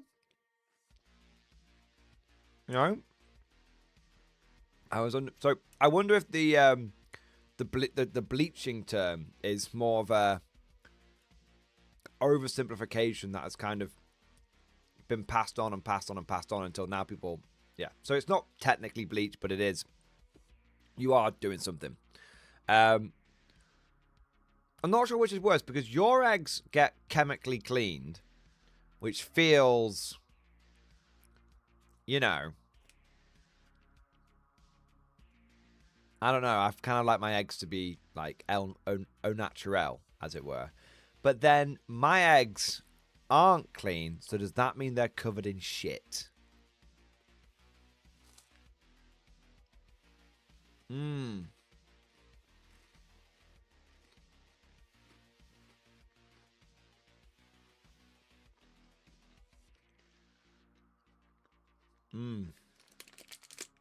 So, do I want the chemicals or the poo?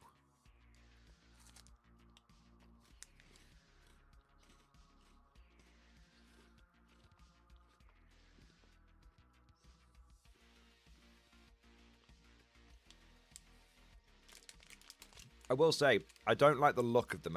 If I may, I don't like the look of American eggs. I don't like the look of white eggs.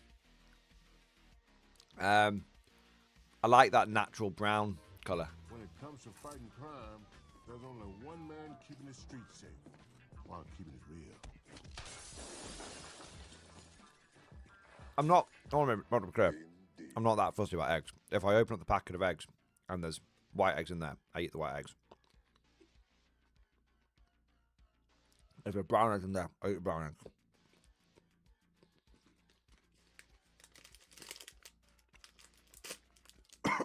No!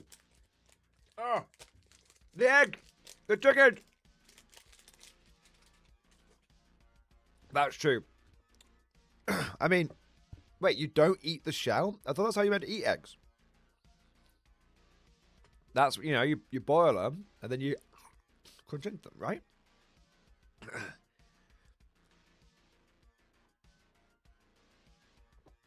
You guys are stupid if you throw it. You fucking Americans throwing the eggshells away. That's where all the nutrients are.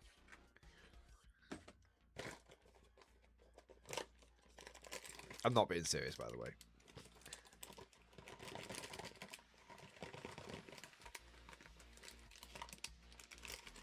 Do you want to know what I am serious about, though? I'm pretty serious. Oh, no.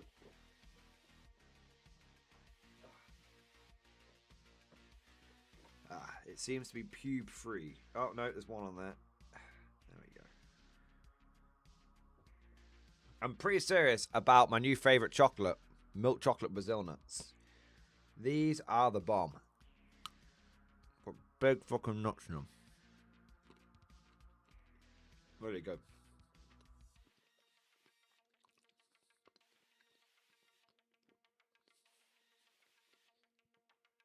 Yeah.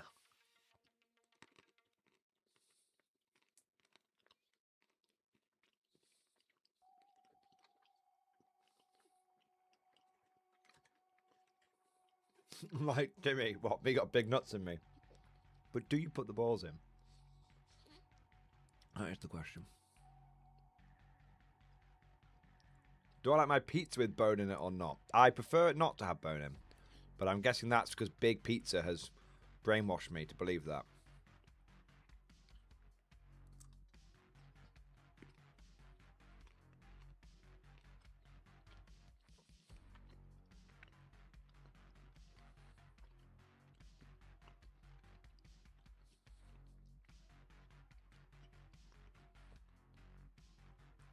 That'll do.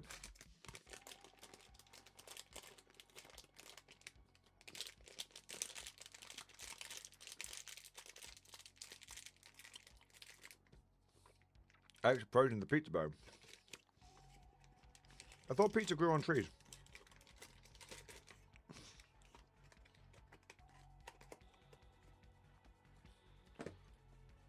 No, I could eat my fourth pig product of the day, but I think I'll give it a rest.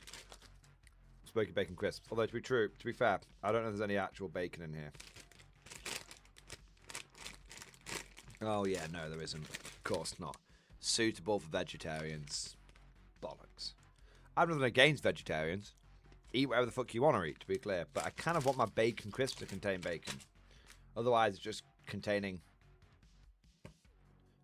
whatever the machines program it to taste like tasty wheat. Mm.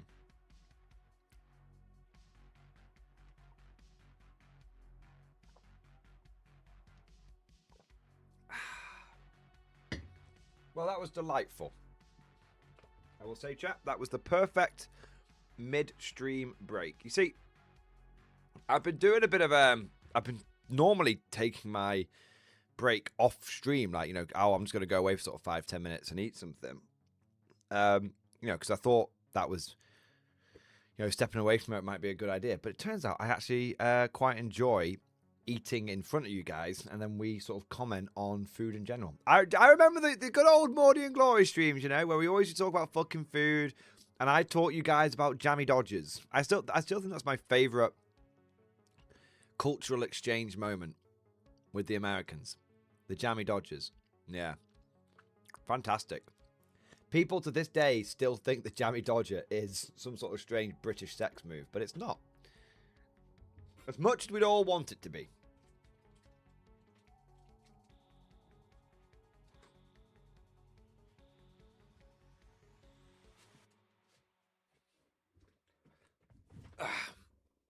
So,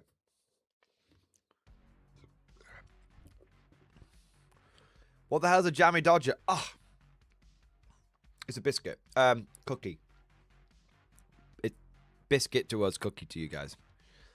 You can also sell the eating clips on the platforms. Has nothing on hobnobs dipped in strong tea. Hobnobs are very good. I am a digestive man, though.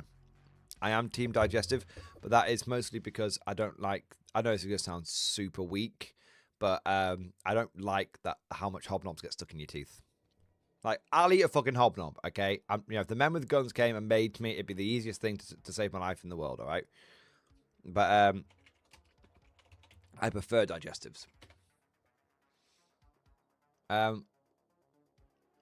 So, jammy dodgers are an iconic British biscuit featuring 2 shortbread-like layers with fruity, usually raspberry jam in the middle, famous for the heart-shaped cutout on the top biscuit. Created in the 1960s and named after a Beano comic character, they're a beloved simple treat, now often made with vegan-friendly recipes and available in various flavors beyond classic raspberry. There you go. That is the humble jammy dodger. And more do we know you get knobs stuck in teeth. Dude, I'd be terrible at sucking dick if the knobs were getting stuck in my teeth, man. Jesus Christ. It'd be like getting fellatio from a cheese grater. Flake is amazing. Scribbles, Flake is a very, very good like chocolate bar, but it is also like you open the packet and it's like becomes like one of those like dandelion seeds where all the seeds like float off everywhere. It just sort of, yeah, all the flake. The flake is very flaky. Yeah. Now the Galaxy Ripple, that is in my opinion superior to the flake because it has the same.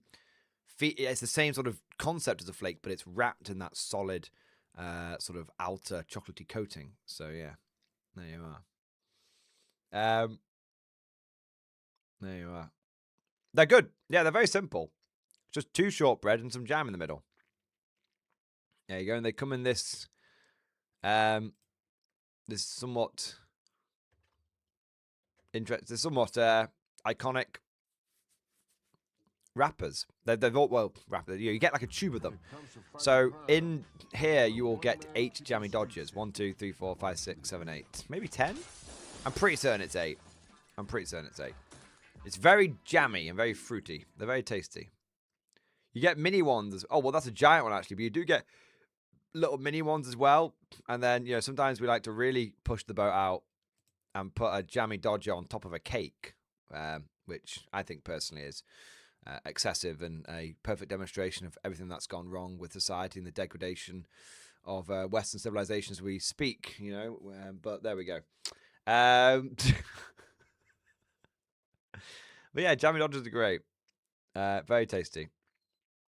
You get the mini ones. And then you get the knockoffs as well. But the iconic, classic jammy dodger is it's It's very tasty. Yeah. Yeah, I think you can maybe get them in America. Don't expect them to change your life. You know, obviously at the end of the day, it's just a cookie, just a biscuit. But it is a nice, tasty treat. Yeah. A monument to mankind's greed. Indeed, Nessing Up. Indeed. Exactly. The decadence of that has infected all layers. But I'm not gonna lie, I quite like a bit of decadence. I mean, at the end of the day, the ever increasing decadence of humanity has led to the fact that I can sit here and eat fucking food, and in real time you can all watch it and comment on it. So a fig Newton? I don't know what a fig Newton is, but I presume fig Newtons involve fig, right? No, not a fig Newton. No, not at all. Very different to a fig Newton. We also have fig Newtons as well, but we just call them fig rolls. Yeah, so we've got the same thing.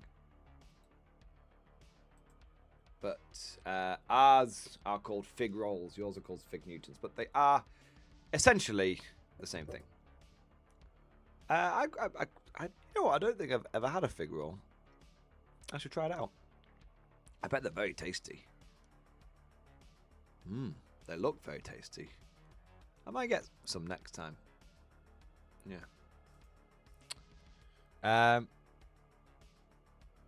Fig Newton is fig. It's jammy. They have the flavors. Nice. Did you know American chocolate gets a distinctive taste from butyric acid, a key component of vomit? Yes. It's not all chocolate, though, the Wasian, from what I understand.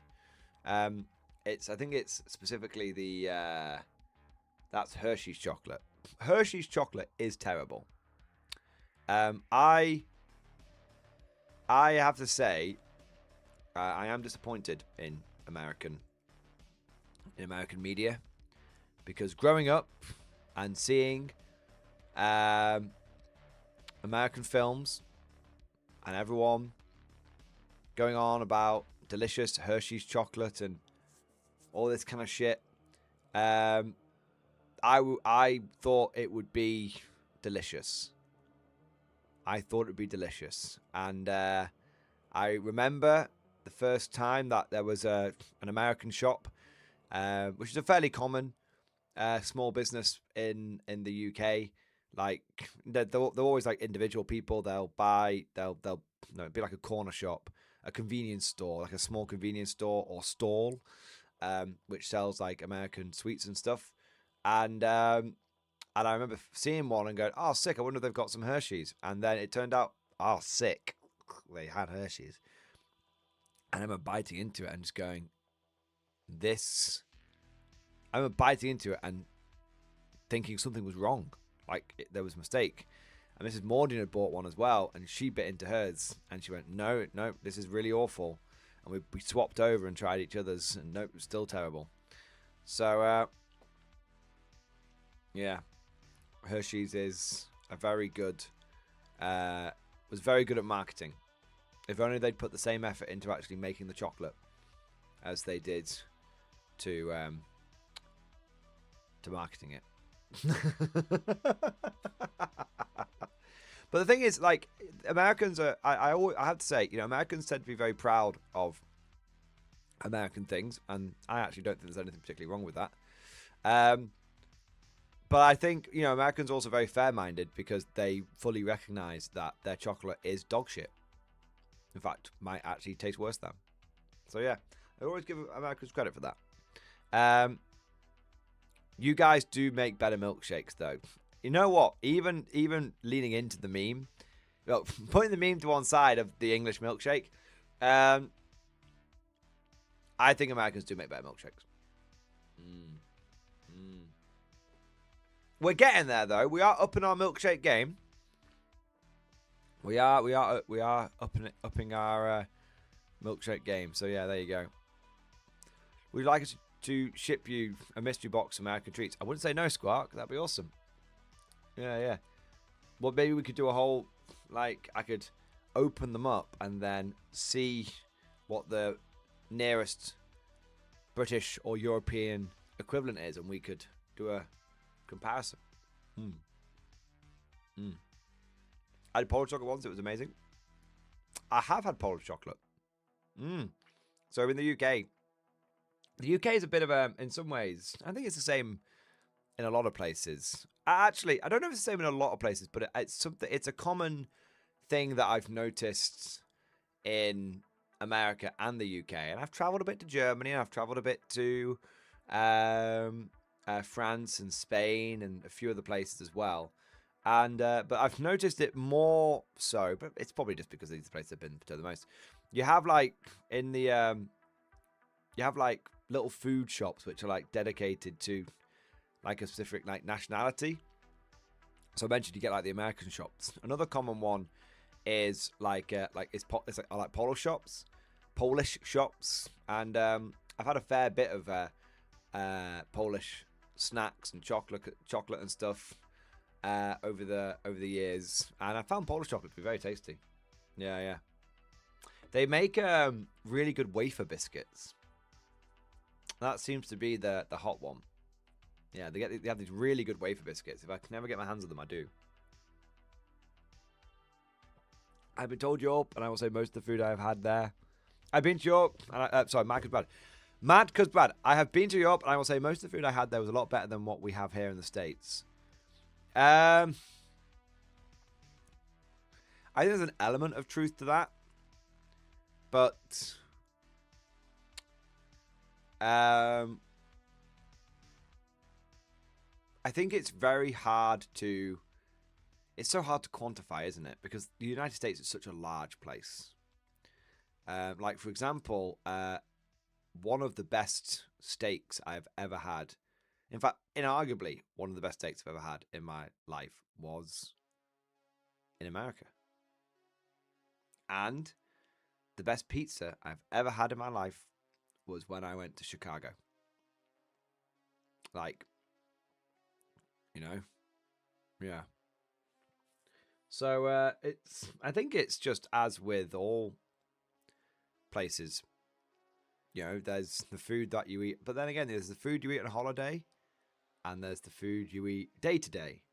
And naturally, the food that you eat day to day, you're probably going to end up comparing to food you eat when you're on holiday or traveling, which is going to be different. Yeah. Wait, what's an English milkshake? It's just like a regular milkshake, but there was this one time when Marco came over to the UK for Thanatos, and he ordered from a milkshake place, and he got given the wrong thing, and he didn't know to question it because he just thought that's how we did milkshakes over here. But he got like a ice cream dessert. Yeah. Spam is a giant bag of shit, by the way. Everyone who says spam is nice is just lying to you. It's this weird like cult of spam.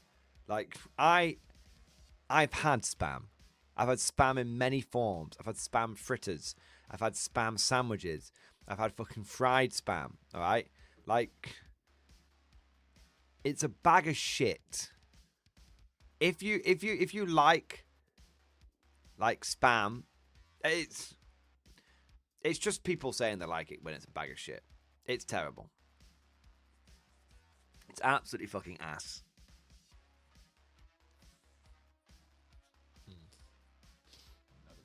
It's absolutely fucking ass.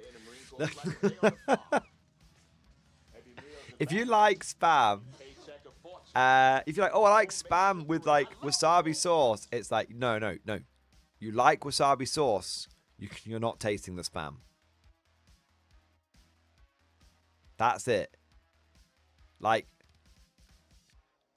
try spam when it's just not covered in lots of tasty sauces, and you'll realize that it's not the spam that you like, it's all the tasty shit that it's being cooked in. But if you also cooked other stuff in that tasty shit, it would also be tasty. That's the thing. That's the thing. You don't like spam. You like the flavors that are covering up the spam. There you go. I eat spam like Popeye eats spinach.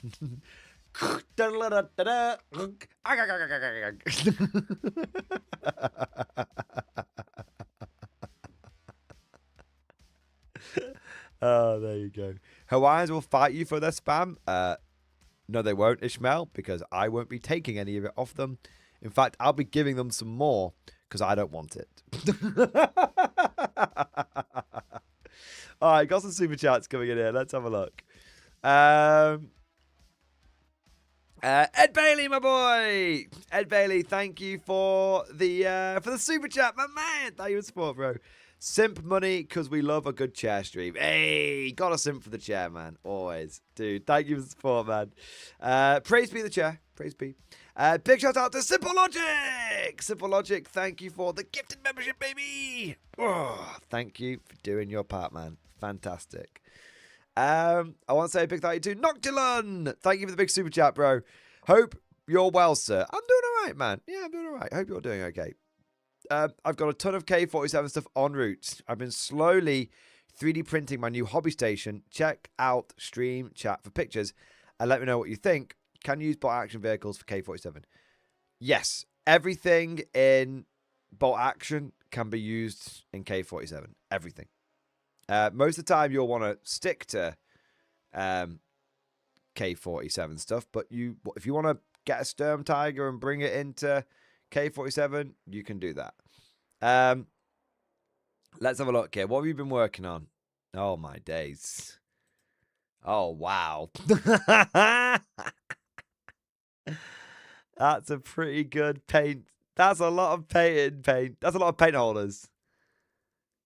Did you print the little fucking like drawers and shit? That's cool, man. Did you print the wooden desk? No, I'm taking the piss. I bet you printed the paint pots though. That's so cool, bro. That's really cool. I think it looks awesome. Yeah, I have such a terrible storage system for my paints.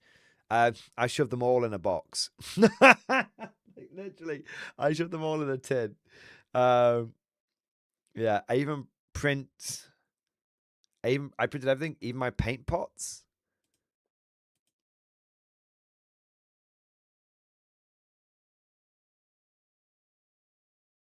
The paint pots?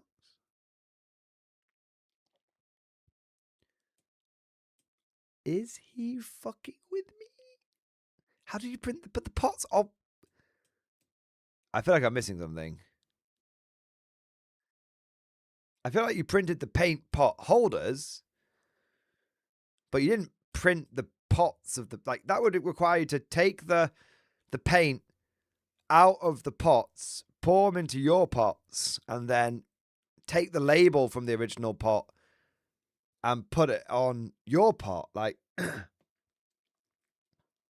my God, the level of dedication seems somewhat overboard. I mean, you can now print paint. I'm taking the piss. He clearly meant paint pot holders. Yeah. I was just being silly. Yeah, printed the paint too, my pet. He printed the printer. He printed his first printer, then he used that printer to print the paint pots, and then he used the first printer to print the paint. Infinite paint glitch. Printed the iPad. All right, we're all being a bit stupid now. I think the main takeaway is that, oh my God, how did he print the light? All right, I'll stop now. The main takeaway is it looks fucking awesome, man. Printed the whole room. Printception intensifies. House printed. Hey, you know what? 3D printing houses might not be the worst idea. We should look into it. You know, I bet it's way cheaper to just build one out of brick though, but we'll see. But on a serious note, It's really impressive, man. I know we're all being a bit silly and a bit goofy, but it's really, really impressive, and I really like it. It's cool, man.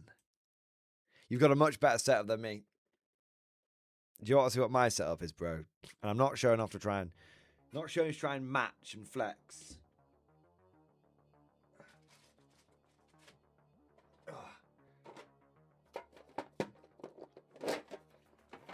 There you go. That's my... It's my... I bought a massively overpriced GW cake tin. It literally is a cake tin with stenciled on. And then I just pour the paint pots in. There you are. And I got 2 of them.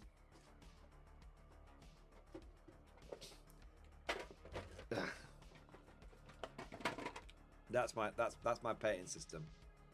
But you know, There's only one man keeping the streets safe. 3-time award-winning painter. So you know, maybe there's something to the old rattly tin.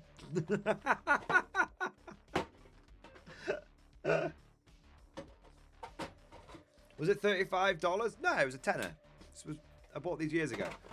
I bought these when chimeras were £20. Which, by the way, was in 8th edition. So, you know, in 6 years ago.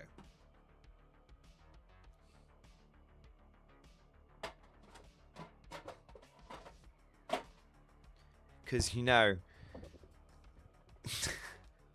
wasn't all that long ago. But not to lump. On a serious note, man, all memes to one side. Really impressive setup, bro. Really cool. And I think you've done a great job, man. Yeah. I think you've done a good job.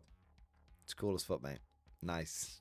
It's definitely worth the effort. And I can't tell you how frustrated I get when I can't find my paint pots. So, yeah. Now you just need to make sure you have the discipline to keep putting the right pot back. See, even if you gave me a system like that, I'd end up just not keeping the pots in the right places, and the system would go to shit in a second, because that's just the way my stupid brain works. I want to say a big thank you to Jack Handsome. Jack Handsome, thank you for the super chat, man. Thank you for the 1 month member flex. Hey, dude, been part of the guard for a month. Amazing, man. I understand your problem with parts count creep. Yeah, it's annoying as fuck. It's probably the most annoying part. I reckon it's the most annoying part of GW models. They look beautiful when they're done, but fucking hell, they're a ball ache to build. So unnecessary. I sometimes feel like they do it because they try and make the kits feel like if you put more effort in, it feels like it was worth the £35 or £40 or £50 that you spent on it. But no, man. I would much rather have I'd rather have an expensive kit that was phenomenally easy to build, because the quality would be in you made it easy to build. Yeah, man. Longwall Bows, thank you for the super chat. Tank Rider list feedback, stream chat. Right. Now, Longwall Bows, every time you've sent me something so far, I've shit on it. I feel really bad. But I'm saying now, I'm not shitting on it on purpose. I'm gonna go in, and I want this to be good. I believe, man. I believe. Okay. 8 order dice. Platoon commander. Tank riders. Artillery observer. Tankers of the tank team. T-3485, T-3485. So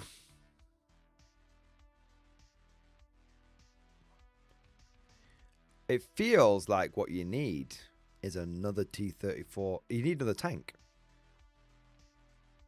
Because you have 3 tank rider squads, but only 2 tanks. So, I actually don't think the list is terrible. Was it 4 tank? No, it's 3. So, 1 minute.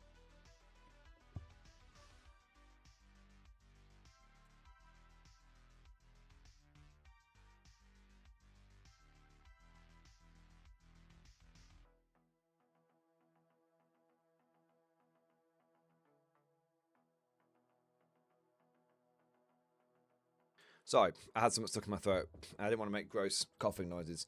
Overall,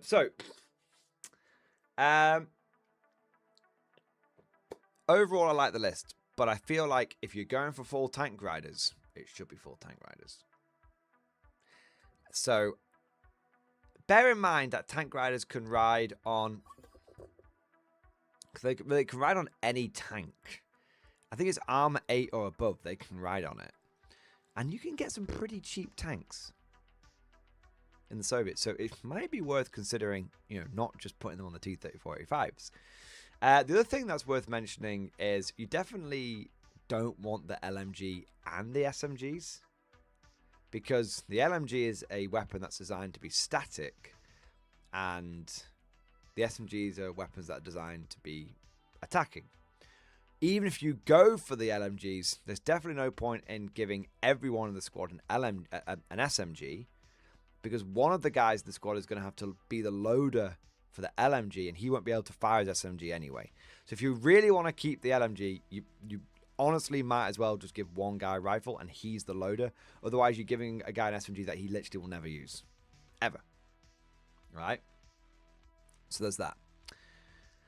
I would probably drop the LMGs, though, and give everyone SMGs. And I definitely would not pay for anti-tank grenades. Definitely. Anti-tank grenades are terrible. Absolutely terrible. So drop the anti-tank grenades. Drop the LMGs.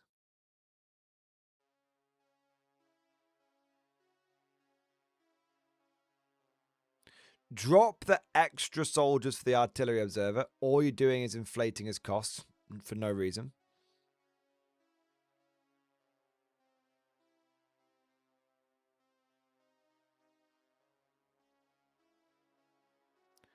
I have no idea what the Tank Hunters anti-tank team is doing. It just seems to be 4 random blokes with some machine guns who...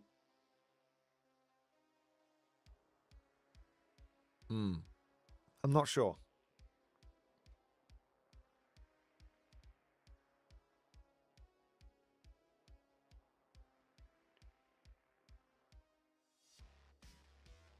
Oh, no, that's a giant bag of shit.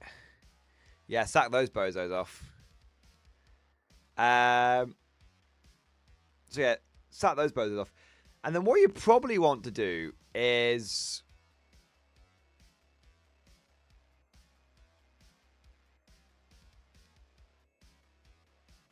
I mean, do you want to try and fully mechanize? Also, standard games of bot action are played at 1250 points. Obviously, you need to check with your opponent what what they're going to be, but you've got a list that's like 1050. So, technically you've got 200 points to play with. So if you made those changes that I suggested, not only could you probably get another tank in the army, maybe maybe like a T60 or something, much cheaper, still very much in the same, feels like it's in line with the T-34-85, but a bit cheaper. That could be a good platform for your third squad tank riders. But you could probably also get a white scout car, which would be pretty good for your officer. And then everyone's mech'd up.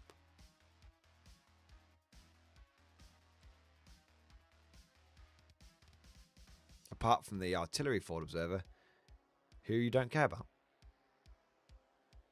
Like, he's just does his artillery and then he's done. Right? So, yeah. That could be interesting. Yeah, trying to fully mech.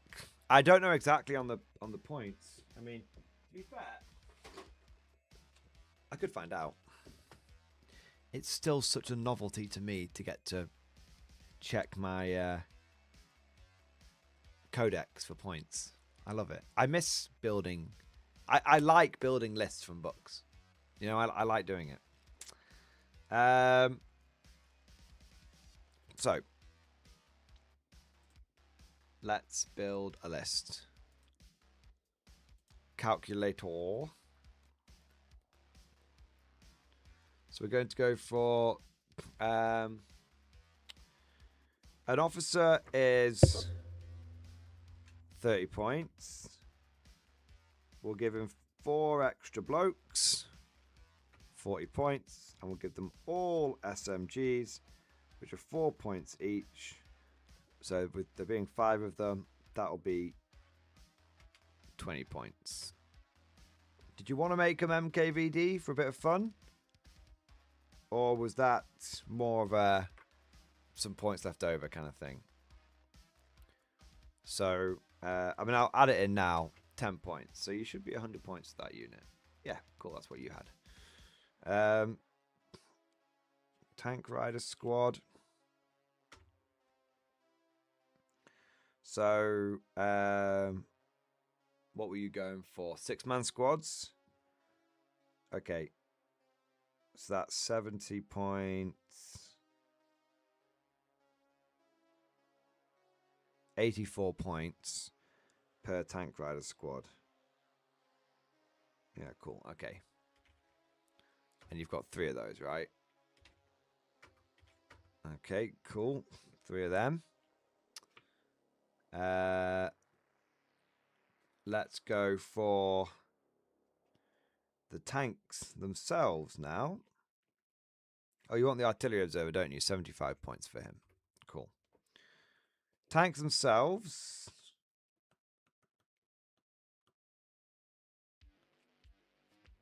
T-34, around here somewhere.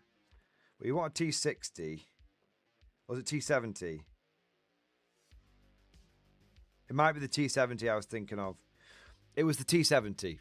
It was the T-70. That's the one that I recommend. T-60 is... yeah,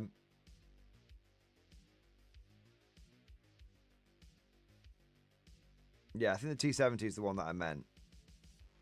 They're functionally identical. Actually,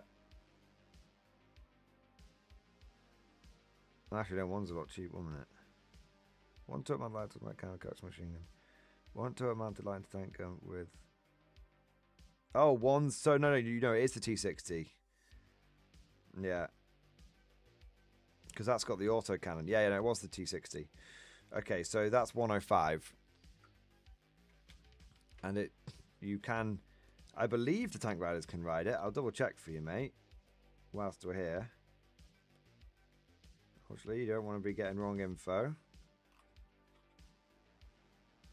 A tank rider unit can mount or dismount from a tank, counting as a transport for these purposes. Once mounted, the unit is replaced by a few tank rider models placed on the tank itself. A single unit of tank riders can ride upon each tank. As with other transported units, tank riders cannot be targeted whilst they ride upon the tank.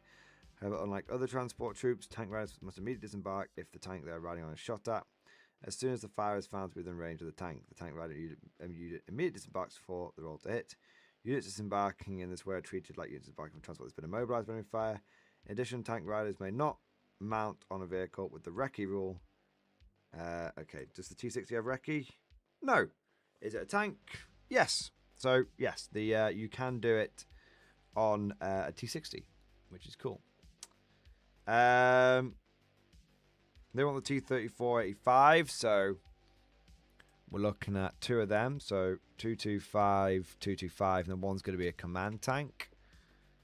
And then we want the transport for your officer. We want an armored transport for him, right? Like, we don't want him like bumbling around in a jeep. He'll just die.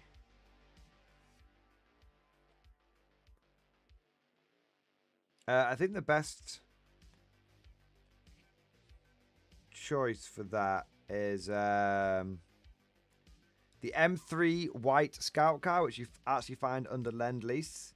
There's absolutely nothing wrong with using that because the Soviets received like 3,000 of them. They got loads of them, yeah. They're so common that they're used in games like Company of Heroes 2 because people think they're like Soviet units. So that's going to be 68 points regular. So if you take a platoon, can it transport enough people? Yeah, it can transport up to 8. So if you take a platoon commander, 4 blokes, everyone has SMGs, everyone's fanatics, and then you take them. They take 6 tank riders with SMGs, another 6 tank riders with SMGs, and another 6 tank riders with SMGs, and our artillery observer, and then you go for 2 T-34-85s, one's a command vehicle, and 1 T-60. Everyone will be mounted up except for the artillery observer, and that will only come to 1,060 points. So you'll still have 190 points left over, which is pretty good. I mean,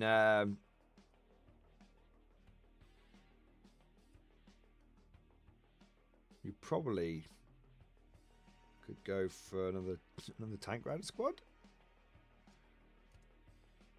You might not quite be able to. No, I think you can.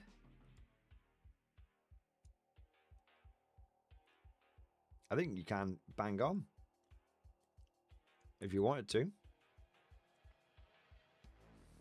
You might want some artillery or something, but I'm looking at the tank riders now. It would be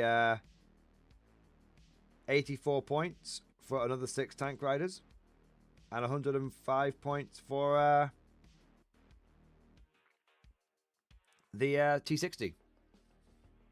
I don't know if you want to go down that route, but if you're going full tank rider styles spam, you've got a free infantry slot in your rifle platoon. You've got a free tank slot in your tank platoon. Yeah. So 105 plus 84, 1,249. Your list would be themed, and I think it would be fairly powerful. Only thing I would say is you don't have any indirect fire, which could find you might struggle to dig enemy units that are really lodged into cover, but you know that's where the infantry with SMGs comes in, I suppose. And at the end of the day, it's more of a themed list than anything else. So, mate, I hope that helps, man. Thank you for your support, and I hope that's I hope you found that useful. Yeah. But I didn't think the list was bad. I think it just needed a few tweaks, but I don't think it was a bad list, and I actually really like the idea of this. You will have a bit of an issue with people forcing you to dismount via the tank rider rule, but you know, again, it's fine. Like you just bomb it up the board and then get forced to disembark. Like, who gives a fuck, right? Yeah. All right, what do we got next? Noctilon, thank you for the 17 months, man. 17 months! X-Force, baby! Yes! Time flies, Mordy. You're my favorite YouTuber. Oh! You're very kind, sir. You're very kind. I appreciate it. I appreciate the kind words. Definitely helps inflate my ego. Amazing. Thank you for the support, man. Really, really fucking appreciate it. And I raise my glass to you, sir. There you are. Long War Battles. It's my pleasure, mate. Happy to help. All right. Trooper number 2102. Thank you for the super chat, man. Model progress in stream discussion. I have 3 on the slips. Let's have a look. Ooh. Like you said to me, old models walk so new ones could run, but I do love the old Stalker. The mighty battle blimp. Reposting the new Stalker photo for comparison. Left to right. Support hovercraft, missile pods, blackjack, and Stalker. Nice. Yeah, the battle blimp's fucking sick, man. This is my favorite. This is my favorite. I see some bow action in the background. Ribbits. Need ribbits. These are my. This is my favorite. This is silly, but I love it, and I'm actually kind of totally on board with the missile hovercraft. Yeah. So is this the? This is the new Stalker. So this kind of looks like one of the Kushan ships from Homeworld 1 decided to de-evolve and go back down to land and grow legs. And this one looks like if the Hindenburg technological tree had continued down its natural progression before the terrible accident. Yeah. That's cool, man. This is still my favorite, though. This is silly, but I love it. This is cool, and I love it.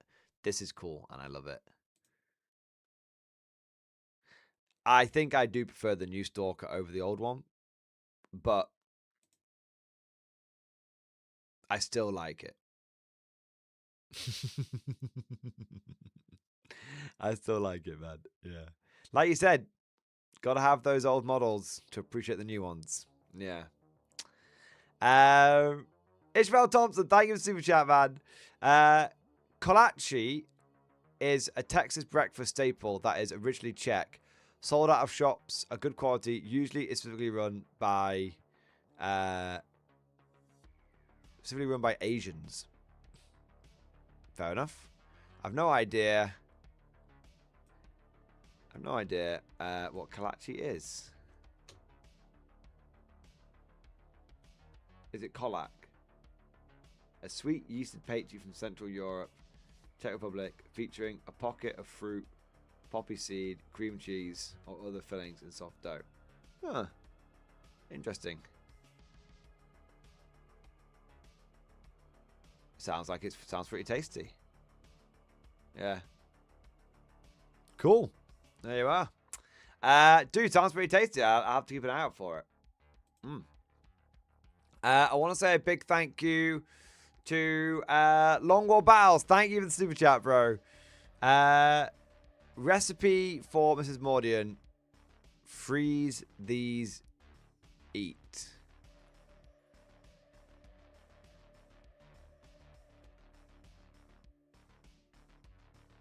I don't know what that means. Oh, wait, there's Texas ones. All right, let me have a look. I don't know what you mean, unfortunately. Longwall Battles. Freeze these, eat. Freeze the meat.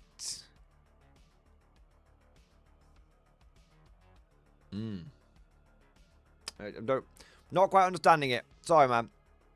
Let me know down in regular chat. Okay, I'm looking at the Texas ones. Texas sausage kolaches. I've had those. Ah. They're tasty. But I didn't buy them from an Asian person. I just bought them from like a hot food stall. Yeah. Interesting. Free the meats. I mean, maybe it's meant to be free the meats. Free my meat. Chance to be a fine thing.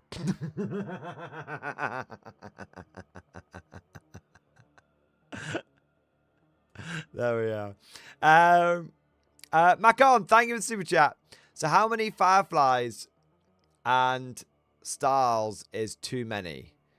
How many have you bought? Oh, man.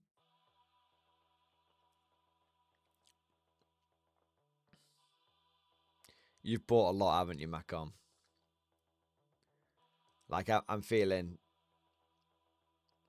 I'm feeling there's like 30 plus fireflies in your life right now, isn't there? My God.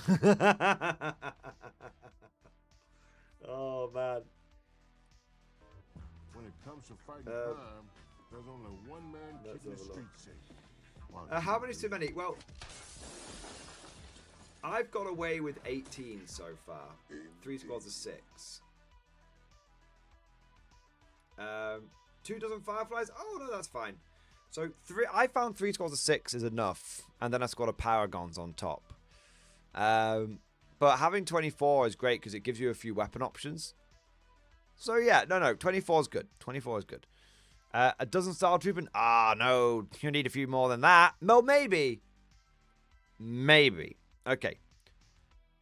Both of the quantities that you have described are good. The only reason you might want more style trooping is because you might want to lean heavily into them, or you might want to have a few weapon option choices. But truth be told, 12 style trooping is enough for a nice sort of balanced army if you're planning on including some other like infantry like Totem Corps or Shrek Wolfen or something like that. So no, 24 and 12 is fine. It just depends on if you want to if you want more. Yeah, but it depends what else you're planning on adding to the list, right? That's what it comes down to. I've got about a 2 dozen style trooping, but I rarely use all of them. Yeah. Longwall Battles, thank you for the super chat, man. Freeze Thin Mints recipe in stream chat. Oh, okay. This makes a lot more sense than freeze the eat. Freeze these eats. Or whatever it is. You know, we don't really have Thin Mints in the UK. Truth be told. I mean, I'm sure we have something similar. But they're not standard issue by any stretch of the imagination.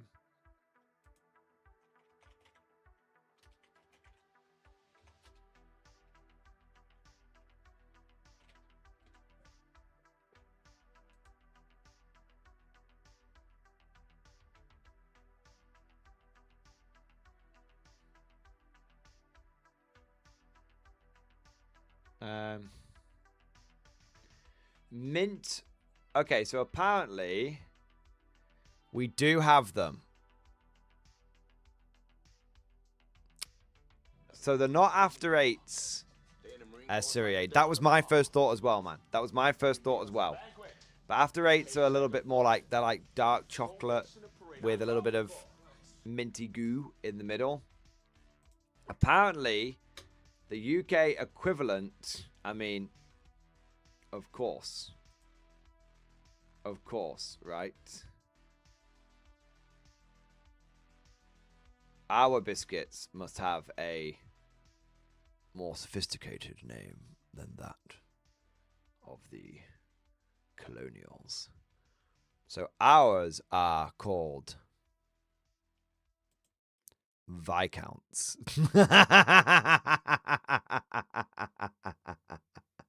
Ah, yes. The Viscount of Mint.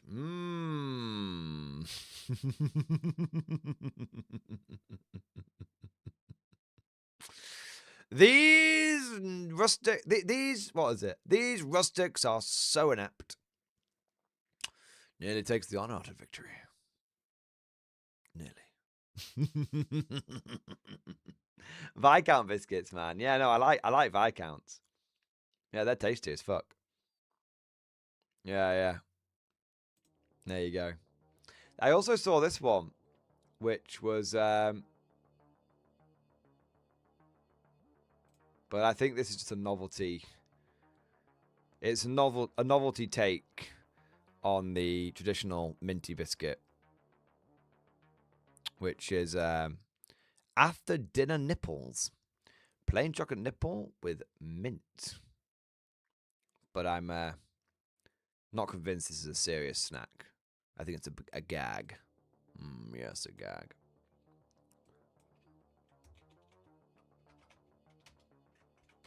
After 8 mints chocolate? No. What do we think, chat? Do we think after 8s are like Thin Mints? I'm not convinced. I'm not convinced, sorry. Look, it's thin chocolate. There's no biscuit involved. And also, it looks a little bit like jizz is coming out of it. But anyway, it's thin chocolate with minty goo in it. And each one comes individually wrapped in a small paper sleeve. So you know it's sophisticated. Yes. See, that's your after 8 jobby. I do love after 8s, though. They make me feel like I am a gentleman.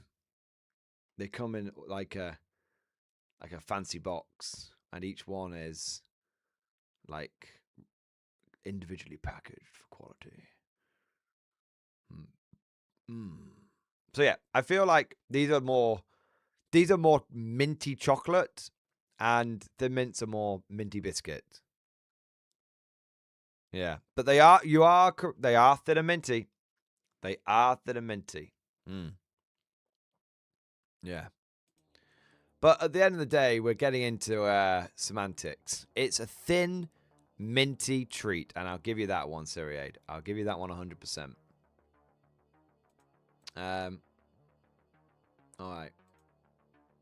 I haven't had Viscounts in a while though. I haven't had Viscounts or After 8s in a while. So you know what? I think I need both. Let's have a look. Cornate Gains, my boy. Thank you for joining, man. Thank you for the double super chat. Double super chat, man. The music video is up, boss. 47 model, Konflikt 47 model comes today. What should I get next for Konflikt 47? Ooh, okay. So I haven't checked your messages in a while, man. Let me. Oh my God, you've been busy, haven't you?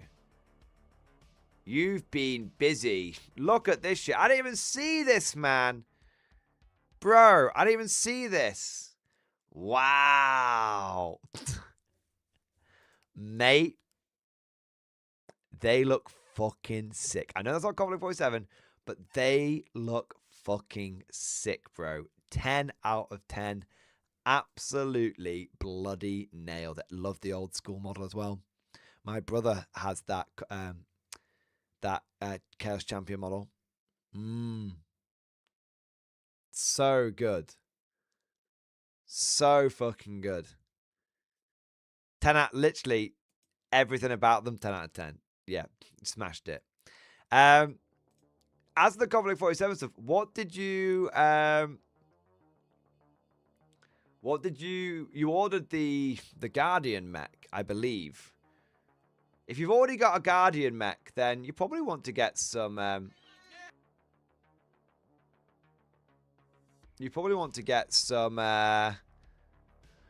infantry to support it, right? Now, I got something for you.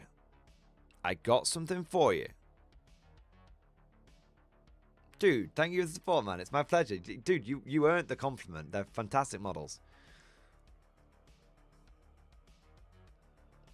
I got something you might want. Okay? That might interest you.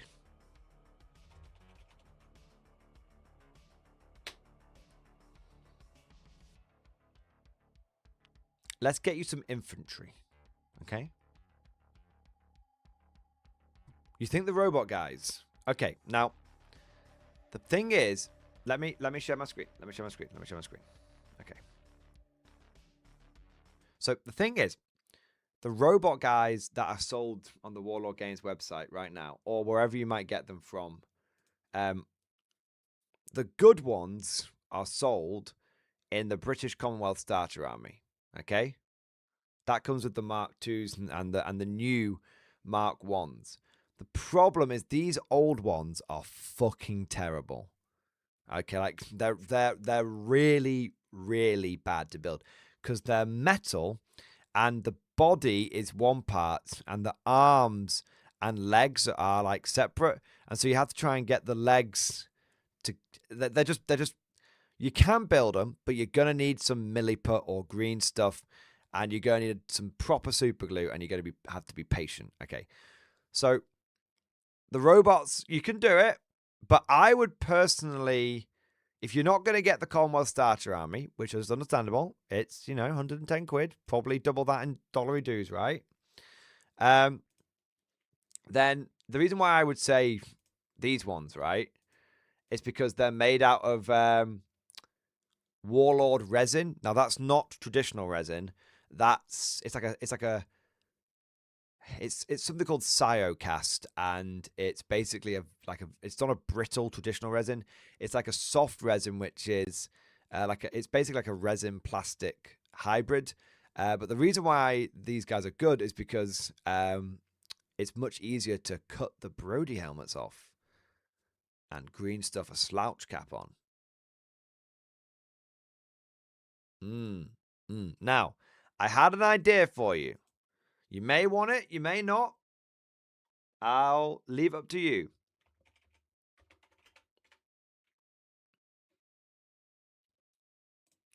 But what if we went for some British Commonwealth infantry? Now, these are just basic infantry dudes. You can use them in bolt action and Konflikt 47.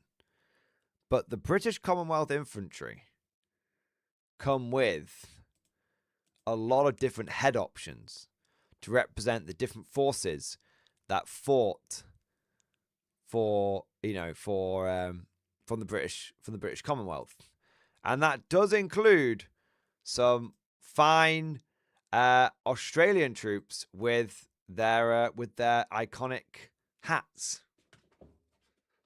I don't know, man. I feel like that could be kind of cool. Maybe you could also, if you're up for a little bit of the old kit bashing, you can convert these guys to be British Grenadiers, because the only difference between a British Grenadier and which is a Konflikt 47 unit, and a basic infantryman, is the British Grenadier gets an assault rifle.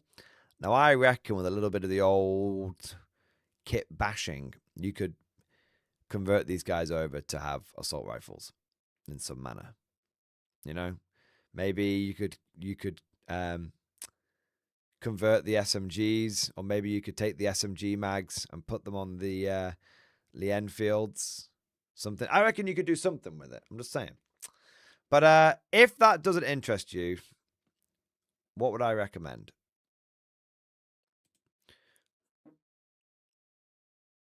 For the British,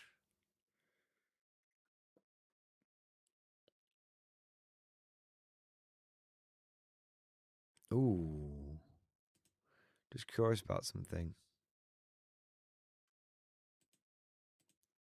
I think that's just a metal upgrade sprue,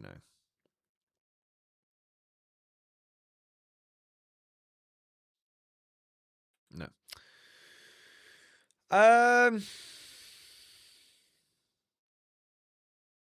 The Merlin is the British super unit.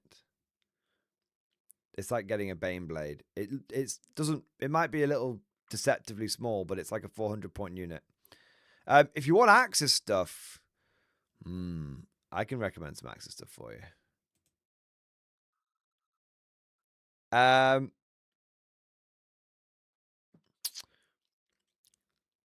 The Style Trooper are a very good plastic infantry.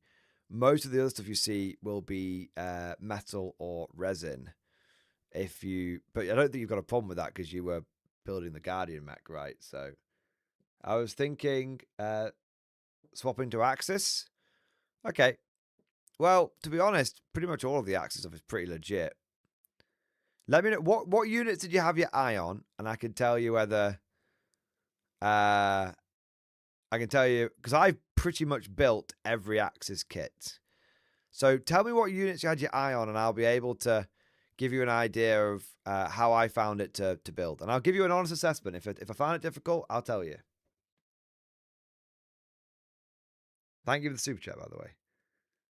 Yeah, I'll check the music video out in a moment, man. Yeah.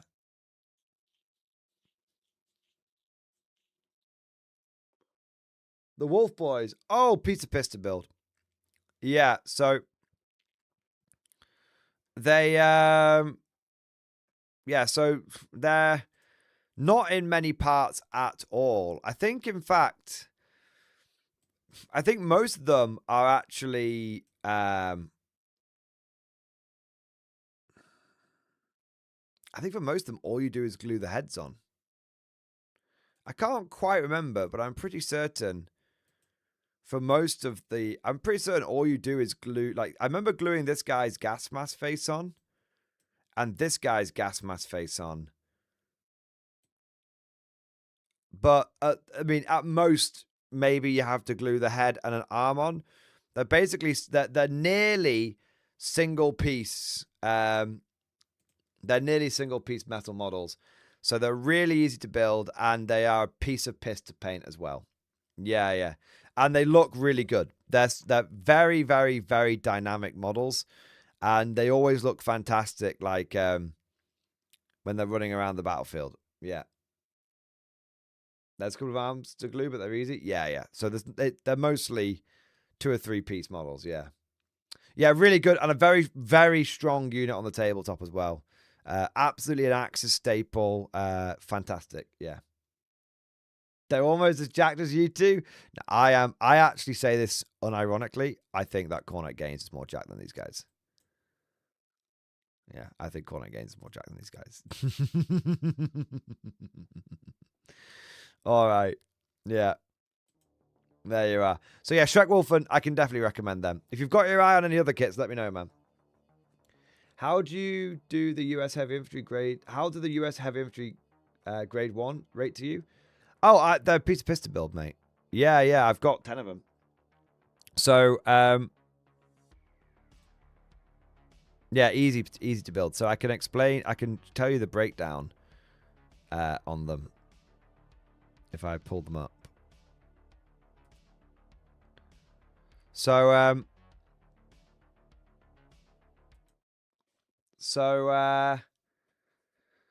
basically, the legs and the body are one piece, and then the heads are separate. So you have to glue the heads on.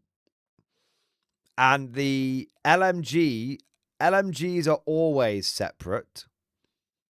And sometimes the arm is a separate piece, but sometimes the arm is part of the body as well. So they are 3 to 4 piece metal models. I had absolutely zero issue building every single one of them. No dramas whatsoever. They did come with a little bit of metal flash. So if you ever built like a resin model, sometimes you get like resin flash. It's like flaky shit, right? It's not on the model. It's like sort of extra material that shouldn't be there. So between the legs here, there was some very thin metal flash, but I just got a hobby knife and literally just trim, done. And there was a few little like metal spiky, the little metal spiky bits that you get. So that they had a bit of metal flash. But I'll tell you what, I found these a lot easier to build than the Mark 1 German armor. Mark 1 German armor was a little tricky because the arms and guns came completely molded together. Now, normally I like that, but on metal models, it's a little bit less convenient. But yeah, these were no difficulties to build whatsoever. Just didn't even need to use any milliput with them. Just super glue. Took me about, 5 minutes per model, max. Some of them not even that long. Yeah. Good to know. I think it's doing my US into the heavy infantry next. Not sure on my Axis yet. From a gameplay point of view, these guys they're a little interesting. Sometimes they're really good, and sometimes they're really shit. Now, the reason for the discrepancy basically comes down to who you're fighting and what you're fighting. Because they've only got LMGs, if you encounter damage value 7+ infantry like Schreckwolfen, they can't do anything to them. They're they're fucked. On the other hand, if you don't face off against that stuff, you'll be fine. Yeah, it's just the issue is unlike fireflies, they don't really have the ability to just avoid the danger. Like if Shrek Wolfen come barreling towards fireflies just go see you later and just boost away. Whereas the heavy infantry are like, fuck, here they're coming, and I can't really do anything about it. So so they have their pros and cons. They have their pros and cons. But as long as you're not, I mean, to be fair, if you got them like a little truck for them to ride around in, if the Shrek Wolfen started coming for them, they could jump in a fucking truck and be like, see you later, and drive off. So, and trucks are only like 27 points. You know, they're cheap, right? So, it's not even like it's much of an investment. The one advantage the American heavy infantry has is that they are relatively affordable because you can take them in such small squad sizes. Whereas everyone else's at power armor tends to be really expensive because it's like minimum 5, 6, 7 dudes. And the Americans are like, I'll give you 3 to 6. Yeah. So I like them, but they're not so obviously good as Fireflies. But hey, I have 10 of them because I think they're cool as fuck. I tell you what, I like them because I feel the American army fits, and the American forces fits into 2 distinct playstyles. You've got the Tempestus Scion playstyle, which is the Scions, and then you've got the Imperial Guard playstyle, which is heavy infantry, basic infantry, mechs, and Tesla Shermans. Like mechs, like the traditional mechs, like Bruins, Grizzlies, and stuff like that.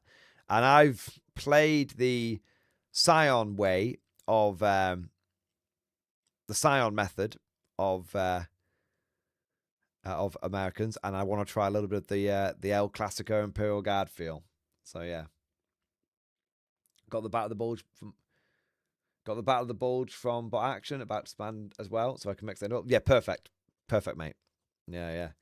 The Americans want to spam like walkers. I don't think you're entirely wrong there, Siriage. Yeah. I think if you look at the Americans have more walkers than anybody else, but they don't have any super heavy walkers, or they don't even have any super heavy or heavy walkers. Their heaviest walker is a medium walker with reinforced front armor. So yeah, the Americans definitely, they emphasize sort of well, it's like Sherman doctrine, isn't it? They emphasize the medium tank over the heavy. So yeah, there you go. I would love to run a full platoon of these US armored guys, though. I think that would look sick as fuck. Yeah. I'm gonna start running some slightly more themed K-47 armies. Like I've been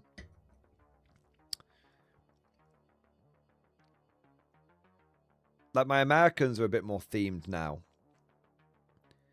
With like the but even my Americans are pretty mixed. Like I want to run like an American army where I swap out my Paragons for maybe another unit of Fireflies. I swap out my Kodiak for maybe another linebacker, and I run a US airborne themed army.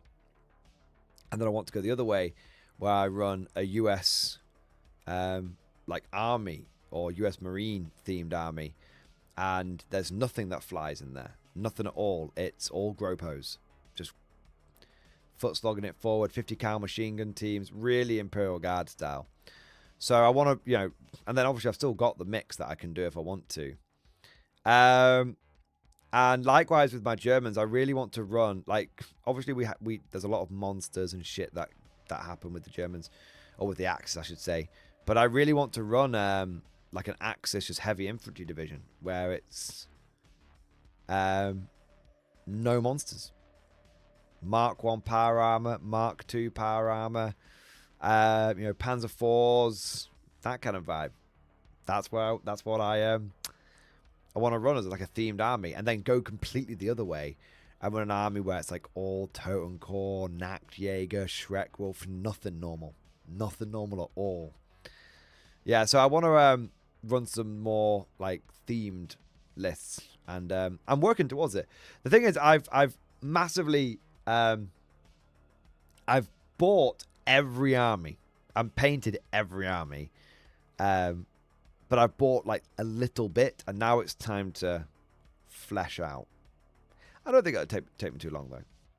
Yeah, the Army of Nightmares. Yeah, exactly. Let's have a look at that music video from Cornate Gaines. Let's have a look here. Cornate Gaines, thank you for the super chat, by the way. Just bought those wolves. You sold me. Hey, amazing, man. They're really good. Thank you for the support, and I guarantee it, you won't regret it at all, man. That's cool as fuck, mate. Thank you. The Goth Rockers, 3 Little Grots.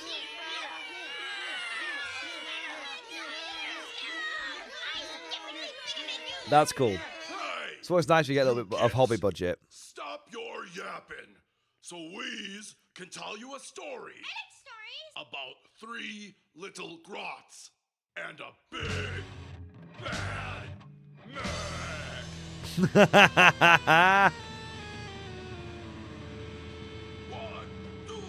1, 2, 3, 1.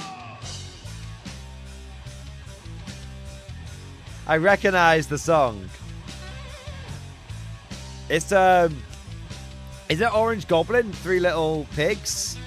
The first little grot, he was just a kid, spent most of his time hanging at the pits. Then one day, he stole a guitar and a rocket amp. Thought he was a star, but he lived a grot's life. Never gonna win, built a shack on a straw, get the squeaks laid in. Sitting on his rump, jamming on some I swear, I think it's Orange Goblin. came knocking on his It might be someone else though. little grot, let me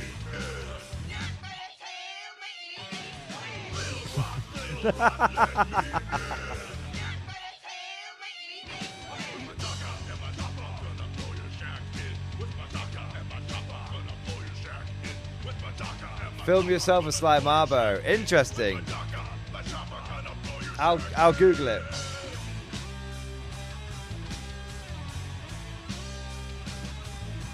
The second little grot, crazy and insane, raw energy coursing through his brain. Preach the word of God and the word of Lord, trying to make some teeth off the words he spoke. The shelter that he built wasn't any good. Ramshackle hut, mostly made of wood. Sitting in the shack, breaking out rockets. The Mac rode up on his war bike. No, it wasn't Orange Goblin.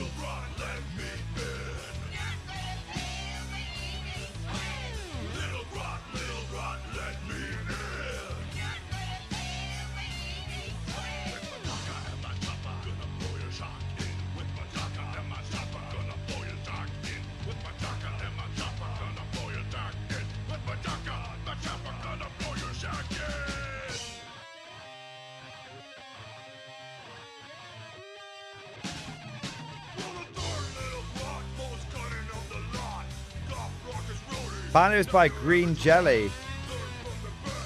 By Green Jelly. There you go.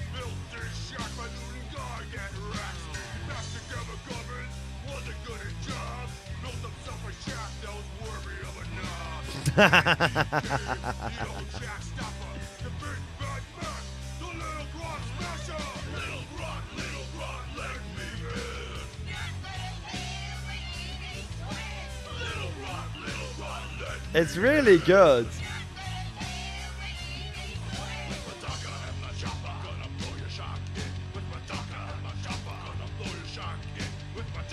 You're in this thing. I'm keeping an eye out for it.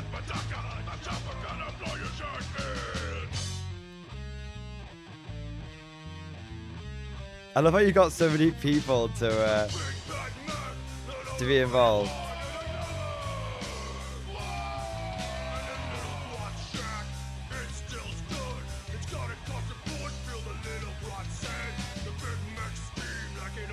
Show up soon.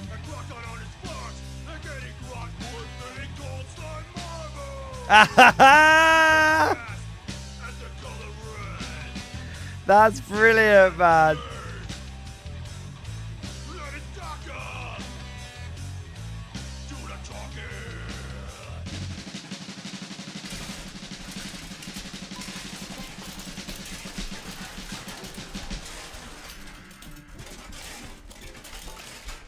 That's brilliant, man. 1, 2, 1, 2, 3, 1. Man was dead, and he could see that is the end of this story.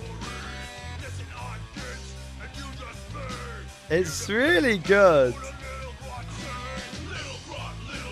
let me in.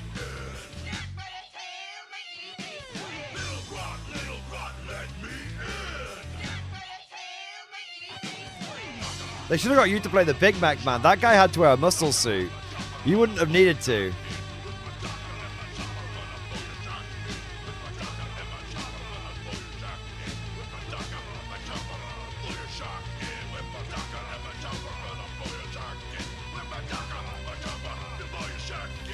There he is again.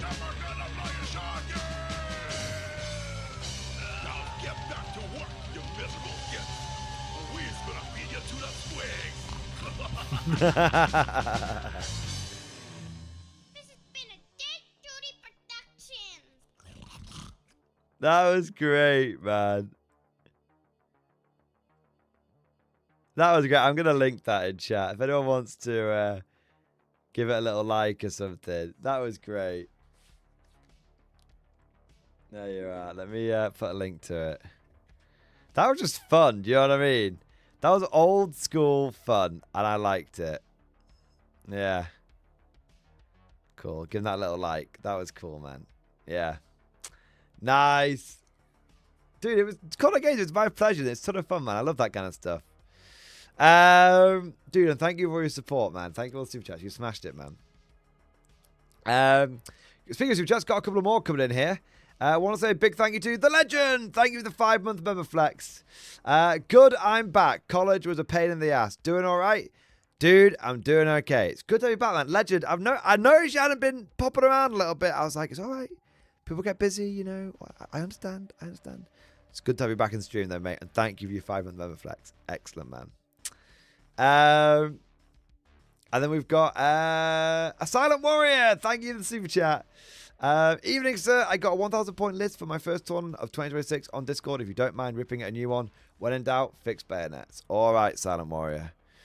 So it's Incursion, it's Grizzled Company, it's Cadian Command Squad, Commissar, Nork Dead Dog, Sly Marvo, Ursula Creed, 20 Cadian Shock Troops, 2 Artillery Rough Riders, and a Bolgan Squad, and a Hellhound.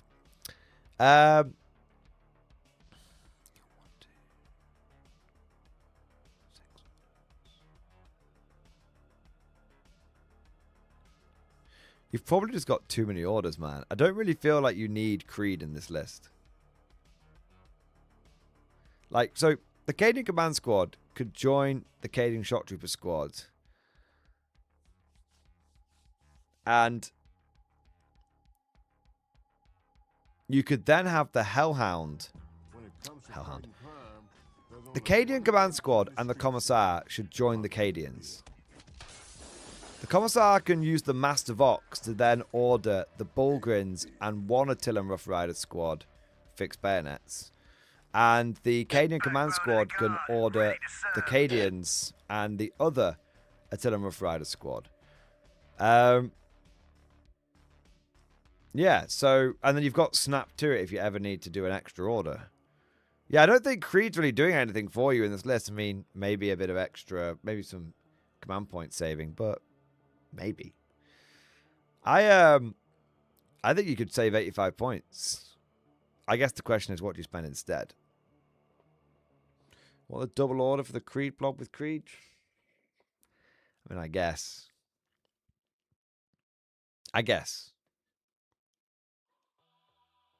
It's a lot of points, though.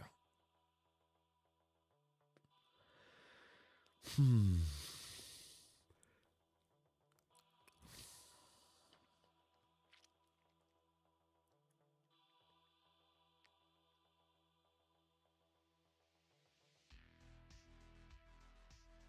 just looking at what you've got.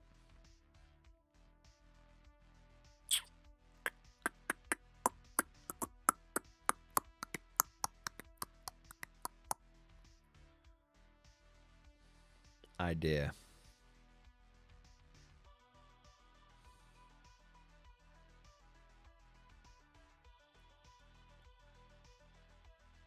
One minute. It's fermenting.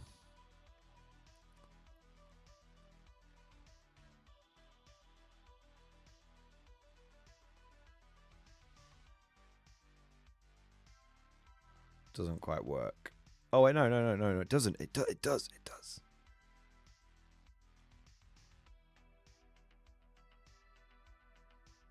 Idea.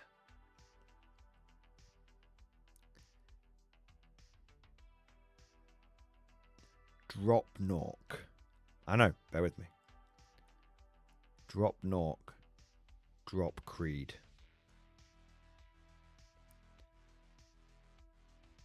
Swap the Cadians out for Kriegers. Everywhere. So you have a Krieg command squad and a Krieg blob. Have the Krieg blob and Commissar. Have the Krieg command squad and Commissar join the blob. The Commissar can use the Master Vox as described. The Krieg command squad can use the Master Vox as described. But here's the thing. The moment one of those Krieg boys dies, what happens? +1 to hit. AKA pseudo take aim. Then you can use the order for like first rank fire, second rank fire if you want onto the Krieg blob. So you're getting the effect of the Cadian blob essentially, but without having to spend 85 points. Now, by swapping out Creed and Nork, you are saving 145 points. Now you've spent 20 of those. 20, 25, 25. Are you 1,000 points bang on? Or is the 5? I might have miscalculated. I thought Kriegers were 140, but I think they're 145, aren't they? Damn you, Satan! Because what I was gonna say is spend 20, save 145 points, save 145 points, spend 20 upgrading the Kriegers, and then that leaves you 125 points left over, which is the second Hellhound. But I don't think you've got 5 points to spare. 1,000 banger. Bollocks. That's all right. Just drop one grenade launcher. Oh, wait, you can't! Fucking bullshit. Fucking piece of shit. Fucking stupid fucking game. Never fucking works. Doesn't do anything you fucking want. Don't want to fucking play it anyway. Stupid fucking piece of shit.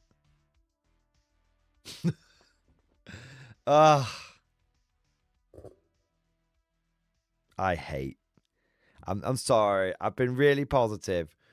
I'm just gonna say I fucking hate 40k list building.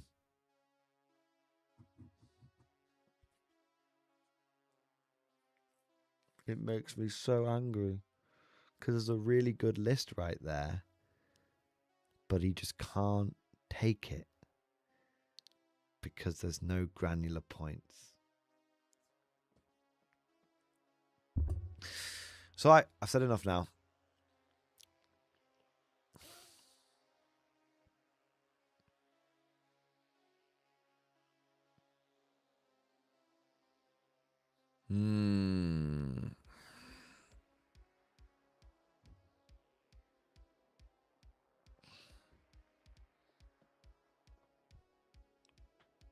I think I've got a better idea. I'm going to work something out. When it comes to fighting crime, there's only one man keeping the streets safe while keeping it real.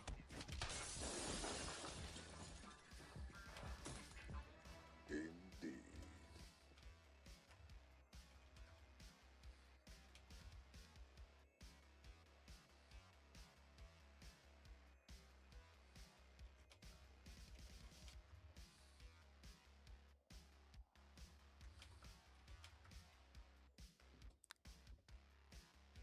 Oh, this game, it vexes me. I'm so terribly vexed.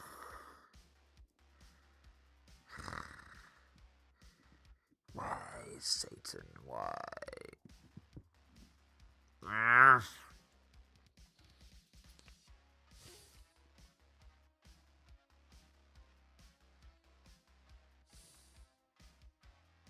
Because there's nothing I want to spend 85 points on.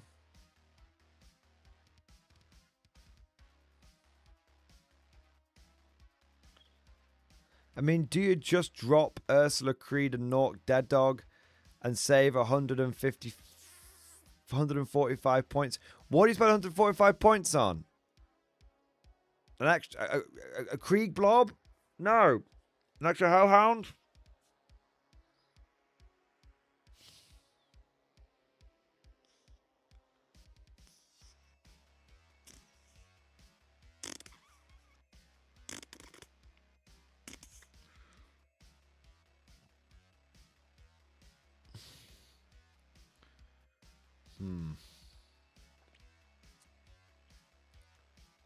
I get so close every time.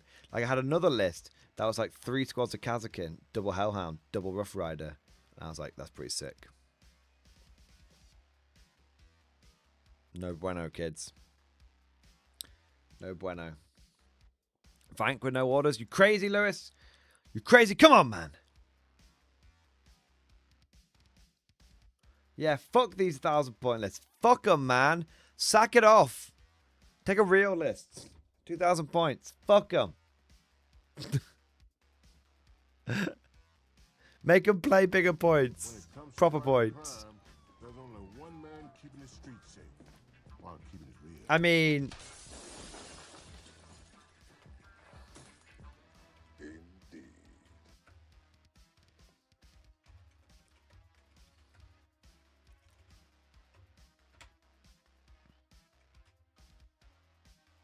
There's no way this list works.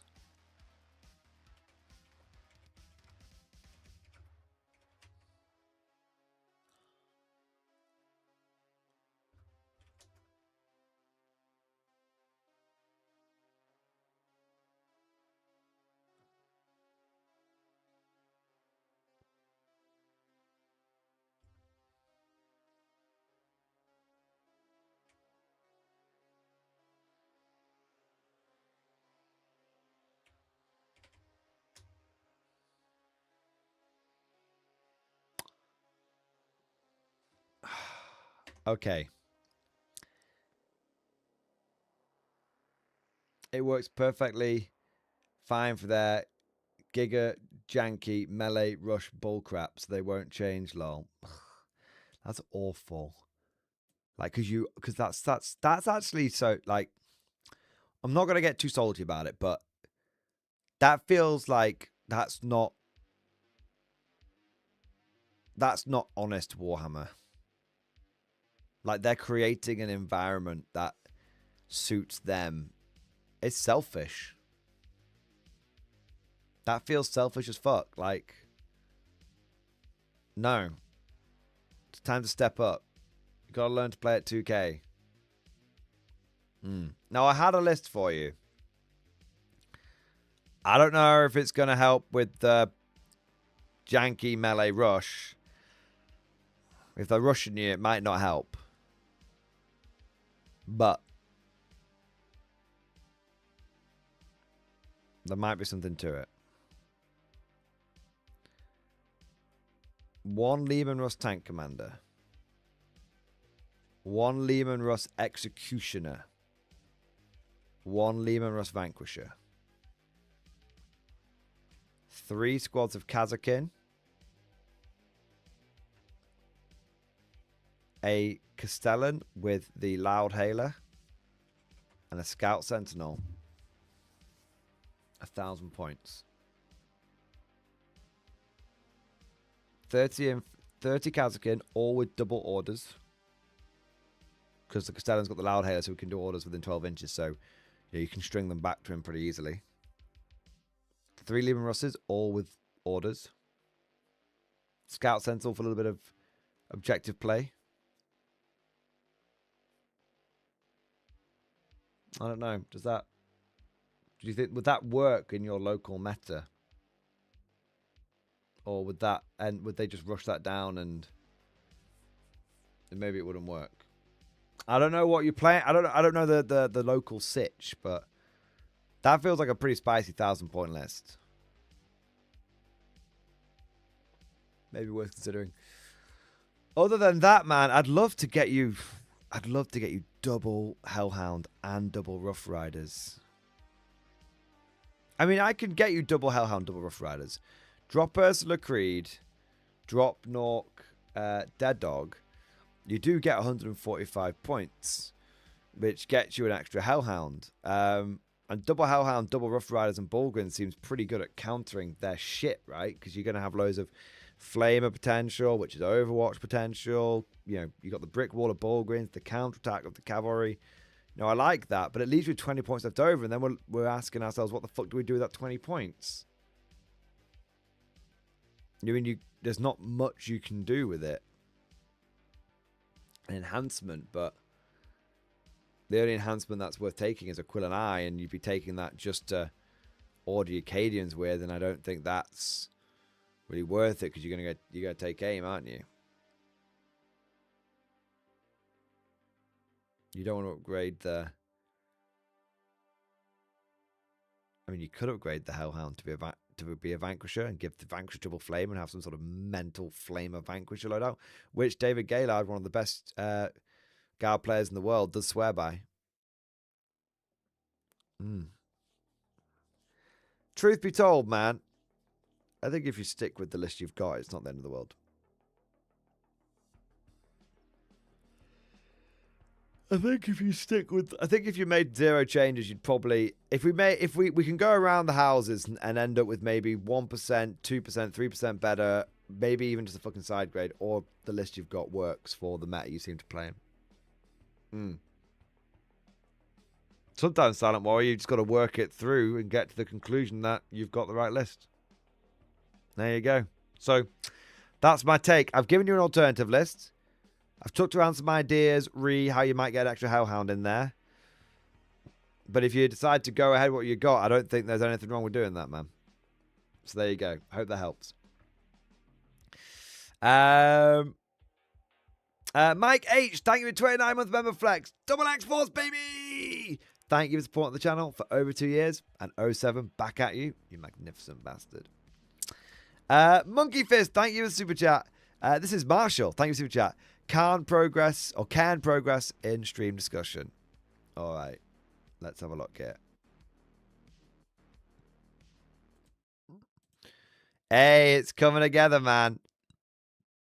I love how it's a can come underground bunker. That's cool, bro.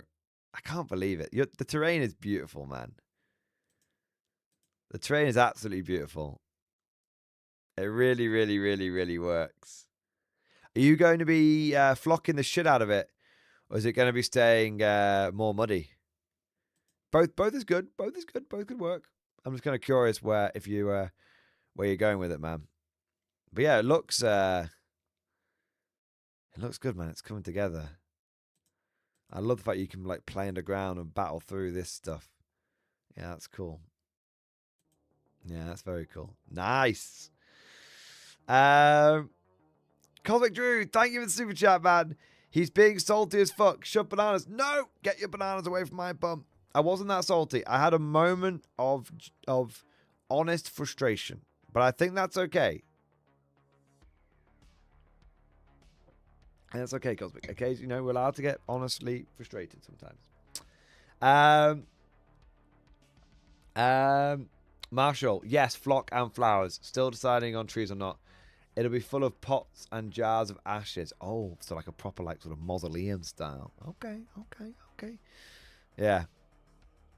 That's cool, man.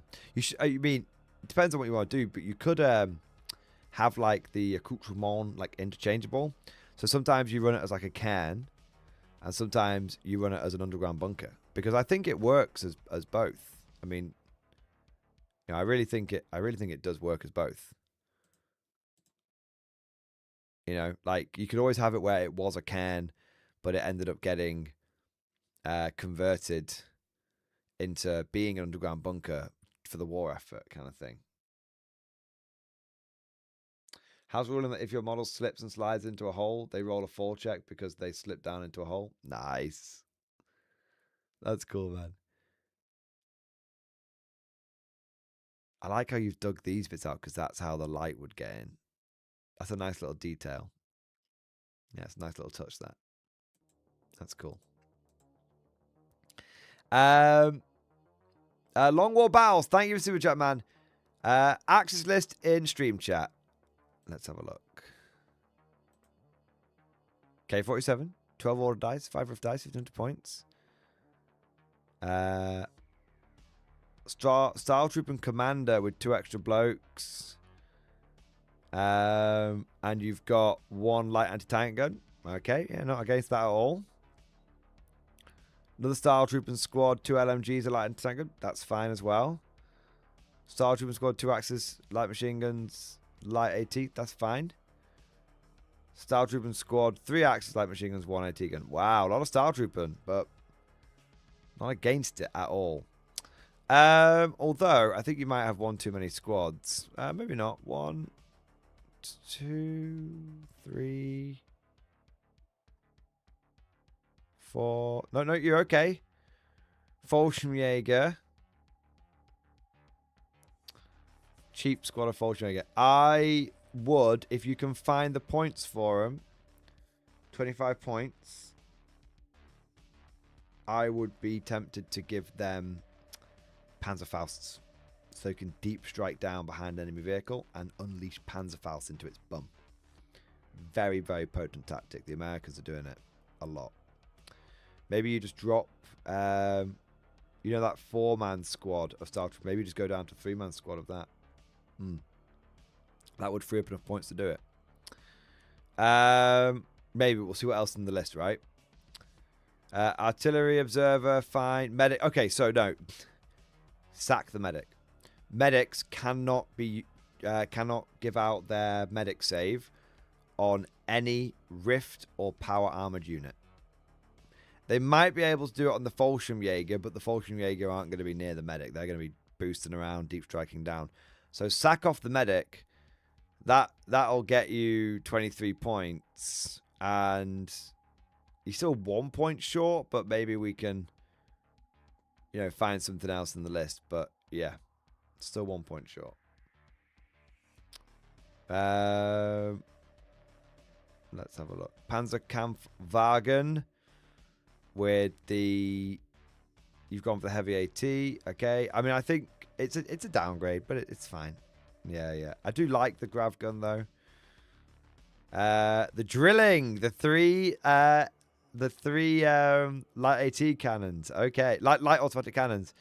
Okay, yeah, spicy. Puma, double Puma. Okay, so you really probably want one of the Pumas or the Panzer IV to be veteran with a Schwerveld, a Schwerkannon, Schwerveld projector, because that leans into your army special rule of Schwerveld mastery, which lets you start off with a surging rift dice, which is very nice. But you will have to drop. You probably have to. But I'm pretty certain you can have 2 Pumas with the medium anti-tank guns or 1 Puma with the Schwerveld. I think that's how the points all balance out roughly. I think it's about 280 points for the. Yeah, let me have a look. I like the drilling, by the way. I think that's really good.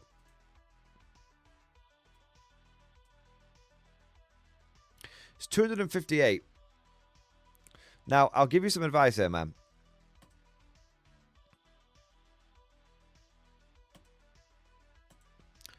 I think you want the rift weapons on your tanks. Truth be told. I would drop the second Puma armored car. I would upgrade the other Puma to veteran with the Schwerveld projector. And that way it can get the surging rift dice from the beginning of the game, which will be very powerful. Now that, well, you'll save 310 points, but you'll only spend 258. So you'll still have 55 points left over.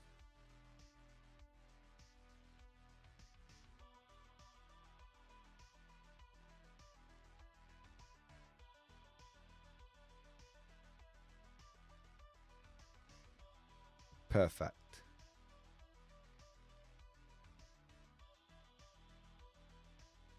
No, not 55 points. 50 points. 50 points. Now you're going to spend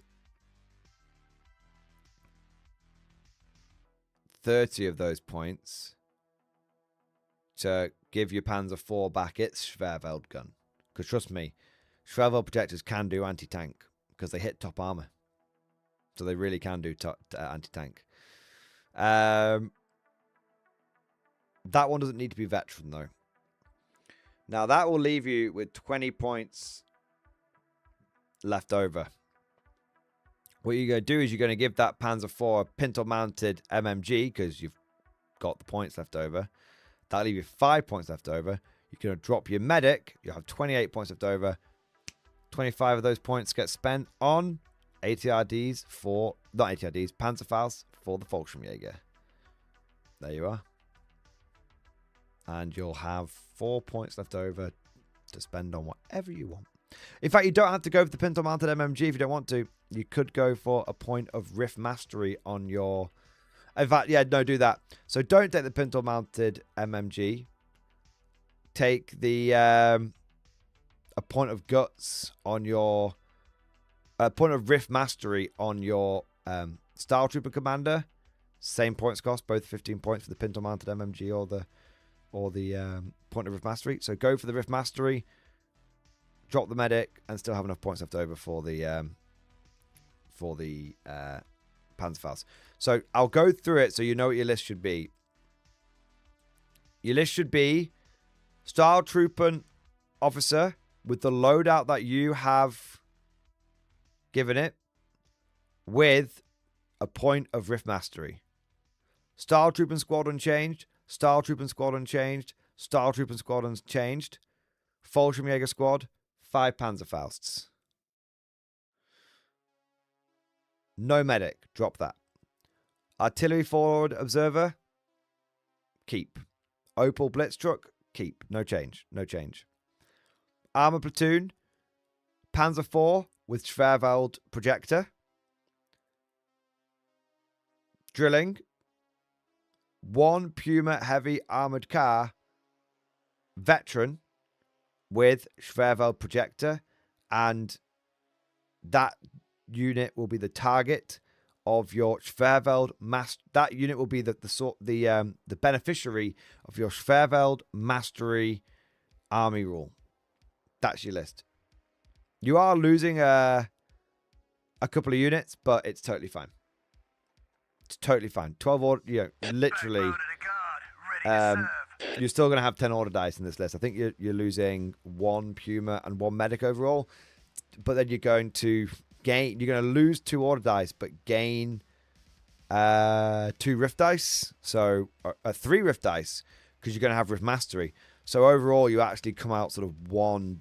And when you add all the dice together, you come out 1 dice ahead. So there you are.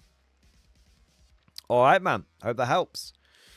List was very, very close to being good, though. Just a few little tweaks.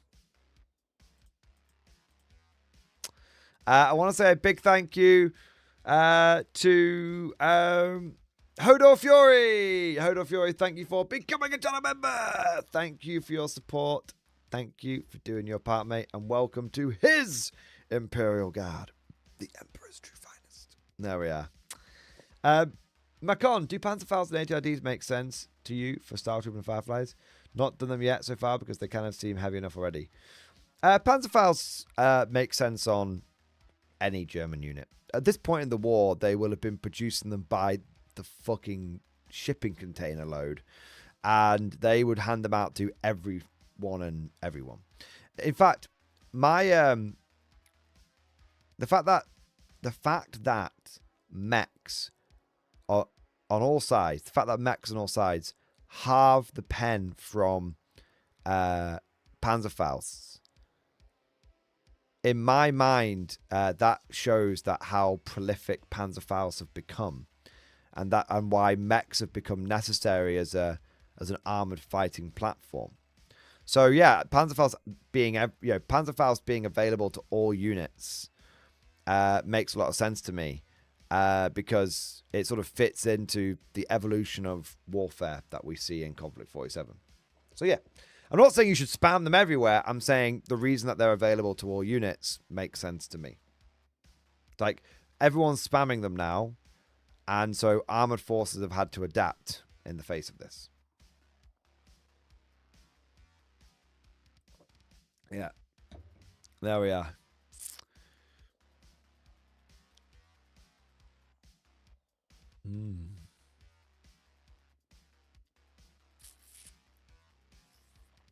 All right. Well, I'm having a quick look. I was just getting distracted looking at more conflict stuff I want to buy, but I'm not going to. I'm going to be a good boy. There we are. Hello, everyone. I've got 3 Lehman Russes and 3 Ogre Dawns, and I'm trying to make a Grizzled Company 2000 point list, referring to expert. How can I build a list around all 6? Okay, all 6 is spicy. Very spicy, bro. The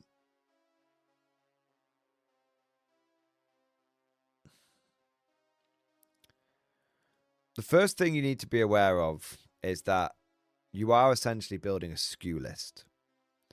So you're putting a lot into your armor.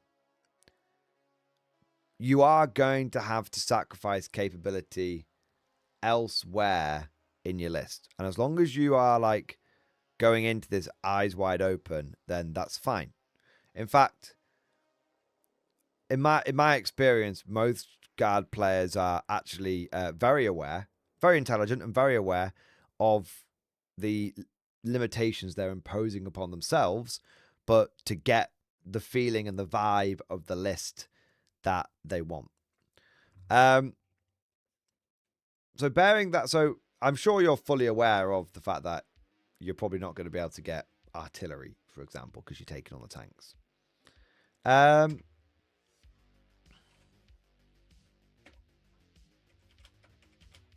Bearing that in mind, I'm just going to play around some points here.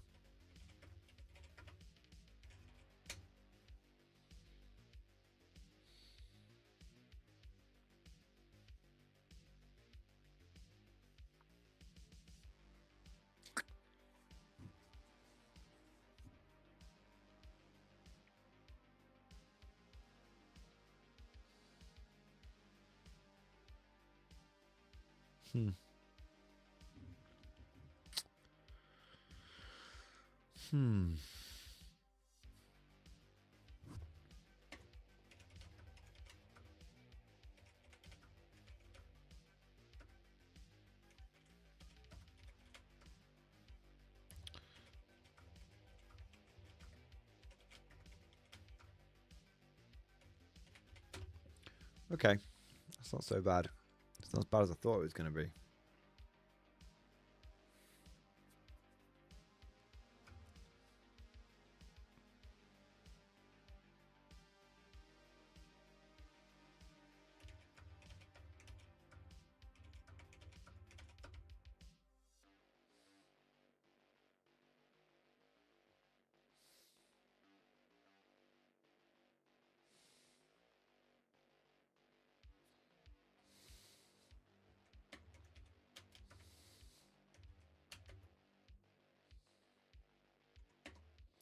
One minute.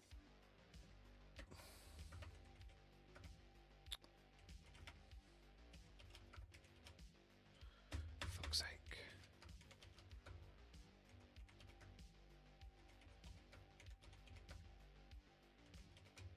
Okay.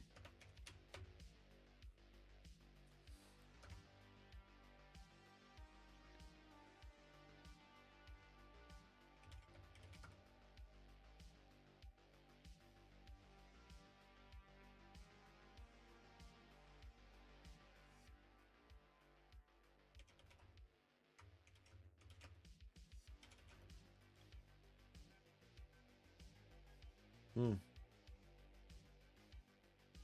work that out again. I'm just working things out for you, man. 1 minute. Double checking my maths on this.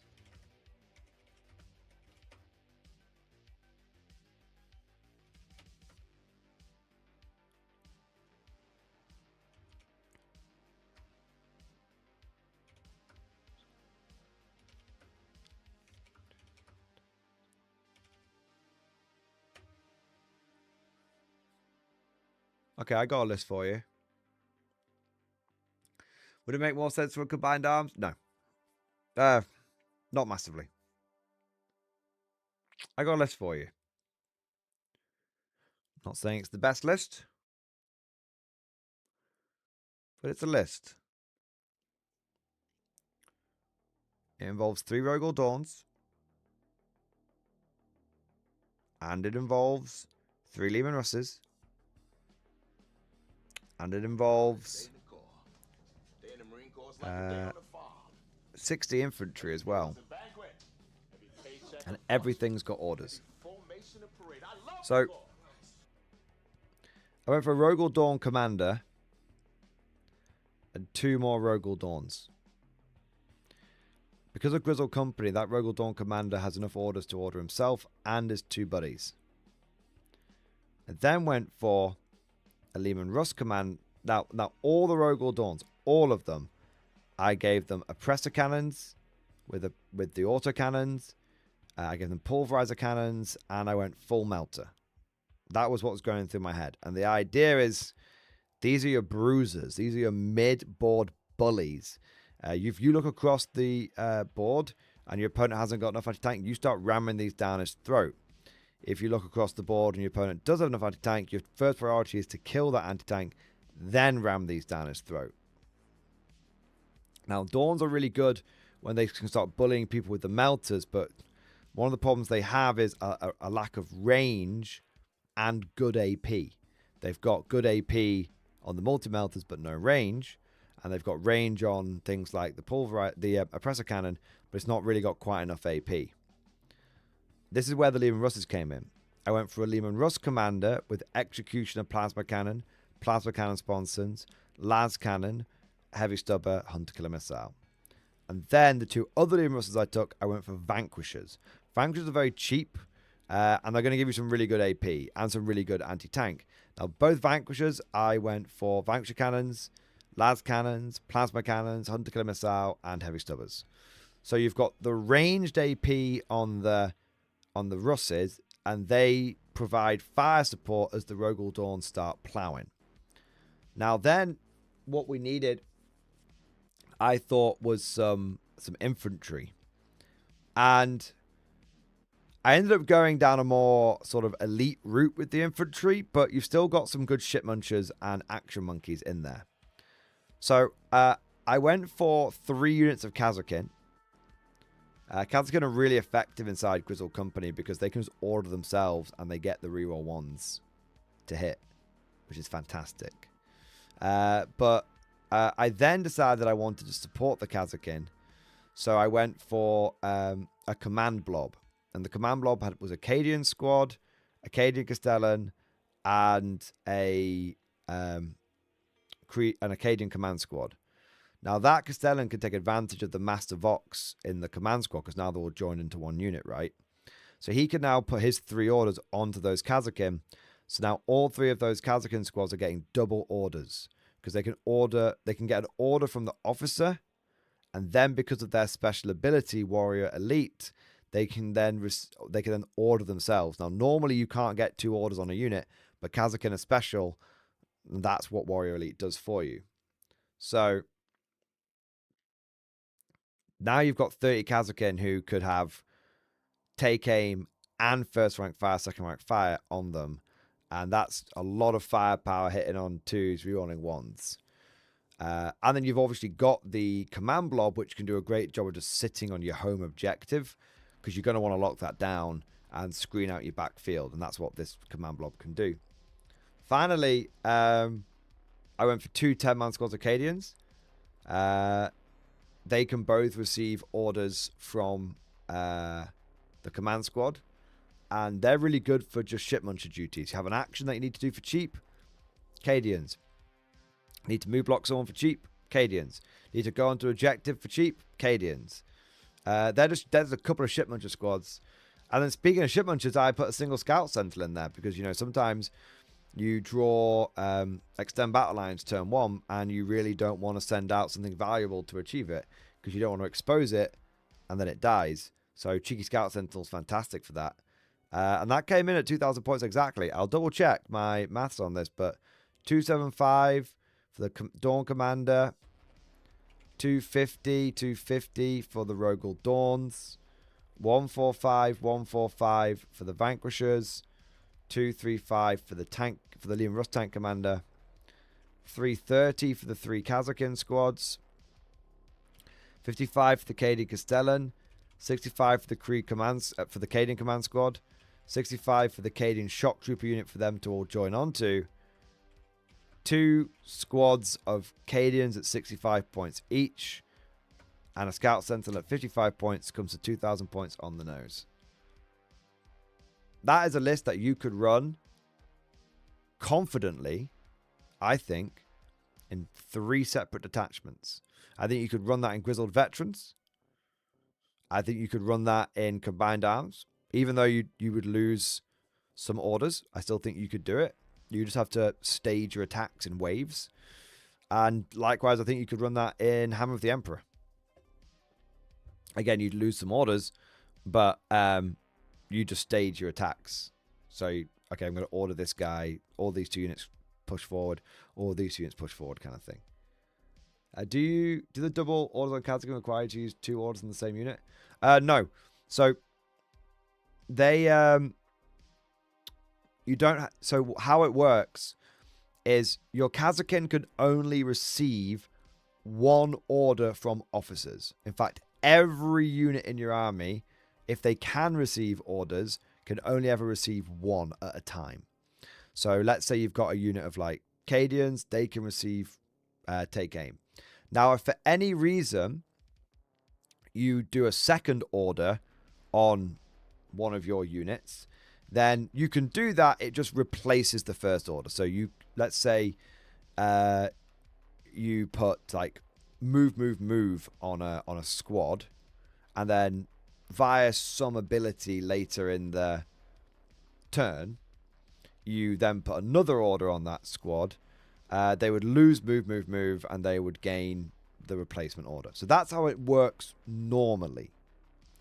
Kazakin, in fact, I'll bring the data sheet up for you, man, so you can see it. So it makes a little bit more sense, because seeing often I find is more effective, like transferring information.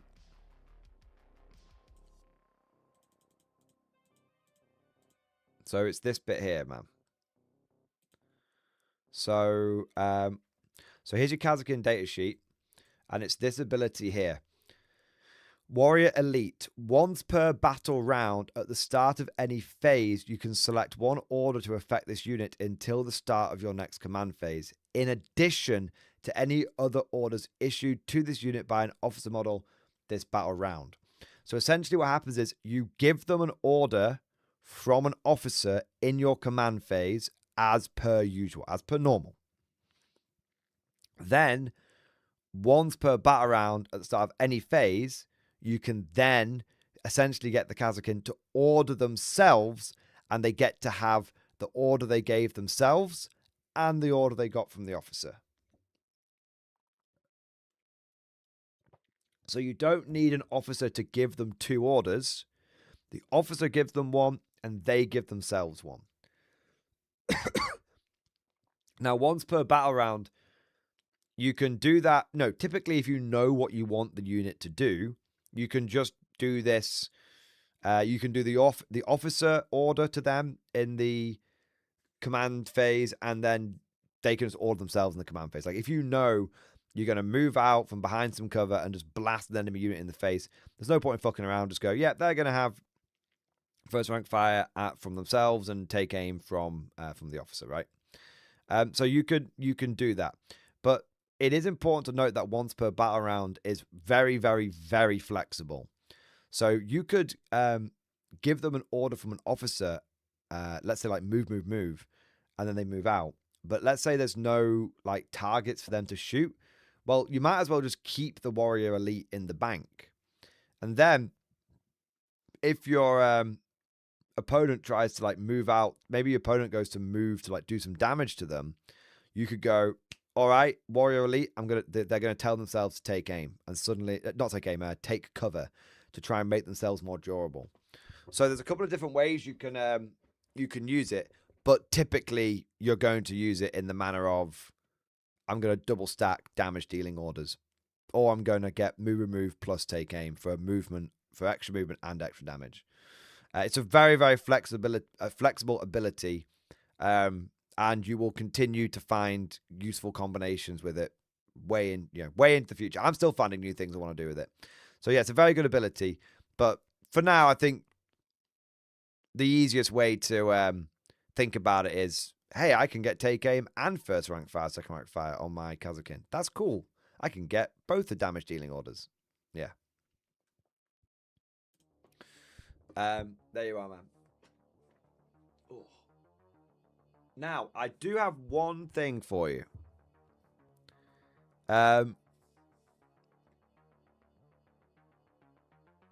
You could, and we're muddying the waters a little bit here, but you could,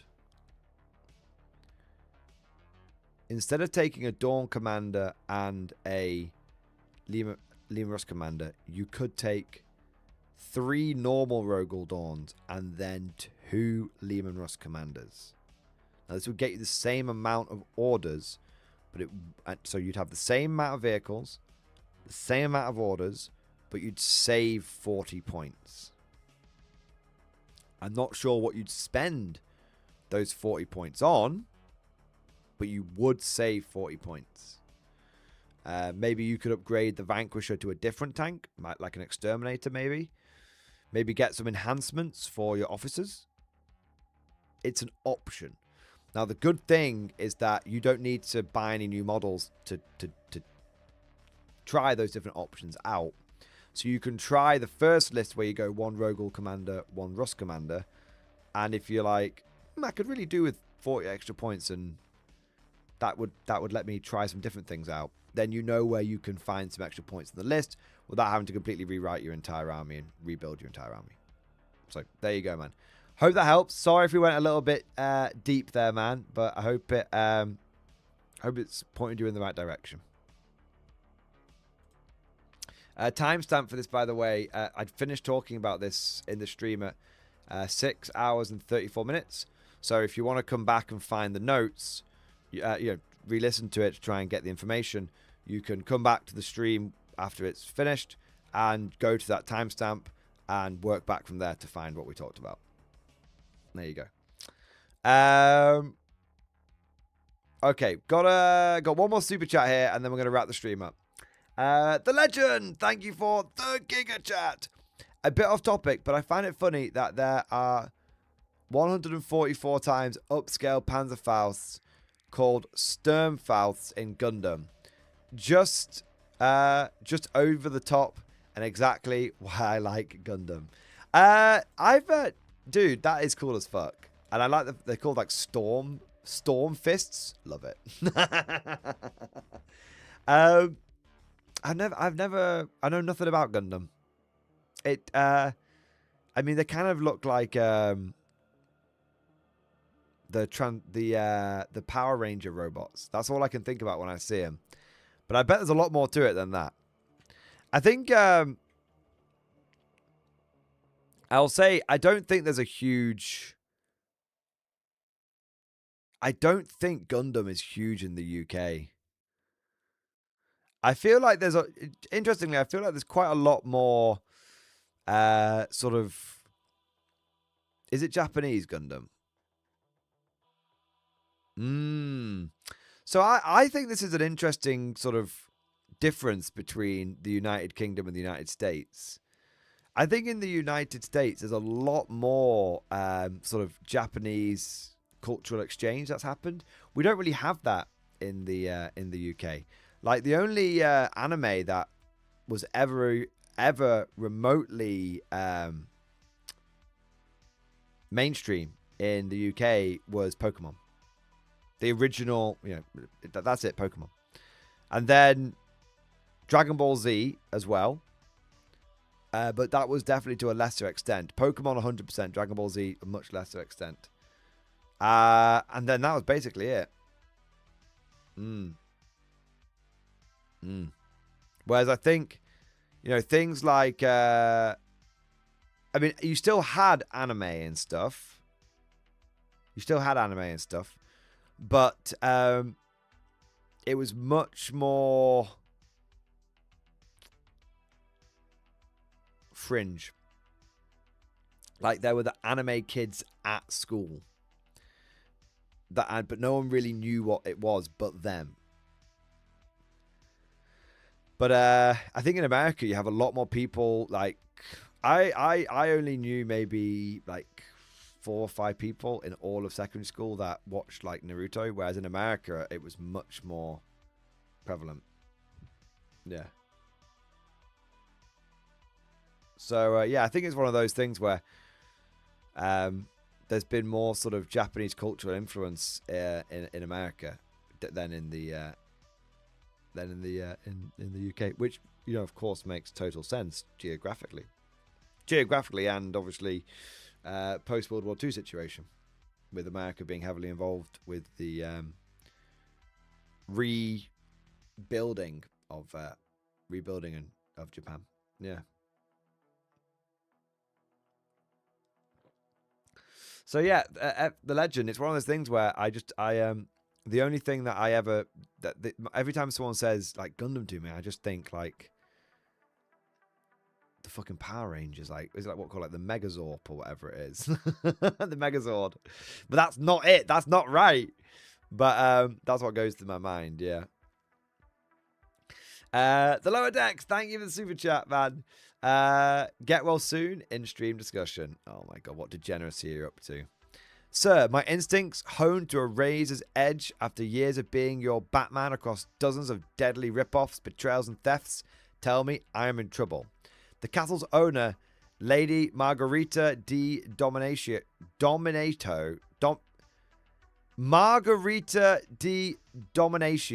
is indeed one of the throne's contenders. She clearly has sussed out that I am from off-planet and is seeking to pump me thoroughly for information. Her servants clearly are all spying for her. Thank the Emperor, only I, or failing that, true love, can remove my codpiece. There shall be no compromise here, sir. The women, they only want you for your body. They are beings run by their basic instincts. You must, as a man of the God Emperor, turnips, and the dynasty, resist such harlots, resist temptation,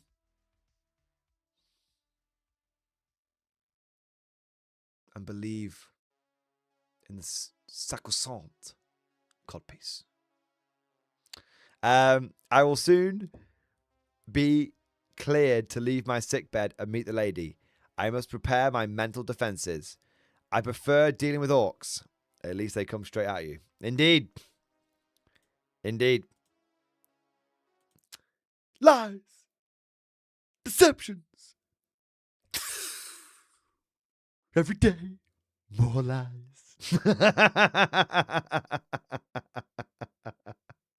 I know it's a constant burden. You have to just resist. You have to believe that there is only one true purity in this world, and that is the pure filtered taste of Von Shithouse turnip water. Buy now using my affiliate link down below.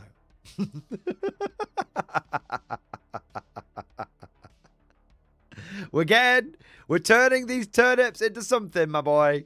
We're finally utilizing our turnip monopoly, and it's going to be lucrative. And we've just put you on a planet full of primitive organic turnips. It's all coming together. Also, I'm throwing random spanners in the works of your brilliant narrative. Please feel free to dismiss all of them and go with the story that you had planned, as always. There we are. All righty ho. I think it's time to wrap the stream up. We've been streaming for almost 7 hours, and I I'm trying not to do fucking 8-hour streams every single night. I'm trying to get it back down. Like it was, at first we did 4-hour streams, then 5-hour, then 6-hour. And now it's like, oh, just a quick 6.5-hour stream. Definitely been over streaming a little bit and it's been knackering me. So, trying to make the streams a little bit more chill. But, gentlemen, it's been a fantastic stream. It has been a super chill stream. Loads of cool stuff. We've had loads of packets and parcels and new models and all sorts of crazy shit, and it's been great. I've loved it. So I want to say a huge, massive, mega bunker busting thank you to all of you guys who have joined today's stream and who have liked today's stream and who have been chatting away, and of course to everyone who went above and beyond the Call of Duty, coming in with all of the the super chats and the member flexes. Big shout out to Wet Butter, who did the double Bane blades, and we also had I think it was it I'm trying to remember now, was it Jack Handsome who came in with the 50 gifted memberships? No, it was Kalanishkat. Jack Handsome did them yesterday. Kalanishkat did the 50 because I said it's Kalanishkat's cunts, his Time Streamers company. So yeah, big thank you to all of those guys. So big thank you to those guys, and big thank you to all of you coming in with the cheeky super chats and memberships and all that stuff. It's it's genuinely thanks to your amazing support that we're able to do. I'm able to do this full time, and I'm able to try out new games like Necromunda and K47 and Bolt Action and do all the 40k projects I want and all that amazing stuff. So yeah, thank you guys. I'm extremely fortunate to have a community as fucking fantastic as you boys. So I raise my glass to you, every single one of you. There we are. Your officers and gentlemen and scholars, good sirs, kind sirs, and goddamn giga chats. There we are. Cosmic coming in at the end there. He's trying to extend the stream. I know what you're doing, Cosmic. You're like, but if I do a super chat, he can't leave early. That is true. That is true, Cosmic. Thank you for the 10 gifted memberships, man. And thank you for keeping us freshly stocked with a new squad of Kriegers. I tell you what, Cosmic. I tell you what I'll do for you. Because I'm kind of itching. Itching, I say. Forward, you dogs, to victory! Oh my god, Cosmic. Fuck's sake. Oh my god. Cosmic, thank you for the support. Thank you for another super chat as well. One more segment. Keep this stream alive. All right, Cosmic. Because of your generous double support towards the end of the stream, I will, because I wanted to do it anyway. So I'll finish off. Fucking hell, wasn't it? I fucked it. I buggered it, boys. 1 minute. Day in the Marine Corps is like a day on the farm. I will finish off. Every paycheck a fortune. Oh my god. What have you started, Cosmic? What have you done? Oh, Santa Maria. Cosmic, thank you to memberships. Thank you for the $10 super chat. And thank you for inspiring the chat, because apparently now Lower Decks has joined in, and and he's come in with a big super chat as well, and he said, "But Cosmic, can his body meet the demands of the mob?" All right, you crazy bastards. I'll finish building the big robots. All right, I'll finish building the big robots. Kodjo, I don't sleep and it is killing me. We all go together. If I have to work the digest with my kidneys bleeding out, you can do it. I will quit my membership just to keep a manhunt. To keep the stream going. We all go together. All right. I'll tell you what. Cosmic, you like I said, I'll build these 2 robots. All right. I am on holidays. I can torment a poor English gentleman. Oh my god. Right, Cosmic, I'll tell you what I'm going to do. I'm going to put on the Cosmic the Cosmic Konflikt 47 background music.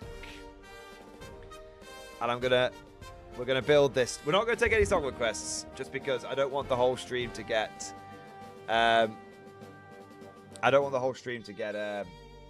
nuked by the get blocked afterwards.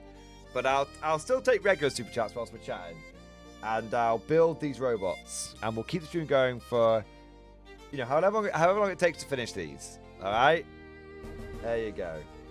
I was only going to build 1 extra robot, but between Cosmics, 2 super chats, and lower decks, there you go. All right. There's no rush, Cosmic. Do it when it feels natural. Don't force it. Your creativity is always best when you do it when you want to, not when you feel like you have to. You know what I mean? Whilst deadlines and stuff are always nice, it's always best to do things like this for yourself, because you'll find the creative juices flow naturally because you're not forcing it. Yeah.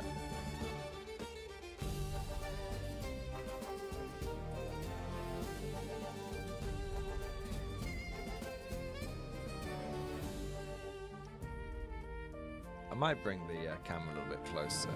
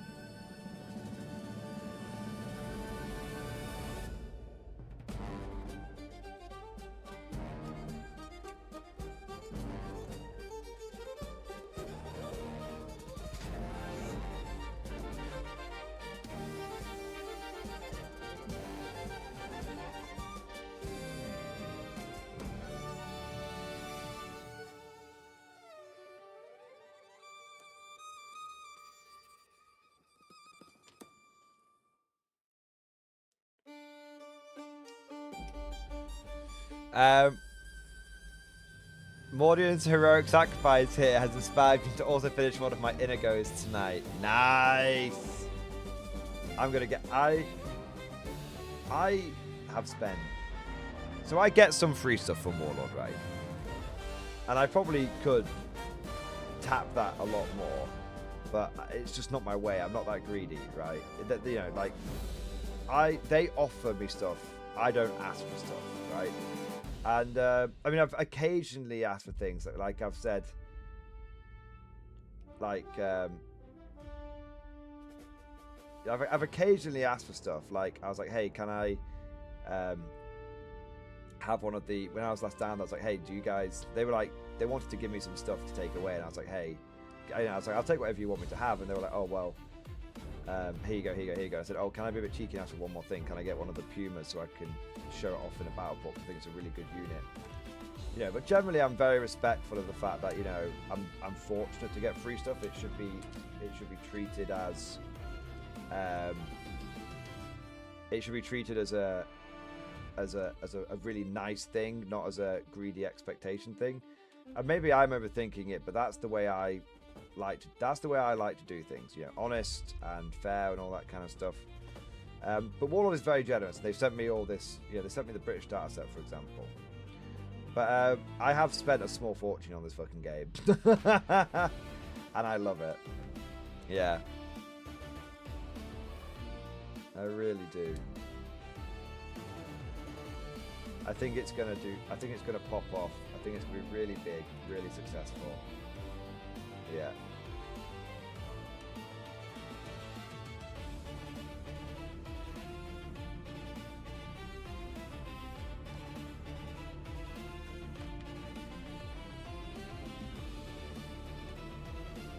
and I'm really looking forward to it. I think Warlord is an old beard doing some bloody smart moves. Yeah, agreed. They've got some really smart people working there. So Warlord, like, obviously I don't work there. I don't work for Warlord. I'm fortunate enough to be one of the content creators they have, chosen to work with, which is fantastic. I think there's definitely,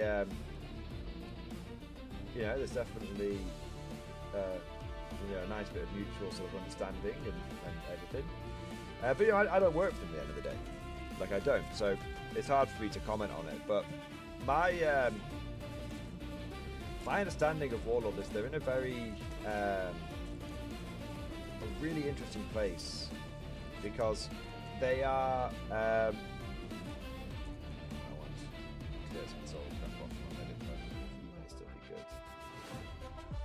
Oh no, it's still good. Yeah, I can still use that. They're in a really interesting place as a sort of a company culture, as it were, because they've got a lot of really, really experienced, phenomenal people working there. But they've also got some really young, and I mean this in the non-corpo way. I mean this in the appropriate way. They've got some really young, dynamic people there. And when I say dynamic, I don't mean like I said, wanky corporate. I mean people full of piss and vinegar. They've got the old heads who do things at their own pace and in their own way, and they've got their own little idiosyncratic systems. And they're not technically autistic because back in their day, autism didn't exist and they never got diagnosed. No, seriously, but they've got some incredible knowledge. And old heads and very, very, very skilled people, and this is paired with the young people full of spunk, full of fucking energy, and it's a really good right now. It's a really good sort of balance because it's a really good combo, I should say, because the new guys bring the energy. Let's go, go, go, go, go, go, go. And the old heads are like, okay, but settle down, young Jiminy Cricket, because there's a reason that we do it this way that might not be immediately apparent. We like what you're doing. We want you to keep doing it, but just bear this in mind. And it's quite a nice balance of experience and energy. And I think that's what has allowed them to, and they've brought on some extremely talented people as well. They've developed some in-house, and they've managed to get some in as well. And I think there's a reason why. You've seen them massively step up in the last 12 months. Got some very fucking switched on people working there now. Yeah. Which is, good to see. Good to see. I'm going to tell you this though, boys. I think that they're doing very, very well at the moment, but it's inevitable that, like, there's gonna be stumbles. Do you know what I mean? There's gonna be stumbles. There's gonna be things like, I think Warlord is crushing it, but they are a company which is still quite small, and they are a company which is trying their best to punch well above their weight, and I expect there's going to be a couple of issues, but I think as it is right now, I think they're doing all right.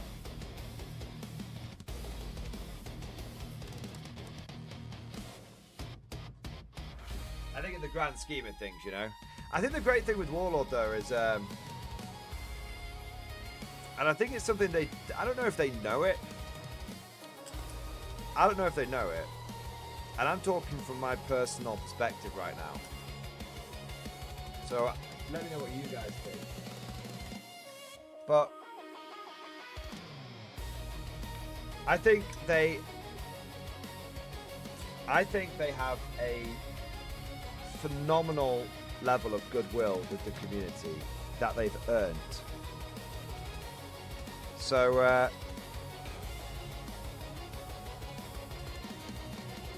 I think they've got a phenomenal level of goodwill, and people can see where things are going. People can see the direction. They can see what Warlord's trying to achieve.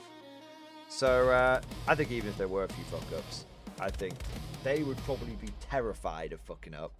And I think that the community would probably be like, "Nah, it's alright, bro, don't worry about it. Just, you know, get it right next time," kind of thing, you know? But we'll see.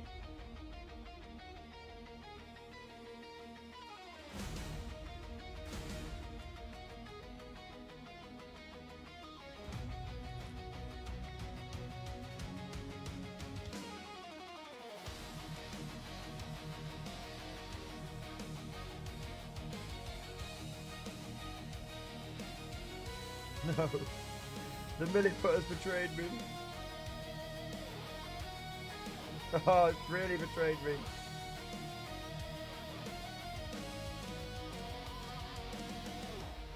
Nah, fuck it.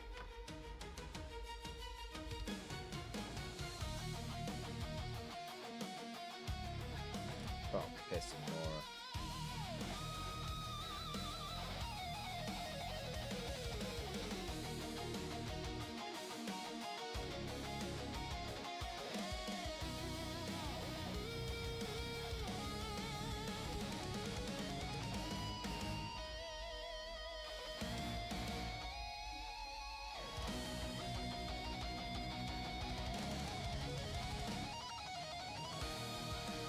Between their excellent games, fair prices, solid customer service, there's definitely a lot of goodwill from me. Yeah, exactly.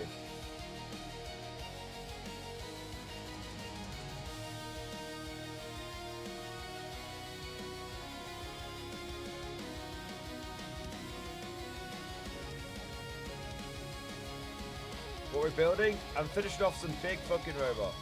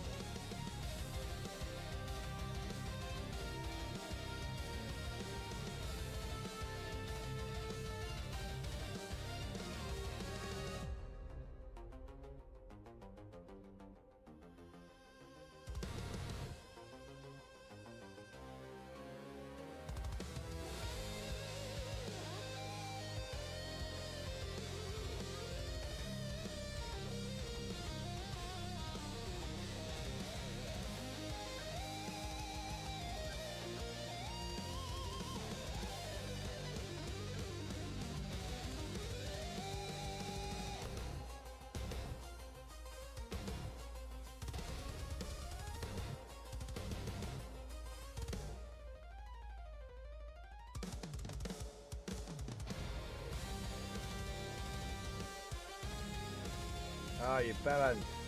Aha. Got you.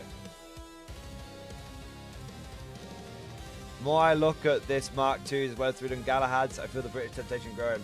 Dude, I wasn't that into the British. Like, I got them to have all the armies. And I think they're going to become a main faction after building the robots. I don't give a shit how bad they are. The size of these mega heckin' chonk boys, I gotta have them. I gotta have more of them. I'm full British robot army. Don't care how shit it is. I'm going for it. I don't think it will be that bad. I think it'll be challenging, but I think it'll be good. Yeah. I don't play Konflikt for the vibes. I don't play Konflikt for the... Do I think it'll be good? I play Konflikt for the vibes.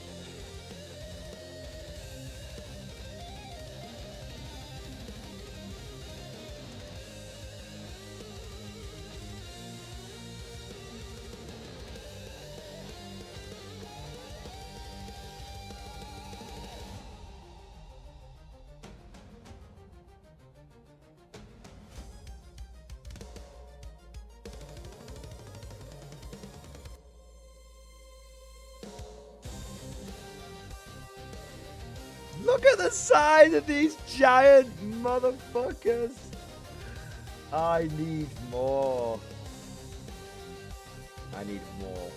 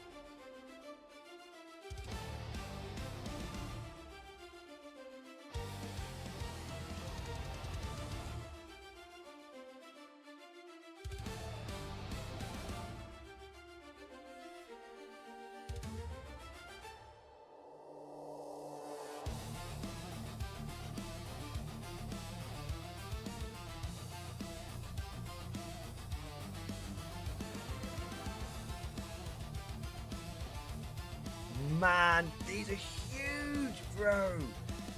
These are huge.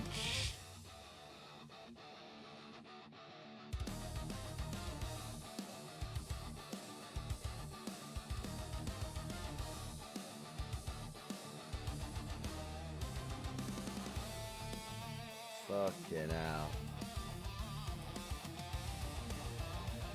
Can't get over how big these fucking robots are, man.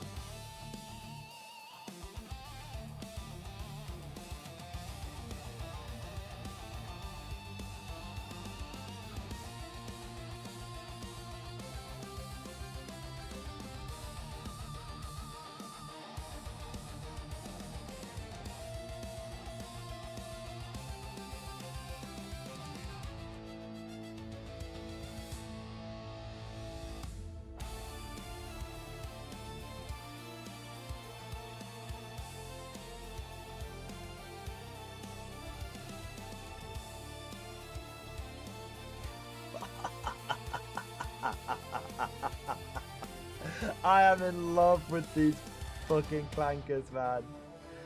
I'm in love.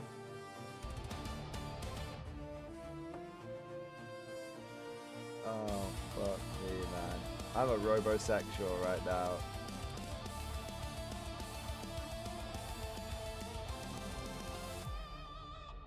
Yes.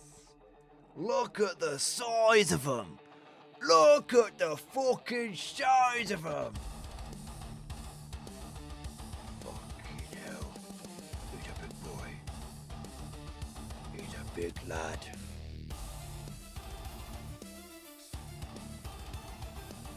The fact that they absolutely fucking dwarf Shrekwolfen is insane. You know, I wasn't sure about these robots, you know. I wasn't sure about them, but I'm very fucking sure about them now. Very, very fucking sure about them. God damn. God damn! I got a little mystery box. A little mystery box on Warlord. I wonder what's in it. I just remembered.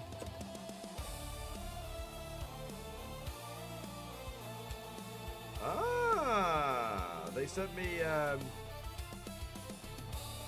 some of the... like, there's one of the new Ghost Warriors. It's cool. Those fools! They sent me like a couple of the like a couple of freebies and shit. And do you know what one of the freebies is? That's right. It's another Mark II robot.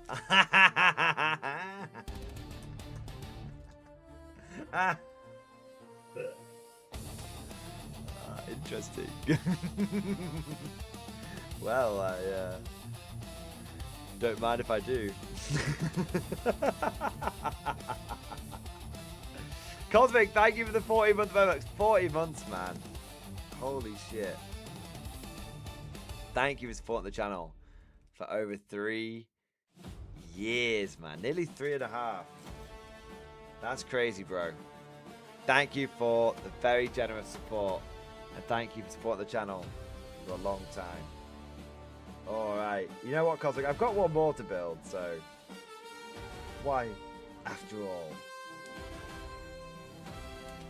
Why shouldn't I?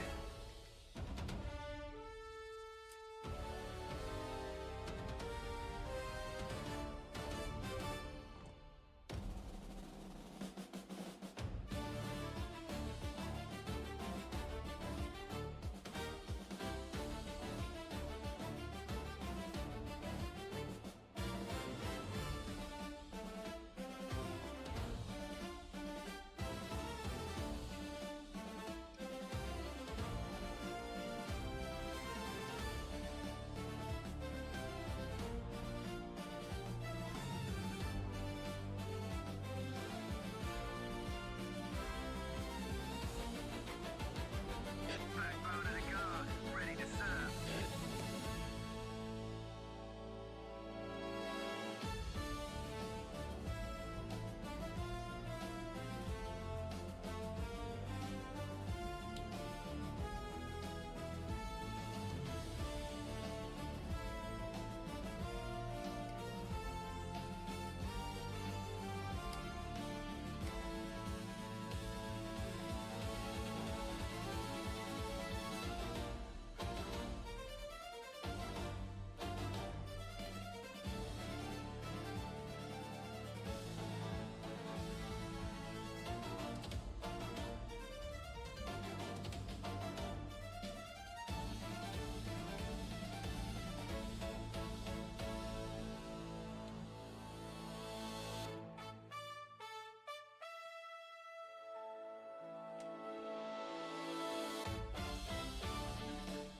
Okay, got another robot here.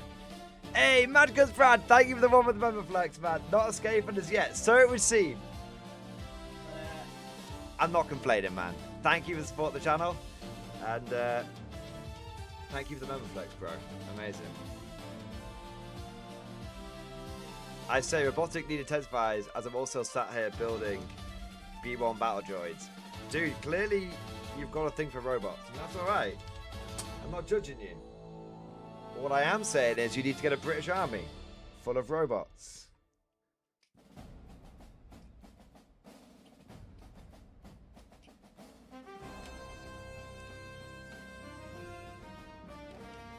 Interesting, this is like a slightly different pose to what I've had before.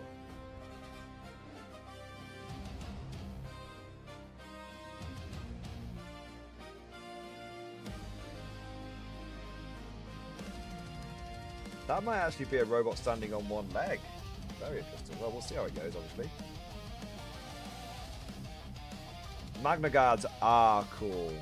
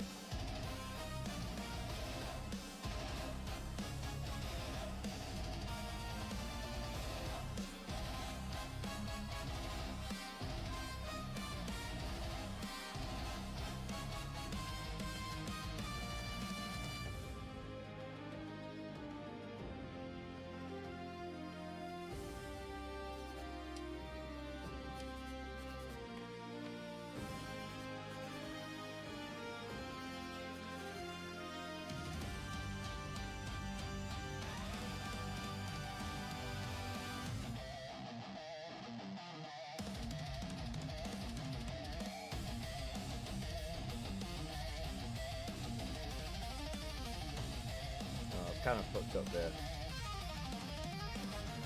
I should have done my legs first, but fuck it, we're here now.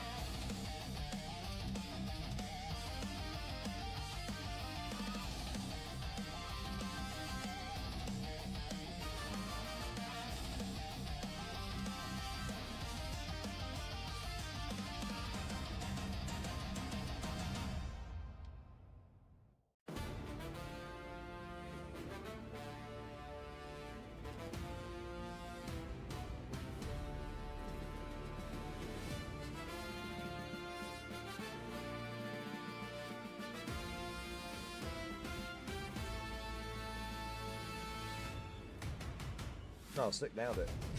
I was like, oh, I think I fucked this one up. And actually, I fucking nailed it.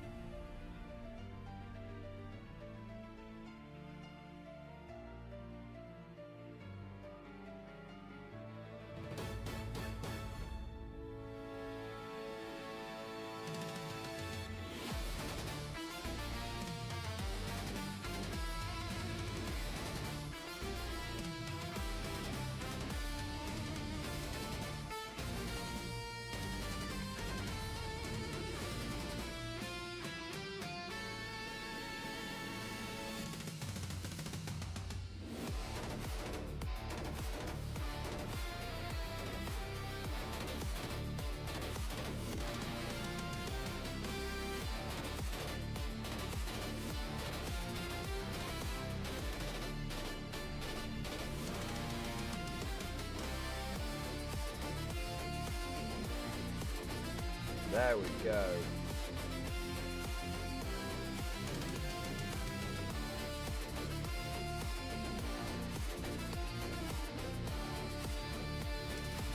Big boys. Big boys. Now that is, I think you can only get 3 Mark 1, Mark 2s in a squad. Can you get 4? I better check. You can get 4.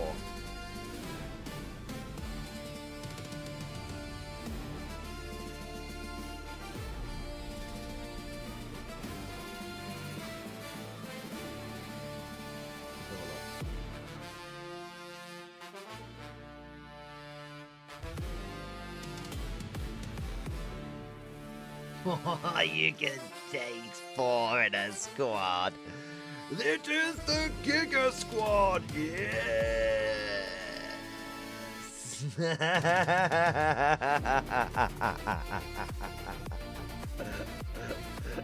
Oh man, the fact that the Mark IIs make the Mark 1s look tiny is hilarious. Wow.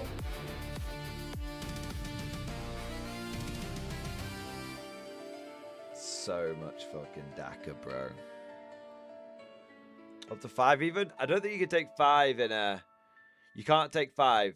You can take 4 big boys in a big boy squad, and you can take up to 10 little boys in a little boy squad.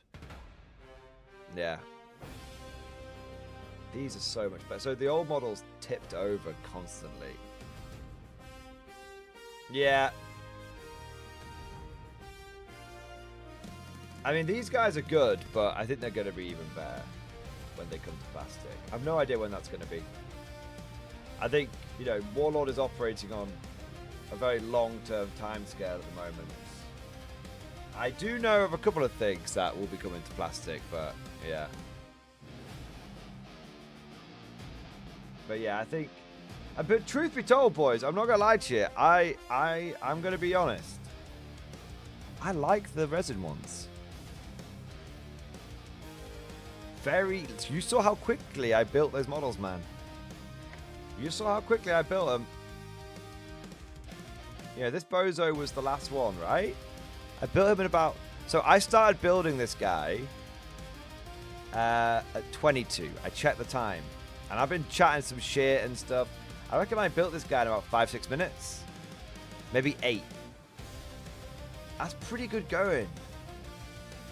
With super glue and all that kind of shit. I mean, the super glue's not even dried yet. You can see it glistening around his neck. Yeah, I'm totally okay with these in resin.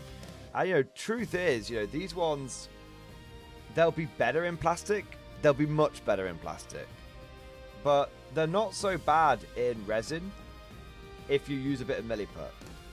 I think the milliput is essential. I'm not gonna lie. I think without it, you're gonna struggle.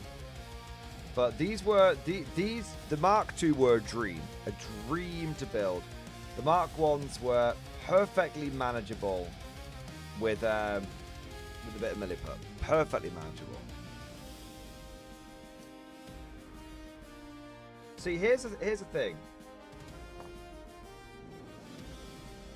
I'm going to say something. I'm going to take off the music off for a second. Put the background track back on. I'm going to say something now. I don't... Some people may think I'm being a little hypocritical, right?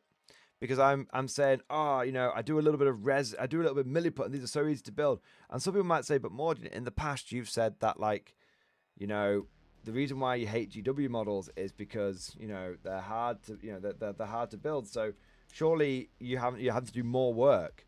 So surely, like, having to use having to, like, do all those extra steps like the milliput and stuff to get these to work is the same thing. And it's not. And I'll tell you, it's not. It's a good point. It's a good point, and I can definitely see your perspective on that. But let me actually tell you, there is a difference. There's a world of difference between me having to put a little bit of milliput work in and the kit fundamentally being fucking bitty. Right? Like, when I build a GW model, I feel like I'm fighting against the fundamental aspects of the kit. Like, I'll tell you an example of this, which isn't. I'll tell you an example of a GW model that I like. That's the artillery team. I think Games Workshop is starting to step things up. I think they're doing a lot better. I think they've got still got a few kits that they're learning with, but I think GW is doing a lot better. But you know, I build like a Games Workshop kit, and it's like I'm having to, you know, I'm not. Here's the difference.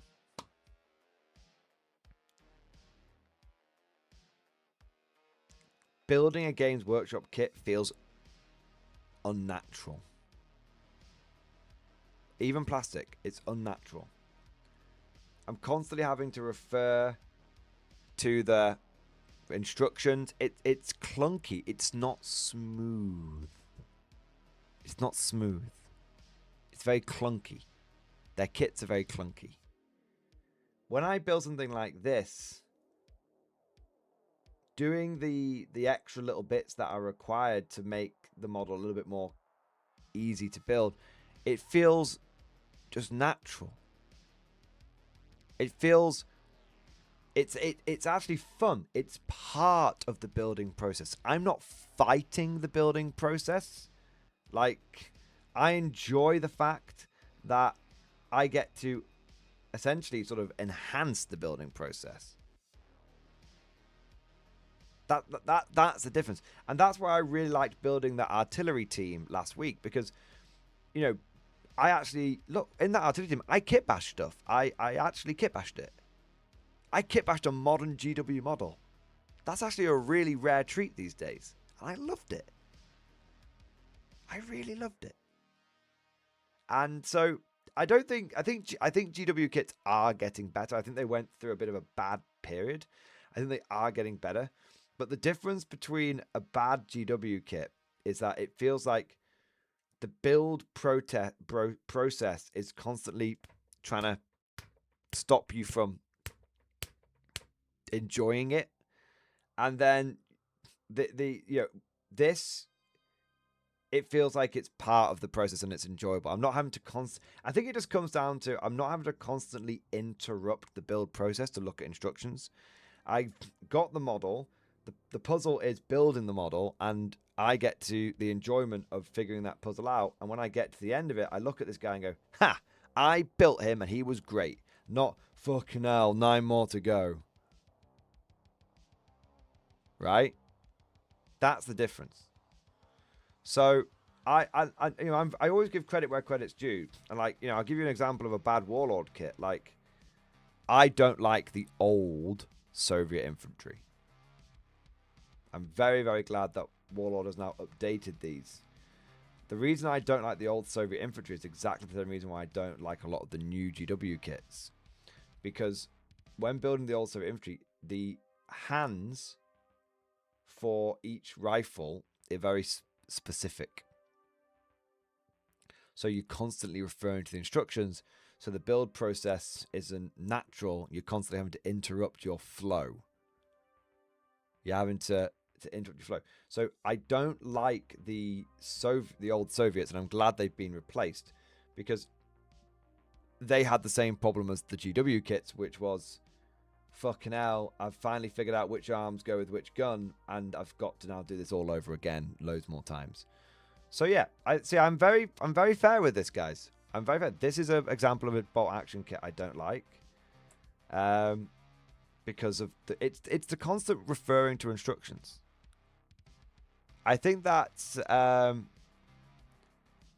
it is. I don't mind. I like to be able to look at a model and figure out the majority of how it's going to go without someone telling me. Like, that's called ergonomics. And then when I get to a little bit that I'm stuck on, I can go, oh, sick. Like, okay, like, I'm not quite sure. So I'll give you an example with this. I had to check the instructions for this Zis gun. Because I wasn't sure where the gun shield was meant to sit.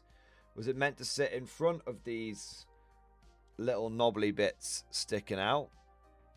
Or was it meant to sit behind them? Now, as you can see, it's meant to sit behind them.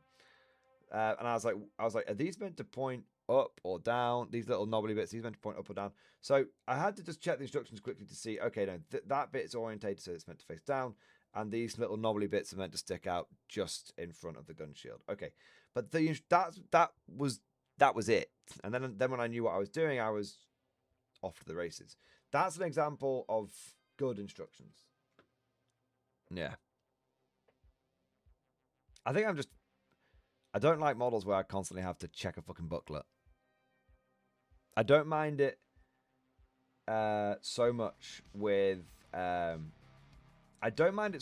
tanks. Tanks, I think there's a certain expectation of, okay, yeah, like should be able to. I should have to refer to the instruction booklet a little bit. Okay. But with infantry, I think infantry ergonomics should be. You can look at the infantry and know how they're going to go together. Yeah. So there you go. All right. Overall, in summary of this extended part of the Mordian stream, the Mark II robots are fucking sick, and I love them, and I will definitely be getting more of them. No questions asked. Frankly, I want another 4 of them. I think they get sold in squads of 3, but I want another 4. Can't have one squad of 4 and one squad of 4, one squad of 3, right? That would feel a bit unnatural. Gotta have those even numbers. Yeah, gotta have those even numbers, right? I tell you what I do want. I really want those big fucking bayonets to do something. Right now they don't. And I am tempted to house rule it, where the bayonets give you +1 pen in combat. On both bots. I think the way I would do it is as long as you have an active rift dice, the you know what? That's what I would consider changing the that's what I would consider changing the robot's high voltage ability to, because a lot of people don't like the high voltage ability. I would change it to I'd change it to it's something called Advanced Combat Protocols. And you can expend it should be like a passive ability, maybe a surging ability or something, but +1 pen in combat, in melee combat, or just 2-point upgrade. Give the fuck it. It's just be a 2-point upgrade for a combat blade. 2-point upgrade, combat blade. Give them +1 pen in combat. Yeah, it would not break the unit at all. Not even slightly.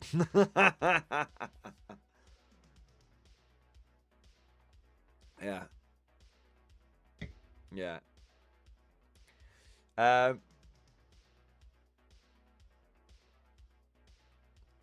Squidfish, are the new Soviets good? I want to start a Horde army eventually. Gameplay put them together. That's what Madcus Brad said. Madcus Brad, I would say they're pretty easy to put together so far, but I've only worked on the infantry. They don't look terrible, but this is my first Warlord army.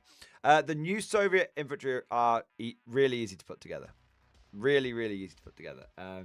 I can show you the sprues, man, if that helps.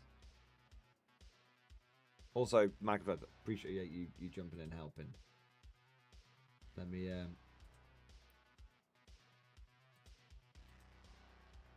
yeah. So here are the sprues. So the infantry are all plastic, and the legs and the body are all one piece. And the arms, as you can see, are also one piece in a lot of cases. Some of them they're not. But if they're not, the piece you need is right next to it, right? So all you have to do is clip the body out, glue it onto a base, and then clip the arms out and glue them on. And put a head on. If you went body, arms, and head, you would build your infantry in 3 pieces. Just think about that for one moment, guys. Imagine if you could build an Imperial Guard.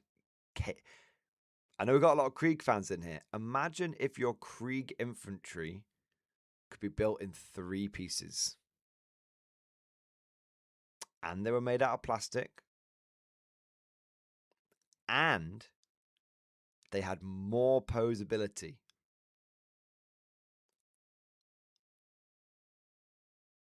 Imagine that. That's, yeah. These are an absolute piece of piss to build. absolute piece of piss to build, man. So yeah, if you want a horde army, this infantry kit's got you sorted. Look, I've got 200 Soviet infantry, and they're the old ones, and I'm thinking of getting the new ones. Just like one box, you know, just one cheeky box, just to have I want the new ones because I'm going to build them as a box of NKVD. Yeah. There are options to run every other guy without a rifle, enemy at the gate style. Sadly not. Sadly not. I think everyone has to have a rifle now. But you can make your guys. But to be fair,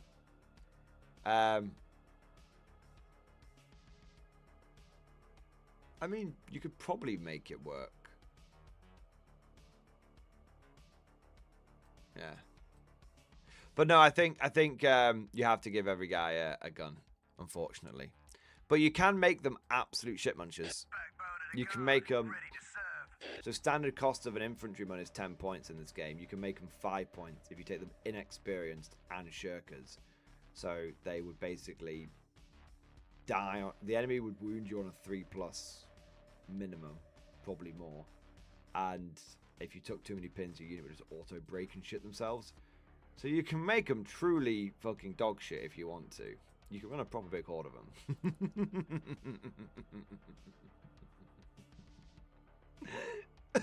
I fucking choked it. There you go. I think that's a sign that it's time for me to go to sleep. Macan, thank you for super chat. We go together. No. Marcus Brad, actually check out the inexperienced guys. The extra guys don't have guns. I think it got updated in the new book that the Strafbat, everyone gets a gun now, because there's a little bit of moaning about it, which yeah, everyone gets a gun now. Everyone gets a gun. You might not like it, but everybody gets a gun.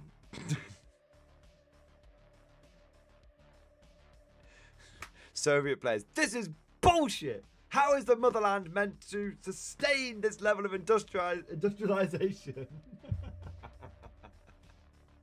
All right. Last Draken, thank you for the 12-month Bummer Flex. X-Force, baby! Yes. There we are. X-Force, that's right. 1 year, that is X-Force. You got the cross lasguns, baby. Thank you for supporting the channel for a full year. There we are. Next event, an anniversary and stream discussion. Let's have a look. Let's have a look, man. Sir, next month starts a new year and a new wave of events. I'm going to be entering a duos with David. I've agreed, even as he is the guy who bailed twice on me last minute, but I am a forgiving man, as the Emperor's blessed me with this. Fuck me, he's bailed on you twice and you've agreed to go to more events with him. Well, I look forward to the... I mean, he should be paying for your ticket at this point. I'm just saying. List 1, Operation Rohan. Lord Solar, 10 Rough Riders, another 10 Rough Riders. Lord Dreer, plus 5 Death Riders. I mean, you should definitely take Lord Dreer in a 10 Death Rider squad. That is the whole point of Lord Dreer. Don't even think about it. Don't even question it. He should definitely be in a 10-man squad. If you're not taking Dreer, 5-man squads. If you are taking Dreer, 10-man squads. Gaunt's Ghost Sound Command squad with Scions and 5 other Scions. Do you know what I'd do, man? Sack off those 5 Scions. Take Dreer in a 10-man squad and take another 5 Death Riders. There you are. There's Operation Long Bomb. Lord Solar Command Squad. Lord Solar Command Squad with Ogun Bodyguard. 2 artillery teams, 2 fobs, 2 death strikes. Might be a nice sleeper. Real ones after all. That's I mean, that's an absolute meme list. Look, both lists basically massively rely on what your opponent's bringing. This one you take if your opponent is going to be pushing forward. This one you take if your opponent is going to be providing fire support. So both lists are viable, but are very dependent on what your ally is bringing. That aside, I'll be brushing up my Space Wolves endurance build to possibly take to Bay Area Open on May 5th. In May. 5 months to refine and prepare. We got one more balance update between now and then, but time will tell. Time will tell, man. Do you know what's funny? I bet 11th edition leaks early. So it might be a case of, do I really want to go to Bay Open if it's the last event before everything changes? But if 11th edition leaks, it's not that different then. It's not the end of the world. I completely forgot that December 6th was the 4th year anniversary. My cancer was removed. Hey! That's good. Firstly, it's good that you got it removed. Secondly, it's good that you forgot about it. I've completely forgotten about it. I guess I've finally become the favorite returning. Yeah, man. That's a good thing. It's a good sign, bro. There you go. I still have one more CT scan in summer or next winter. Can't remember. There you are. Where, if still clean, I'm cured by my doctor's diagnosis. So here's the 6-12 months before I claim victory. Nice. Nice, man. Well, dude, congratulations.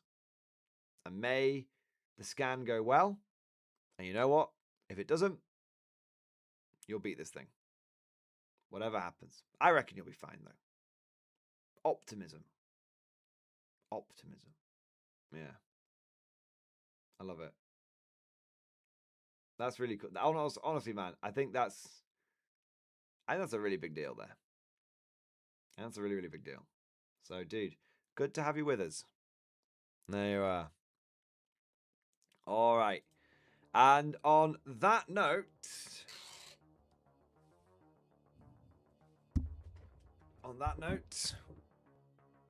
we're going to wrap things up.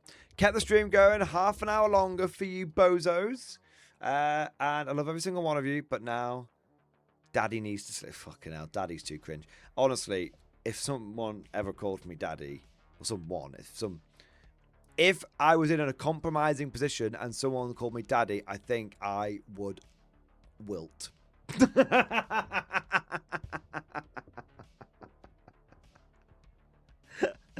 Moving simply on.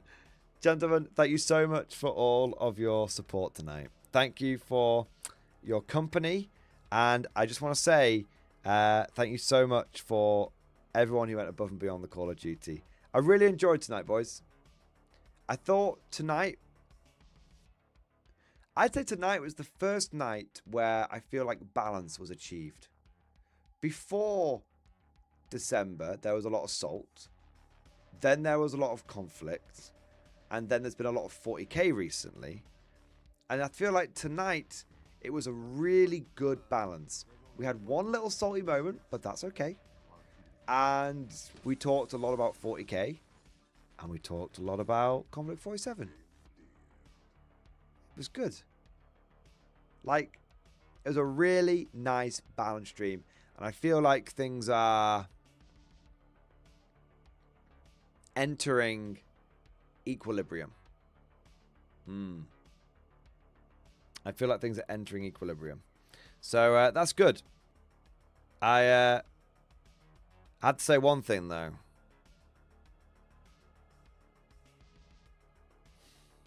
I keep looking at these big fucking robots. And these are cool as fuck. That's the main takeaway of the whole stream. These are cool as fuck. I need more of these. And I need more of these. No doubt. No doubt, no doubt, no doubt. All right. Cosmic Drew, thank you so much, man. Keep streaming, Daddy. You see, Cosmic, maybe if you hadn't said Daddy, I would consider it. But you said the forbidden word. So, soz, bro. But it's time for me to leave. Cosmic, thank you for all your support, man. And I hope you get well soon. I know you're having a bit of a pisser at the moment. Well, actually a lack of it because that fucking kidney stone, right? But I know you're having a bit of a nightmare. So get well soon. Take care of yourself. And, you know, like, try and get a bit more sleep, man. I think you're, I think your body's telling you it needs a bit more sleep, bro. All right? And that's coming from me. And I don't get enough sleep. So that's coming from me, man. So if I'm telling you, You know, you might not want to hear it, man, but I've got, you know, I don't want you to fucking keel over on me. All right. There you go. If the stream stops, Tau win. Well, that's fine because that's another win that I got with the Tau, which helps prove my point even more. Oh, by the way, I'll leave you this one chuckle. So I was chatting to I was at the tournament this weekend, but it was more like the social event, and it was like a big social event with some of the best Warhammer players that I know. It was with the Northern Warlords Club, and those guys they crush it wherever they go. They crush it, very, very good. One of the guys there, we had a couple of beers, and he told me that he's part of one of the big Tau discords, and when they saw all the beef going down, they were like, you know, behind closed doors, like ripping me to shreds. And he was just watching this. Maybe he joined in. I don't know. I don't care. But they were ripping me to shreds. And then as I was posting the updates in my Discord, someone was posting or capturing it or sharing it in to the Tau Discord. And as each victory came in, they were fucking losing it. Like he said, he went, bro, I've never seen anything like it. Like they were fucking losing it. And when it came in that you'd gone undefeated, like five. Obviously, I shared the info. You know, they were like, they didn't know what was going to happen on the last game, and I didn't share it with you guys. I can't remember if I shared it in my Discord or if I didn't share it until I shared it in my Discord because I shared the trophy. And when that last thing came in and I was like undefeated with Gardified Tau, apparently it was just they ran out of cope. Like there was no more cope. Because every victory that came in, they were like, he just got lucky against Blood Angels. And then they were like, he must have played against a bad Thousand Suns player. And then it was, well, you know, everyone knows custodians aren't what they used to be. Well, you know, I don't know, like, he beat another Thousand Suns player round 4. And then it was just like, well, you know, he's just got lucky. He's just going to get to like top table. He's just going to get to top table and, you know, he's going to get crushed there. Like he's definitely going to lose the last game. And then it was just,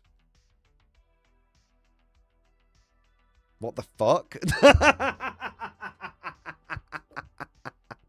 So yeah, I was very, very, very pleased to find that out this weekend. And they hate us because they ain't us, man. They hate us because they ain't us. I'll say this once, I'll say it 1,000 times, and any Tau players that get bent out of shape by this, fucking go cope and see, as far as I'm concerned. It is highly ironic that of all the Warhammer communities that I know of, the Tau are the least adaptable.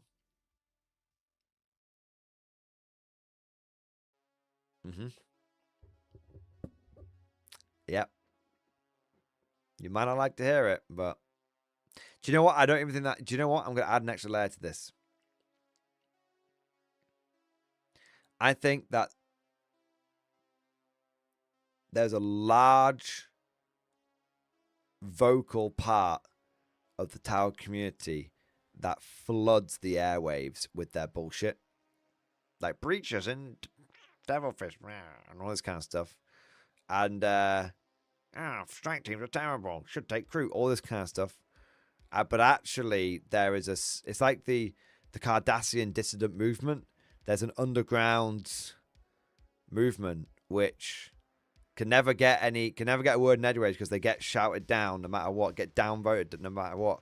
But they're the ones that actually know what the fuck they're doing. Yeah. Jenny, you're absolutely right. You dare to challenge the conversation of the Tau stats. Too much faith in Math Hammer. If there's one thing I will criticize all Warhammer community, the general Warhammer community for, too much faith in Math Hammer. Math Hammer means very little when you get down onto the table. Turns out there's a lot that those variables don't take into account, like range and all sorts of range, line of sight. Oh, but my list says it can wipe out an enemy army in one go. Yeah, cool, bro. What if you can't see the enemy army? Sounds so simple, right? Sounds so obvious. Yeah.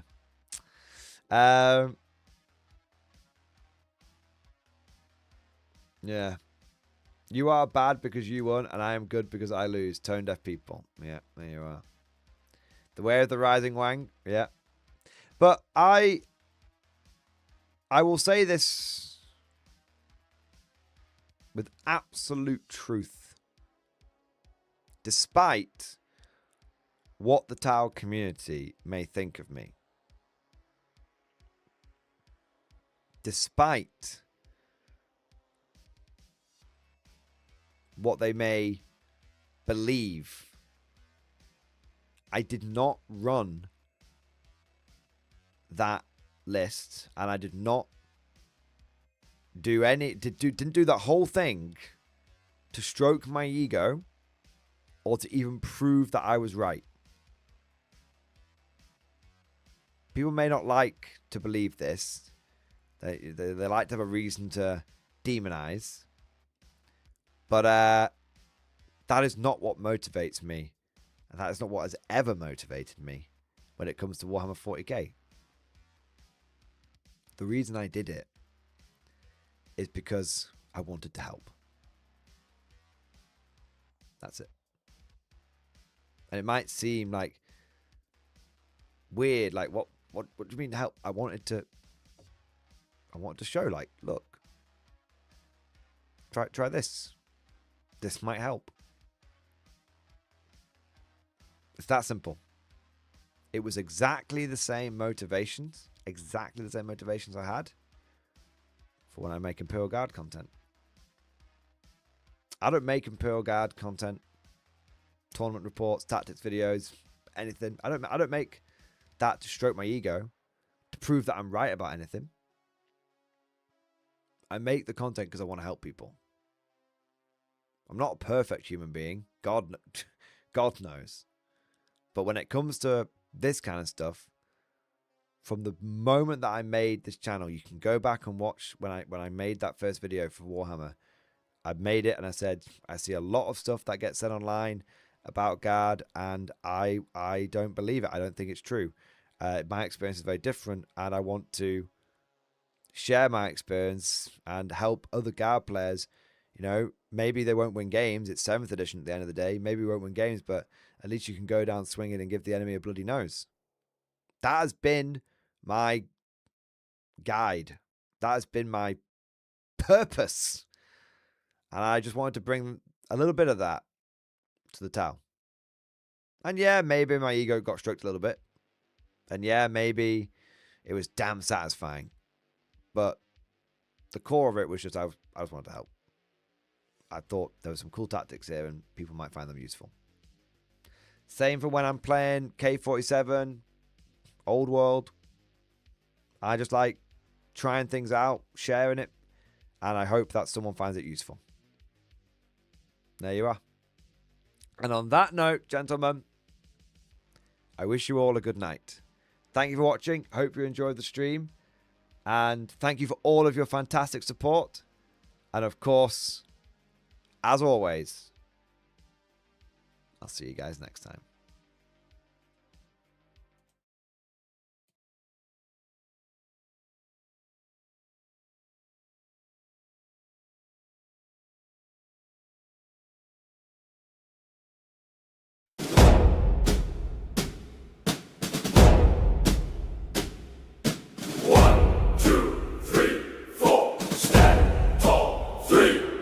Oh, the night light on Mordian never fades, and the sun's a ghostly flame.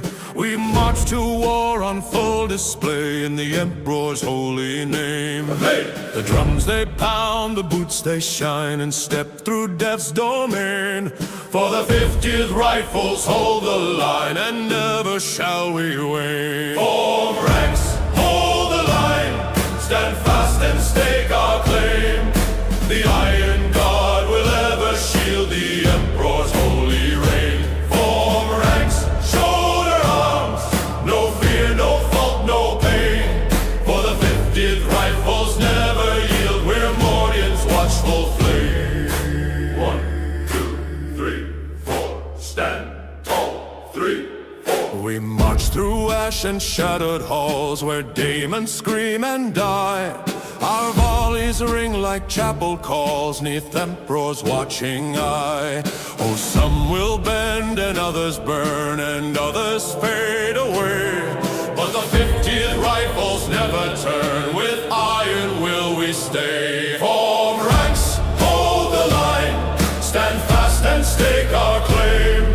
The Iron God will ever shield the Emperor's holy reign. Form ranks, shoulder arms, no fear, no fault, no pain. For the 50th Rifles never yield, we're Mordian's watchful flame. 1, 2, 3, 4, stand tall, 3, 4. Our boots are bright, our banners high, our buttons catch no grime. We fight as one, we live, we die in perfect holy time. No fear, no drop of cowardice, our thunder breaks the night. Our last guns cut through fog and mist with volleys burning bright.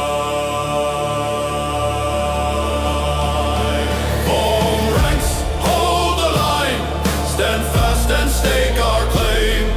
The Iron God will ever shield the Emperor's holy reign. Form ranks, shoulder arms, no fear, no fault, no pain. For the 50th Rifles never yield, we're Mordian's watchful flame. 1, 2, 3.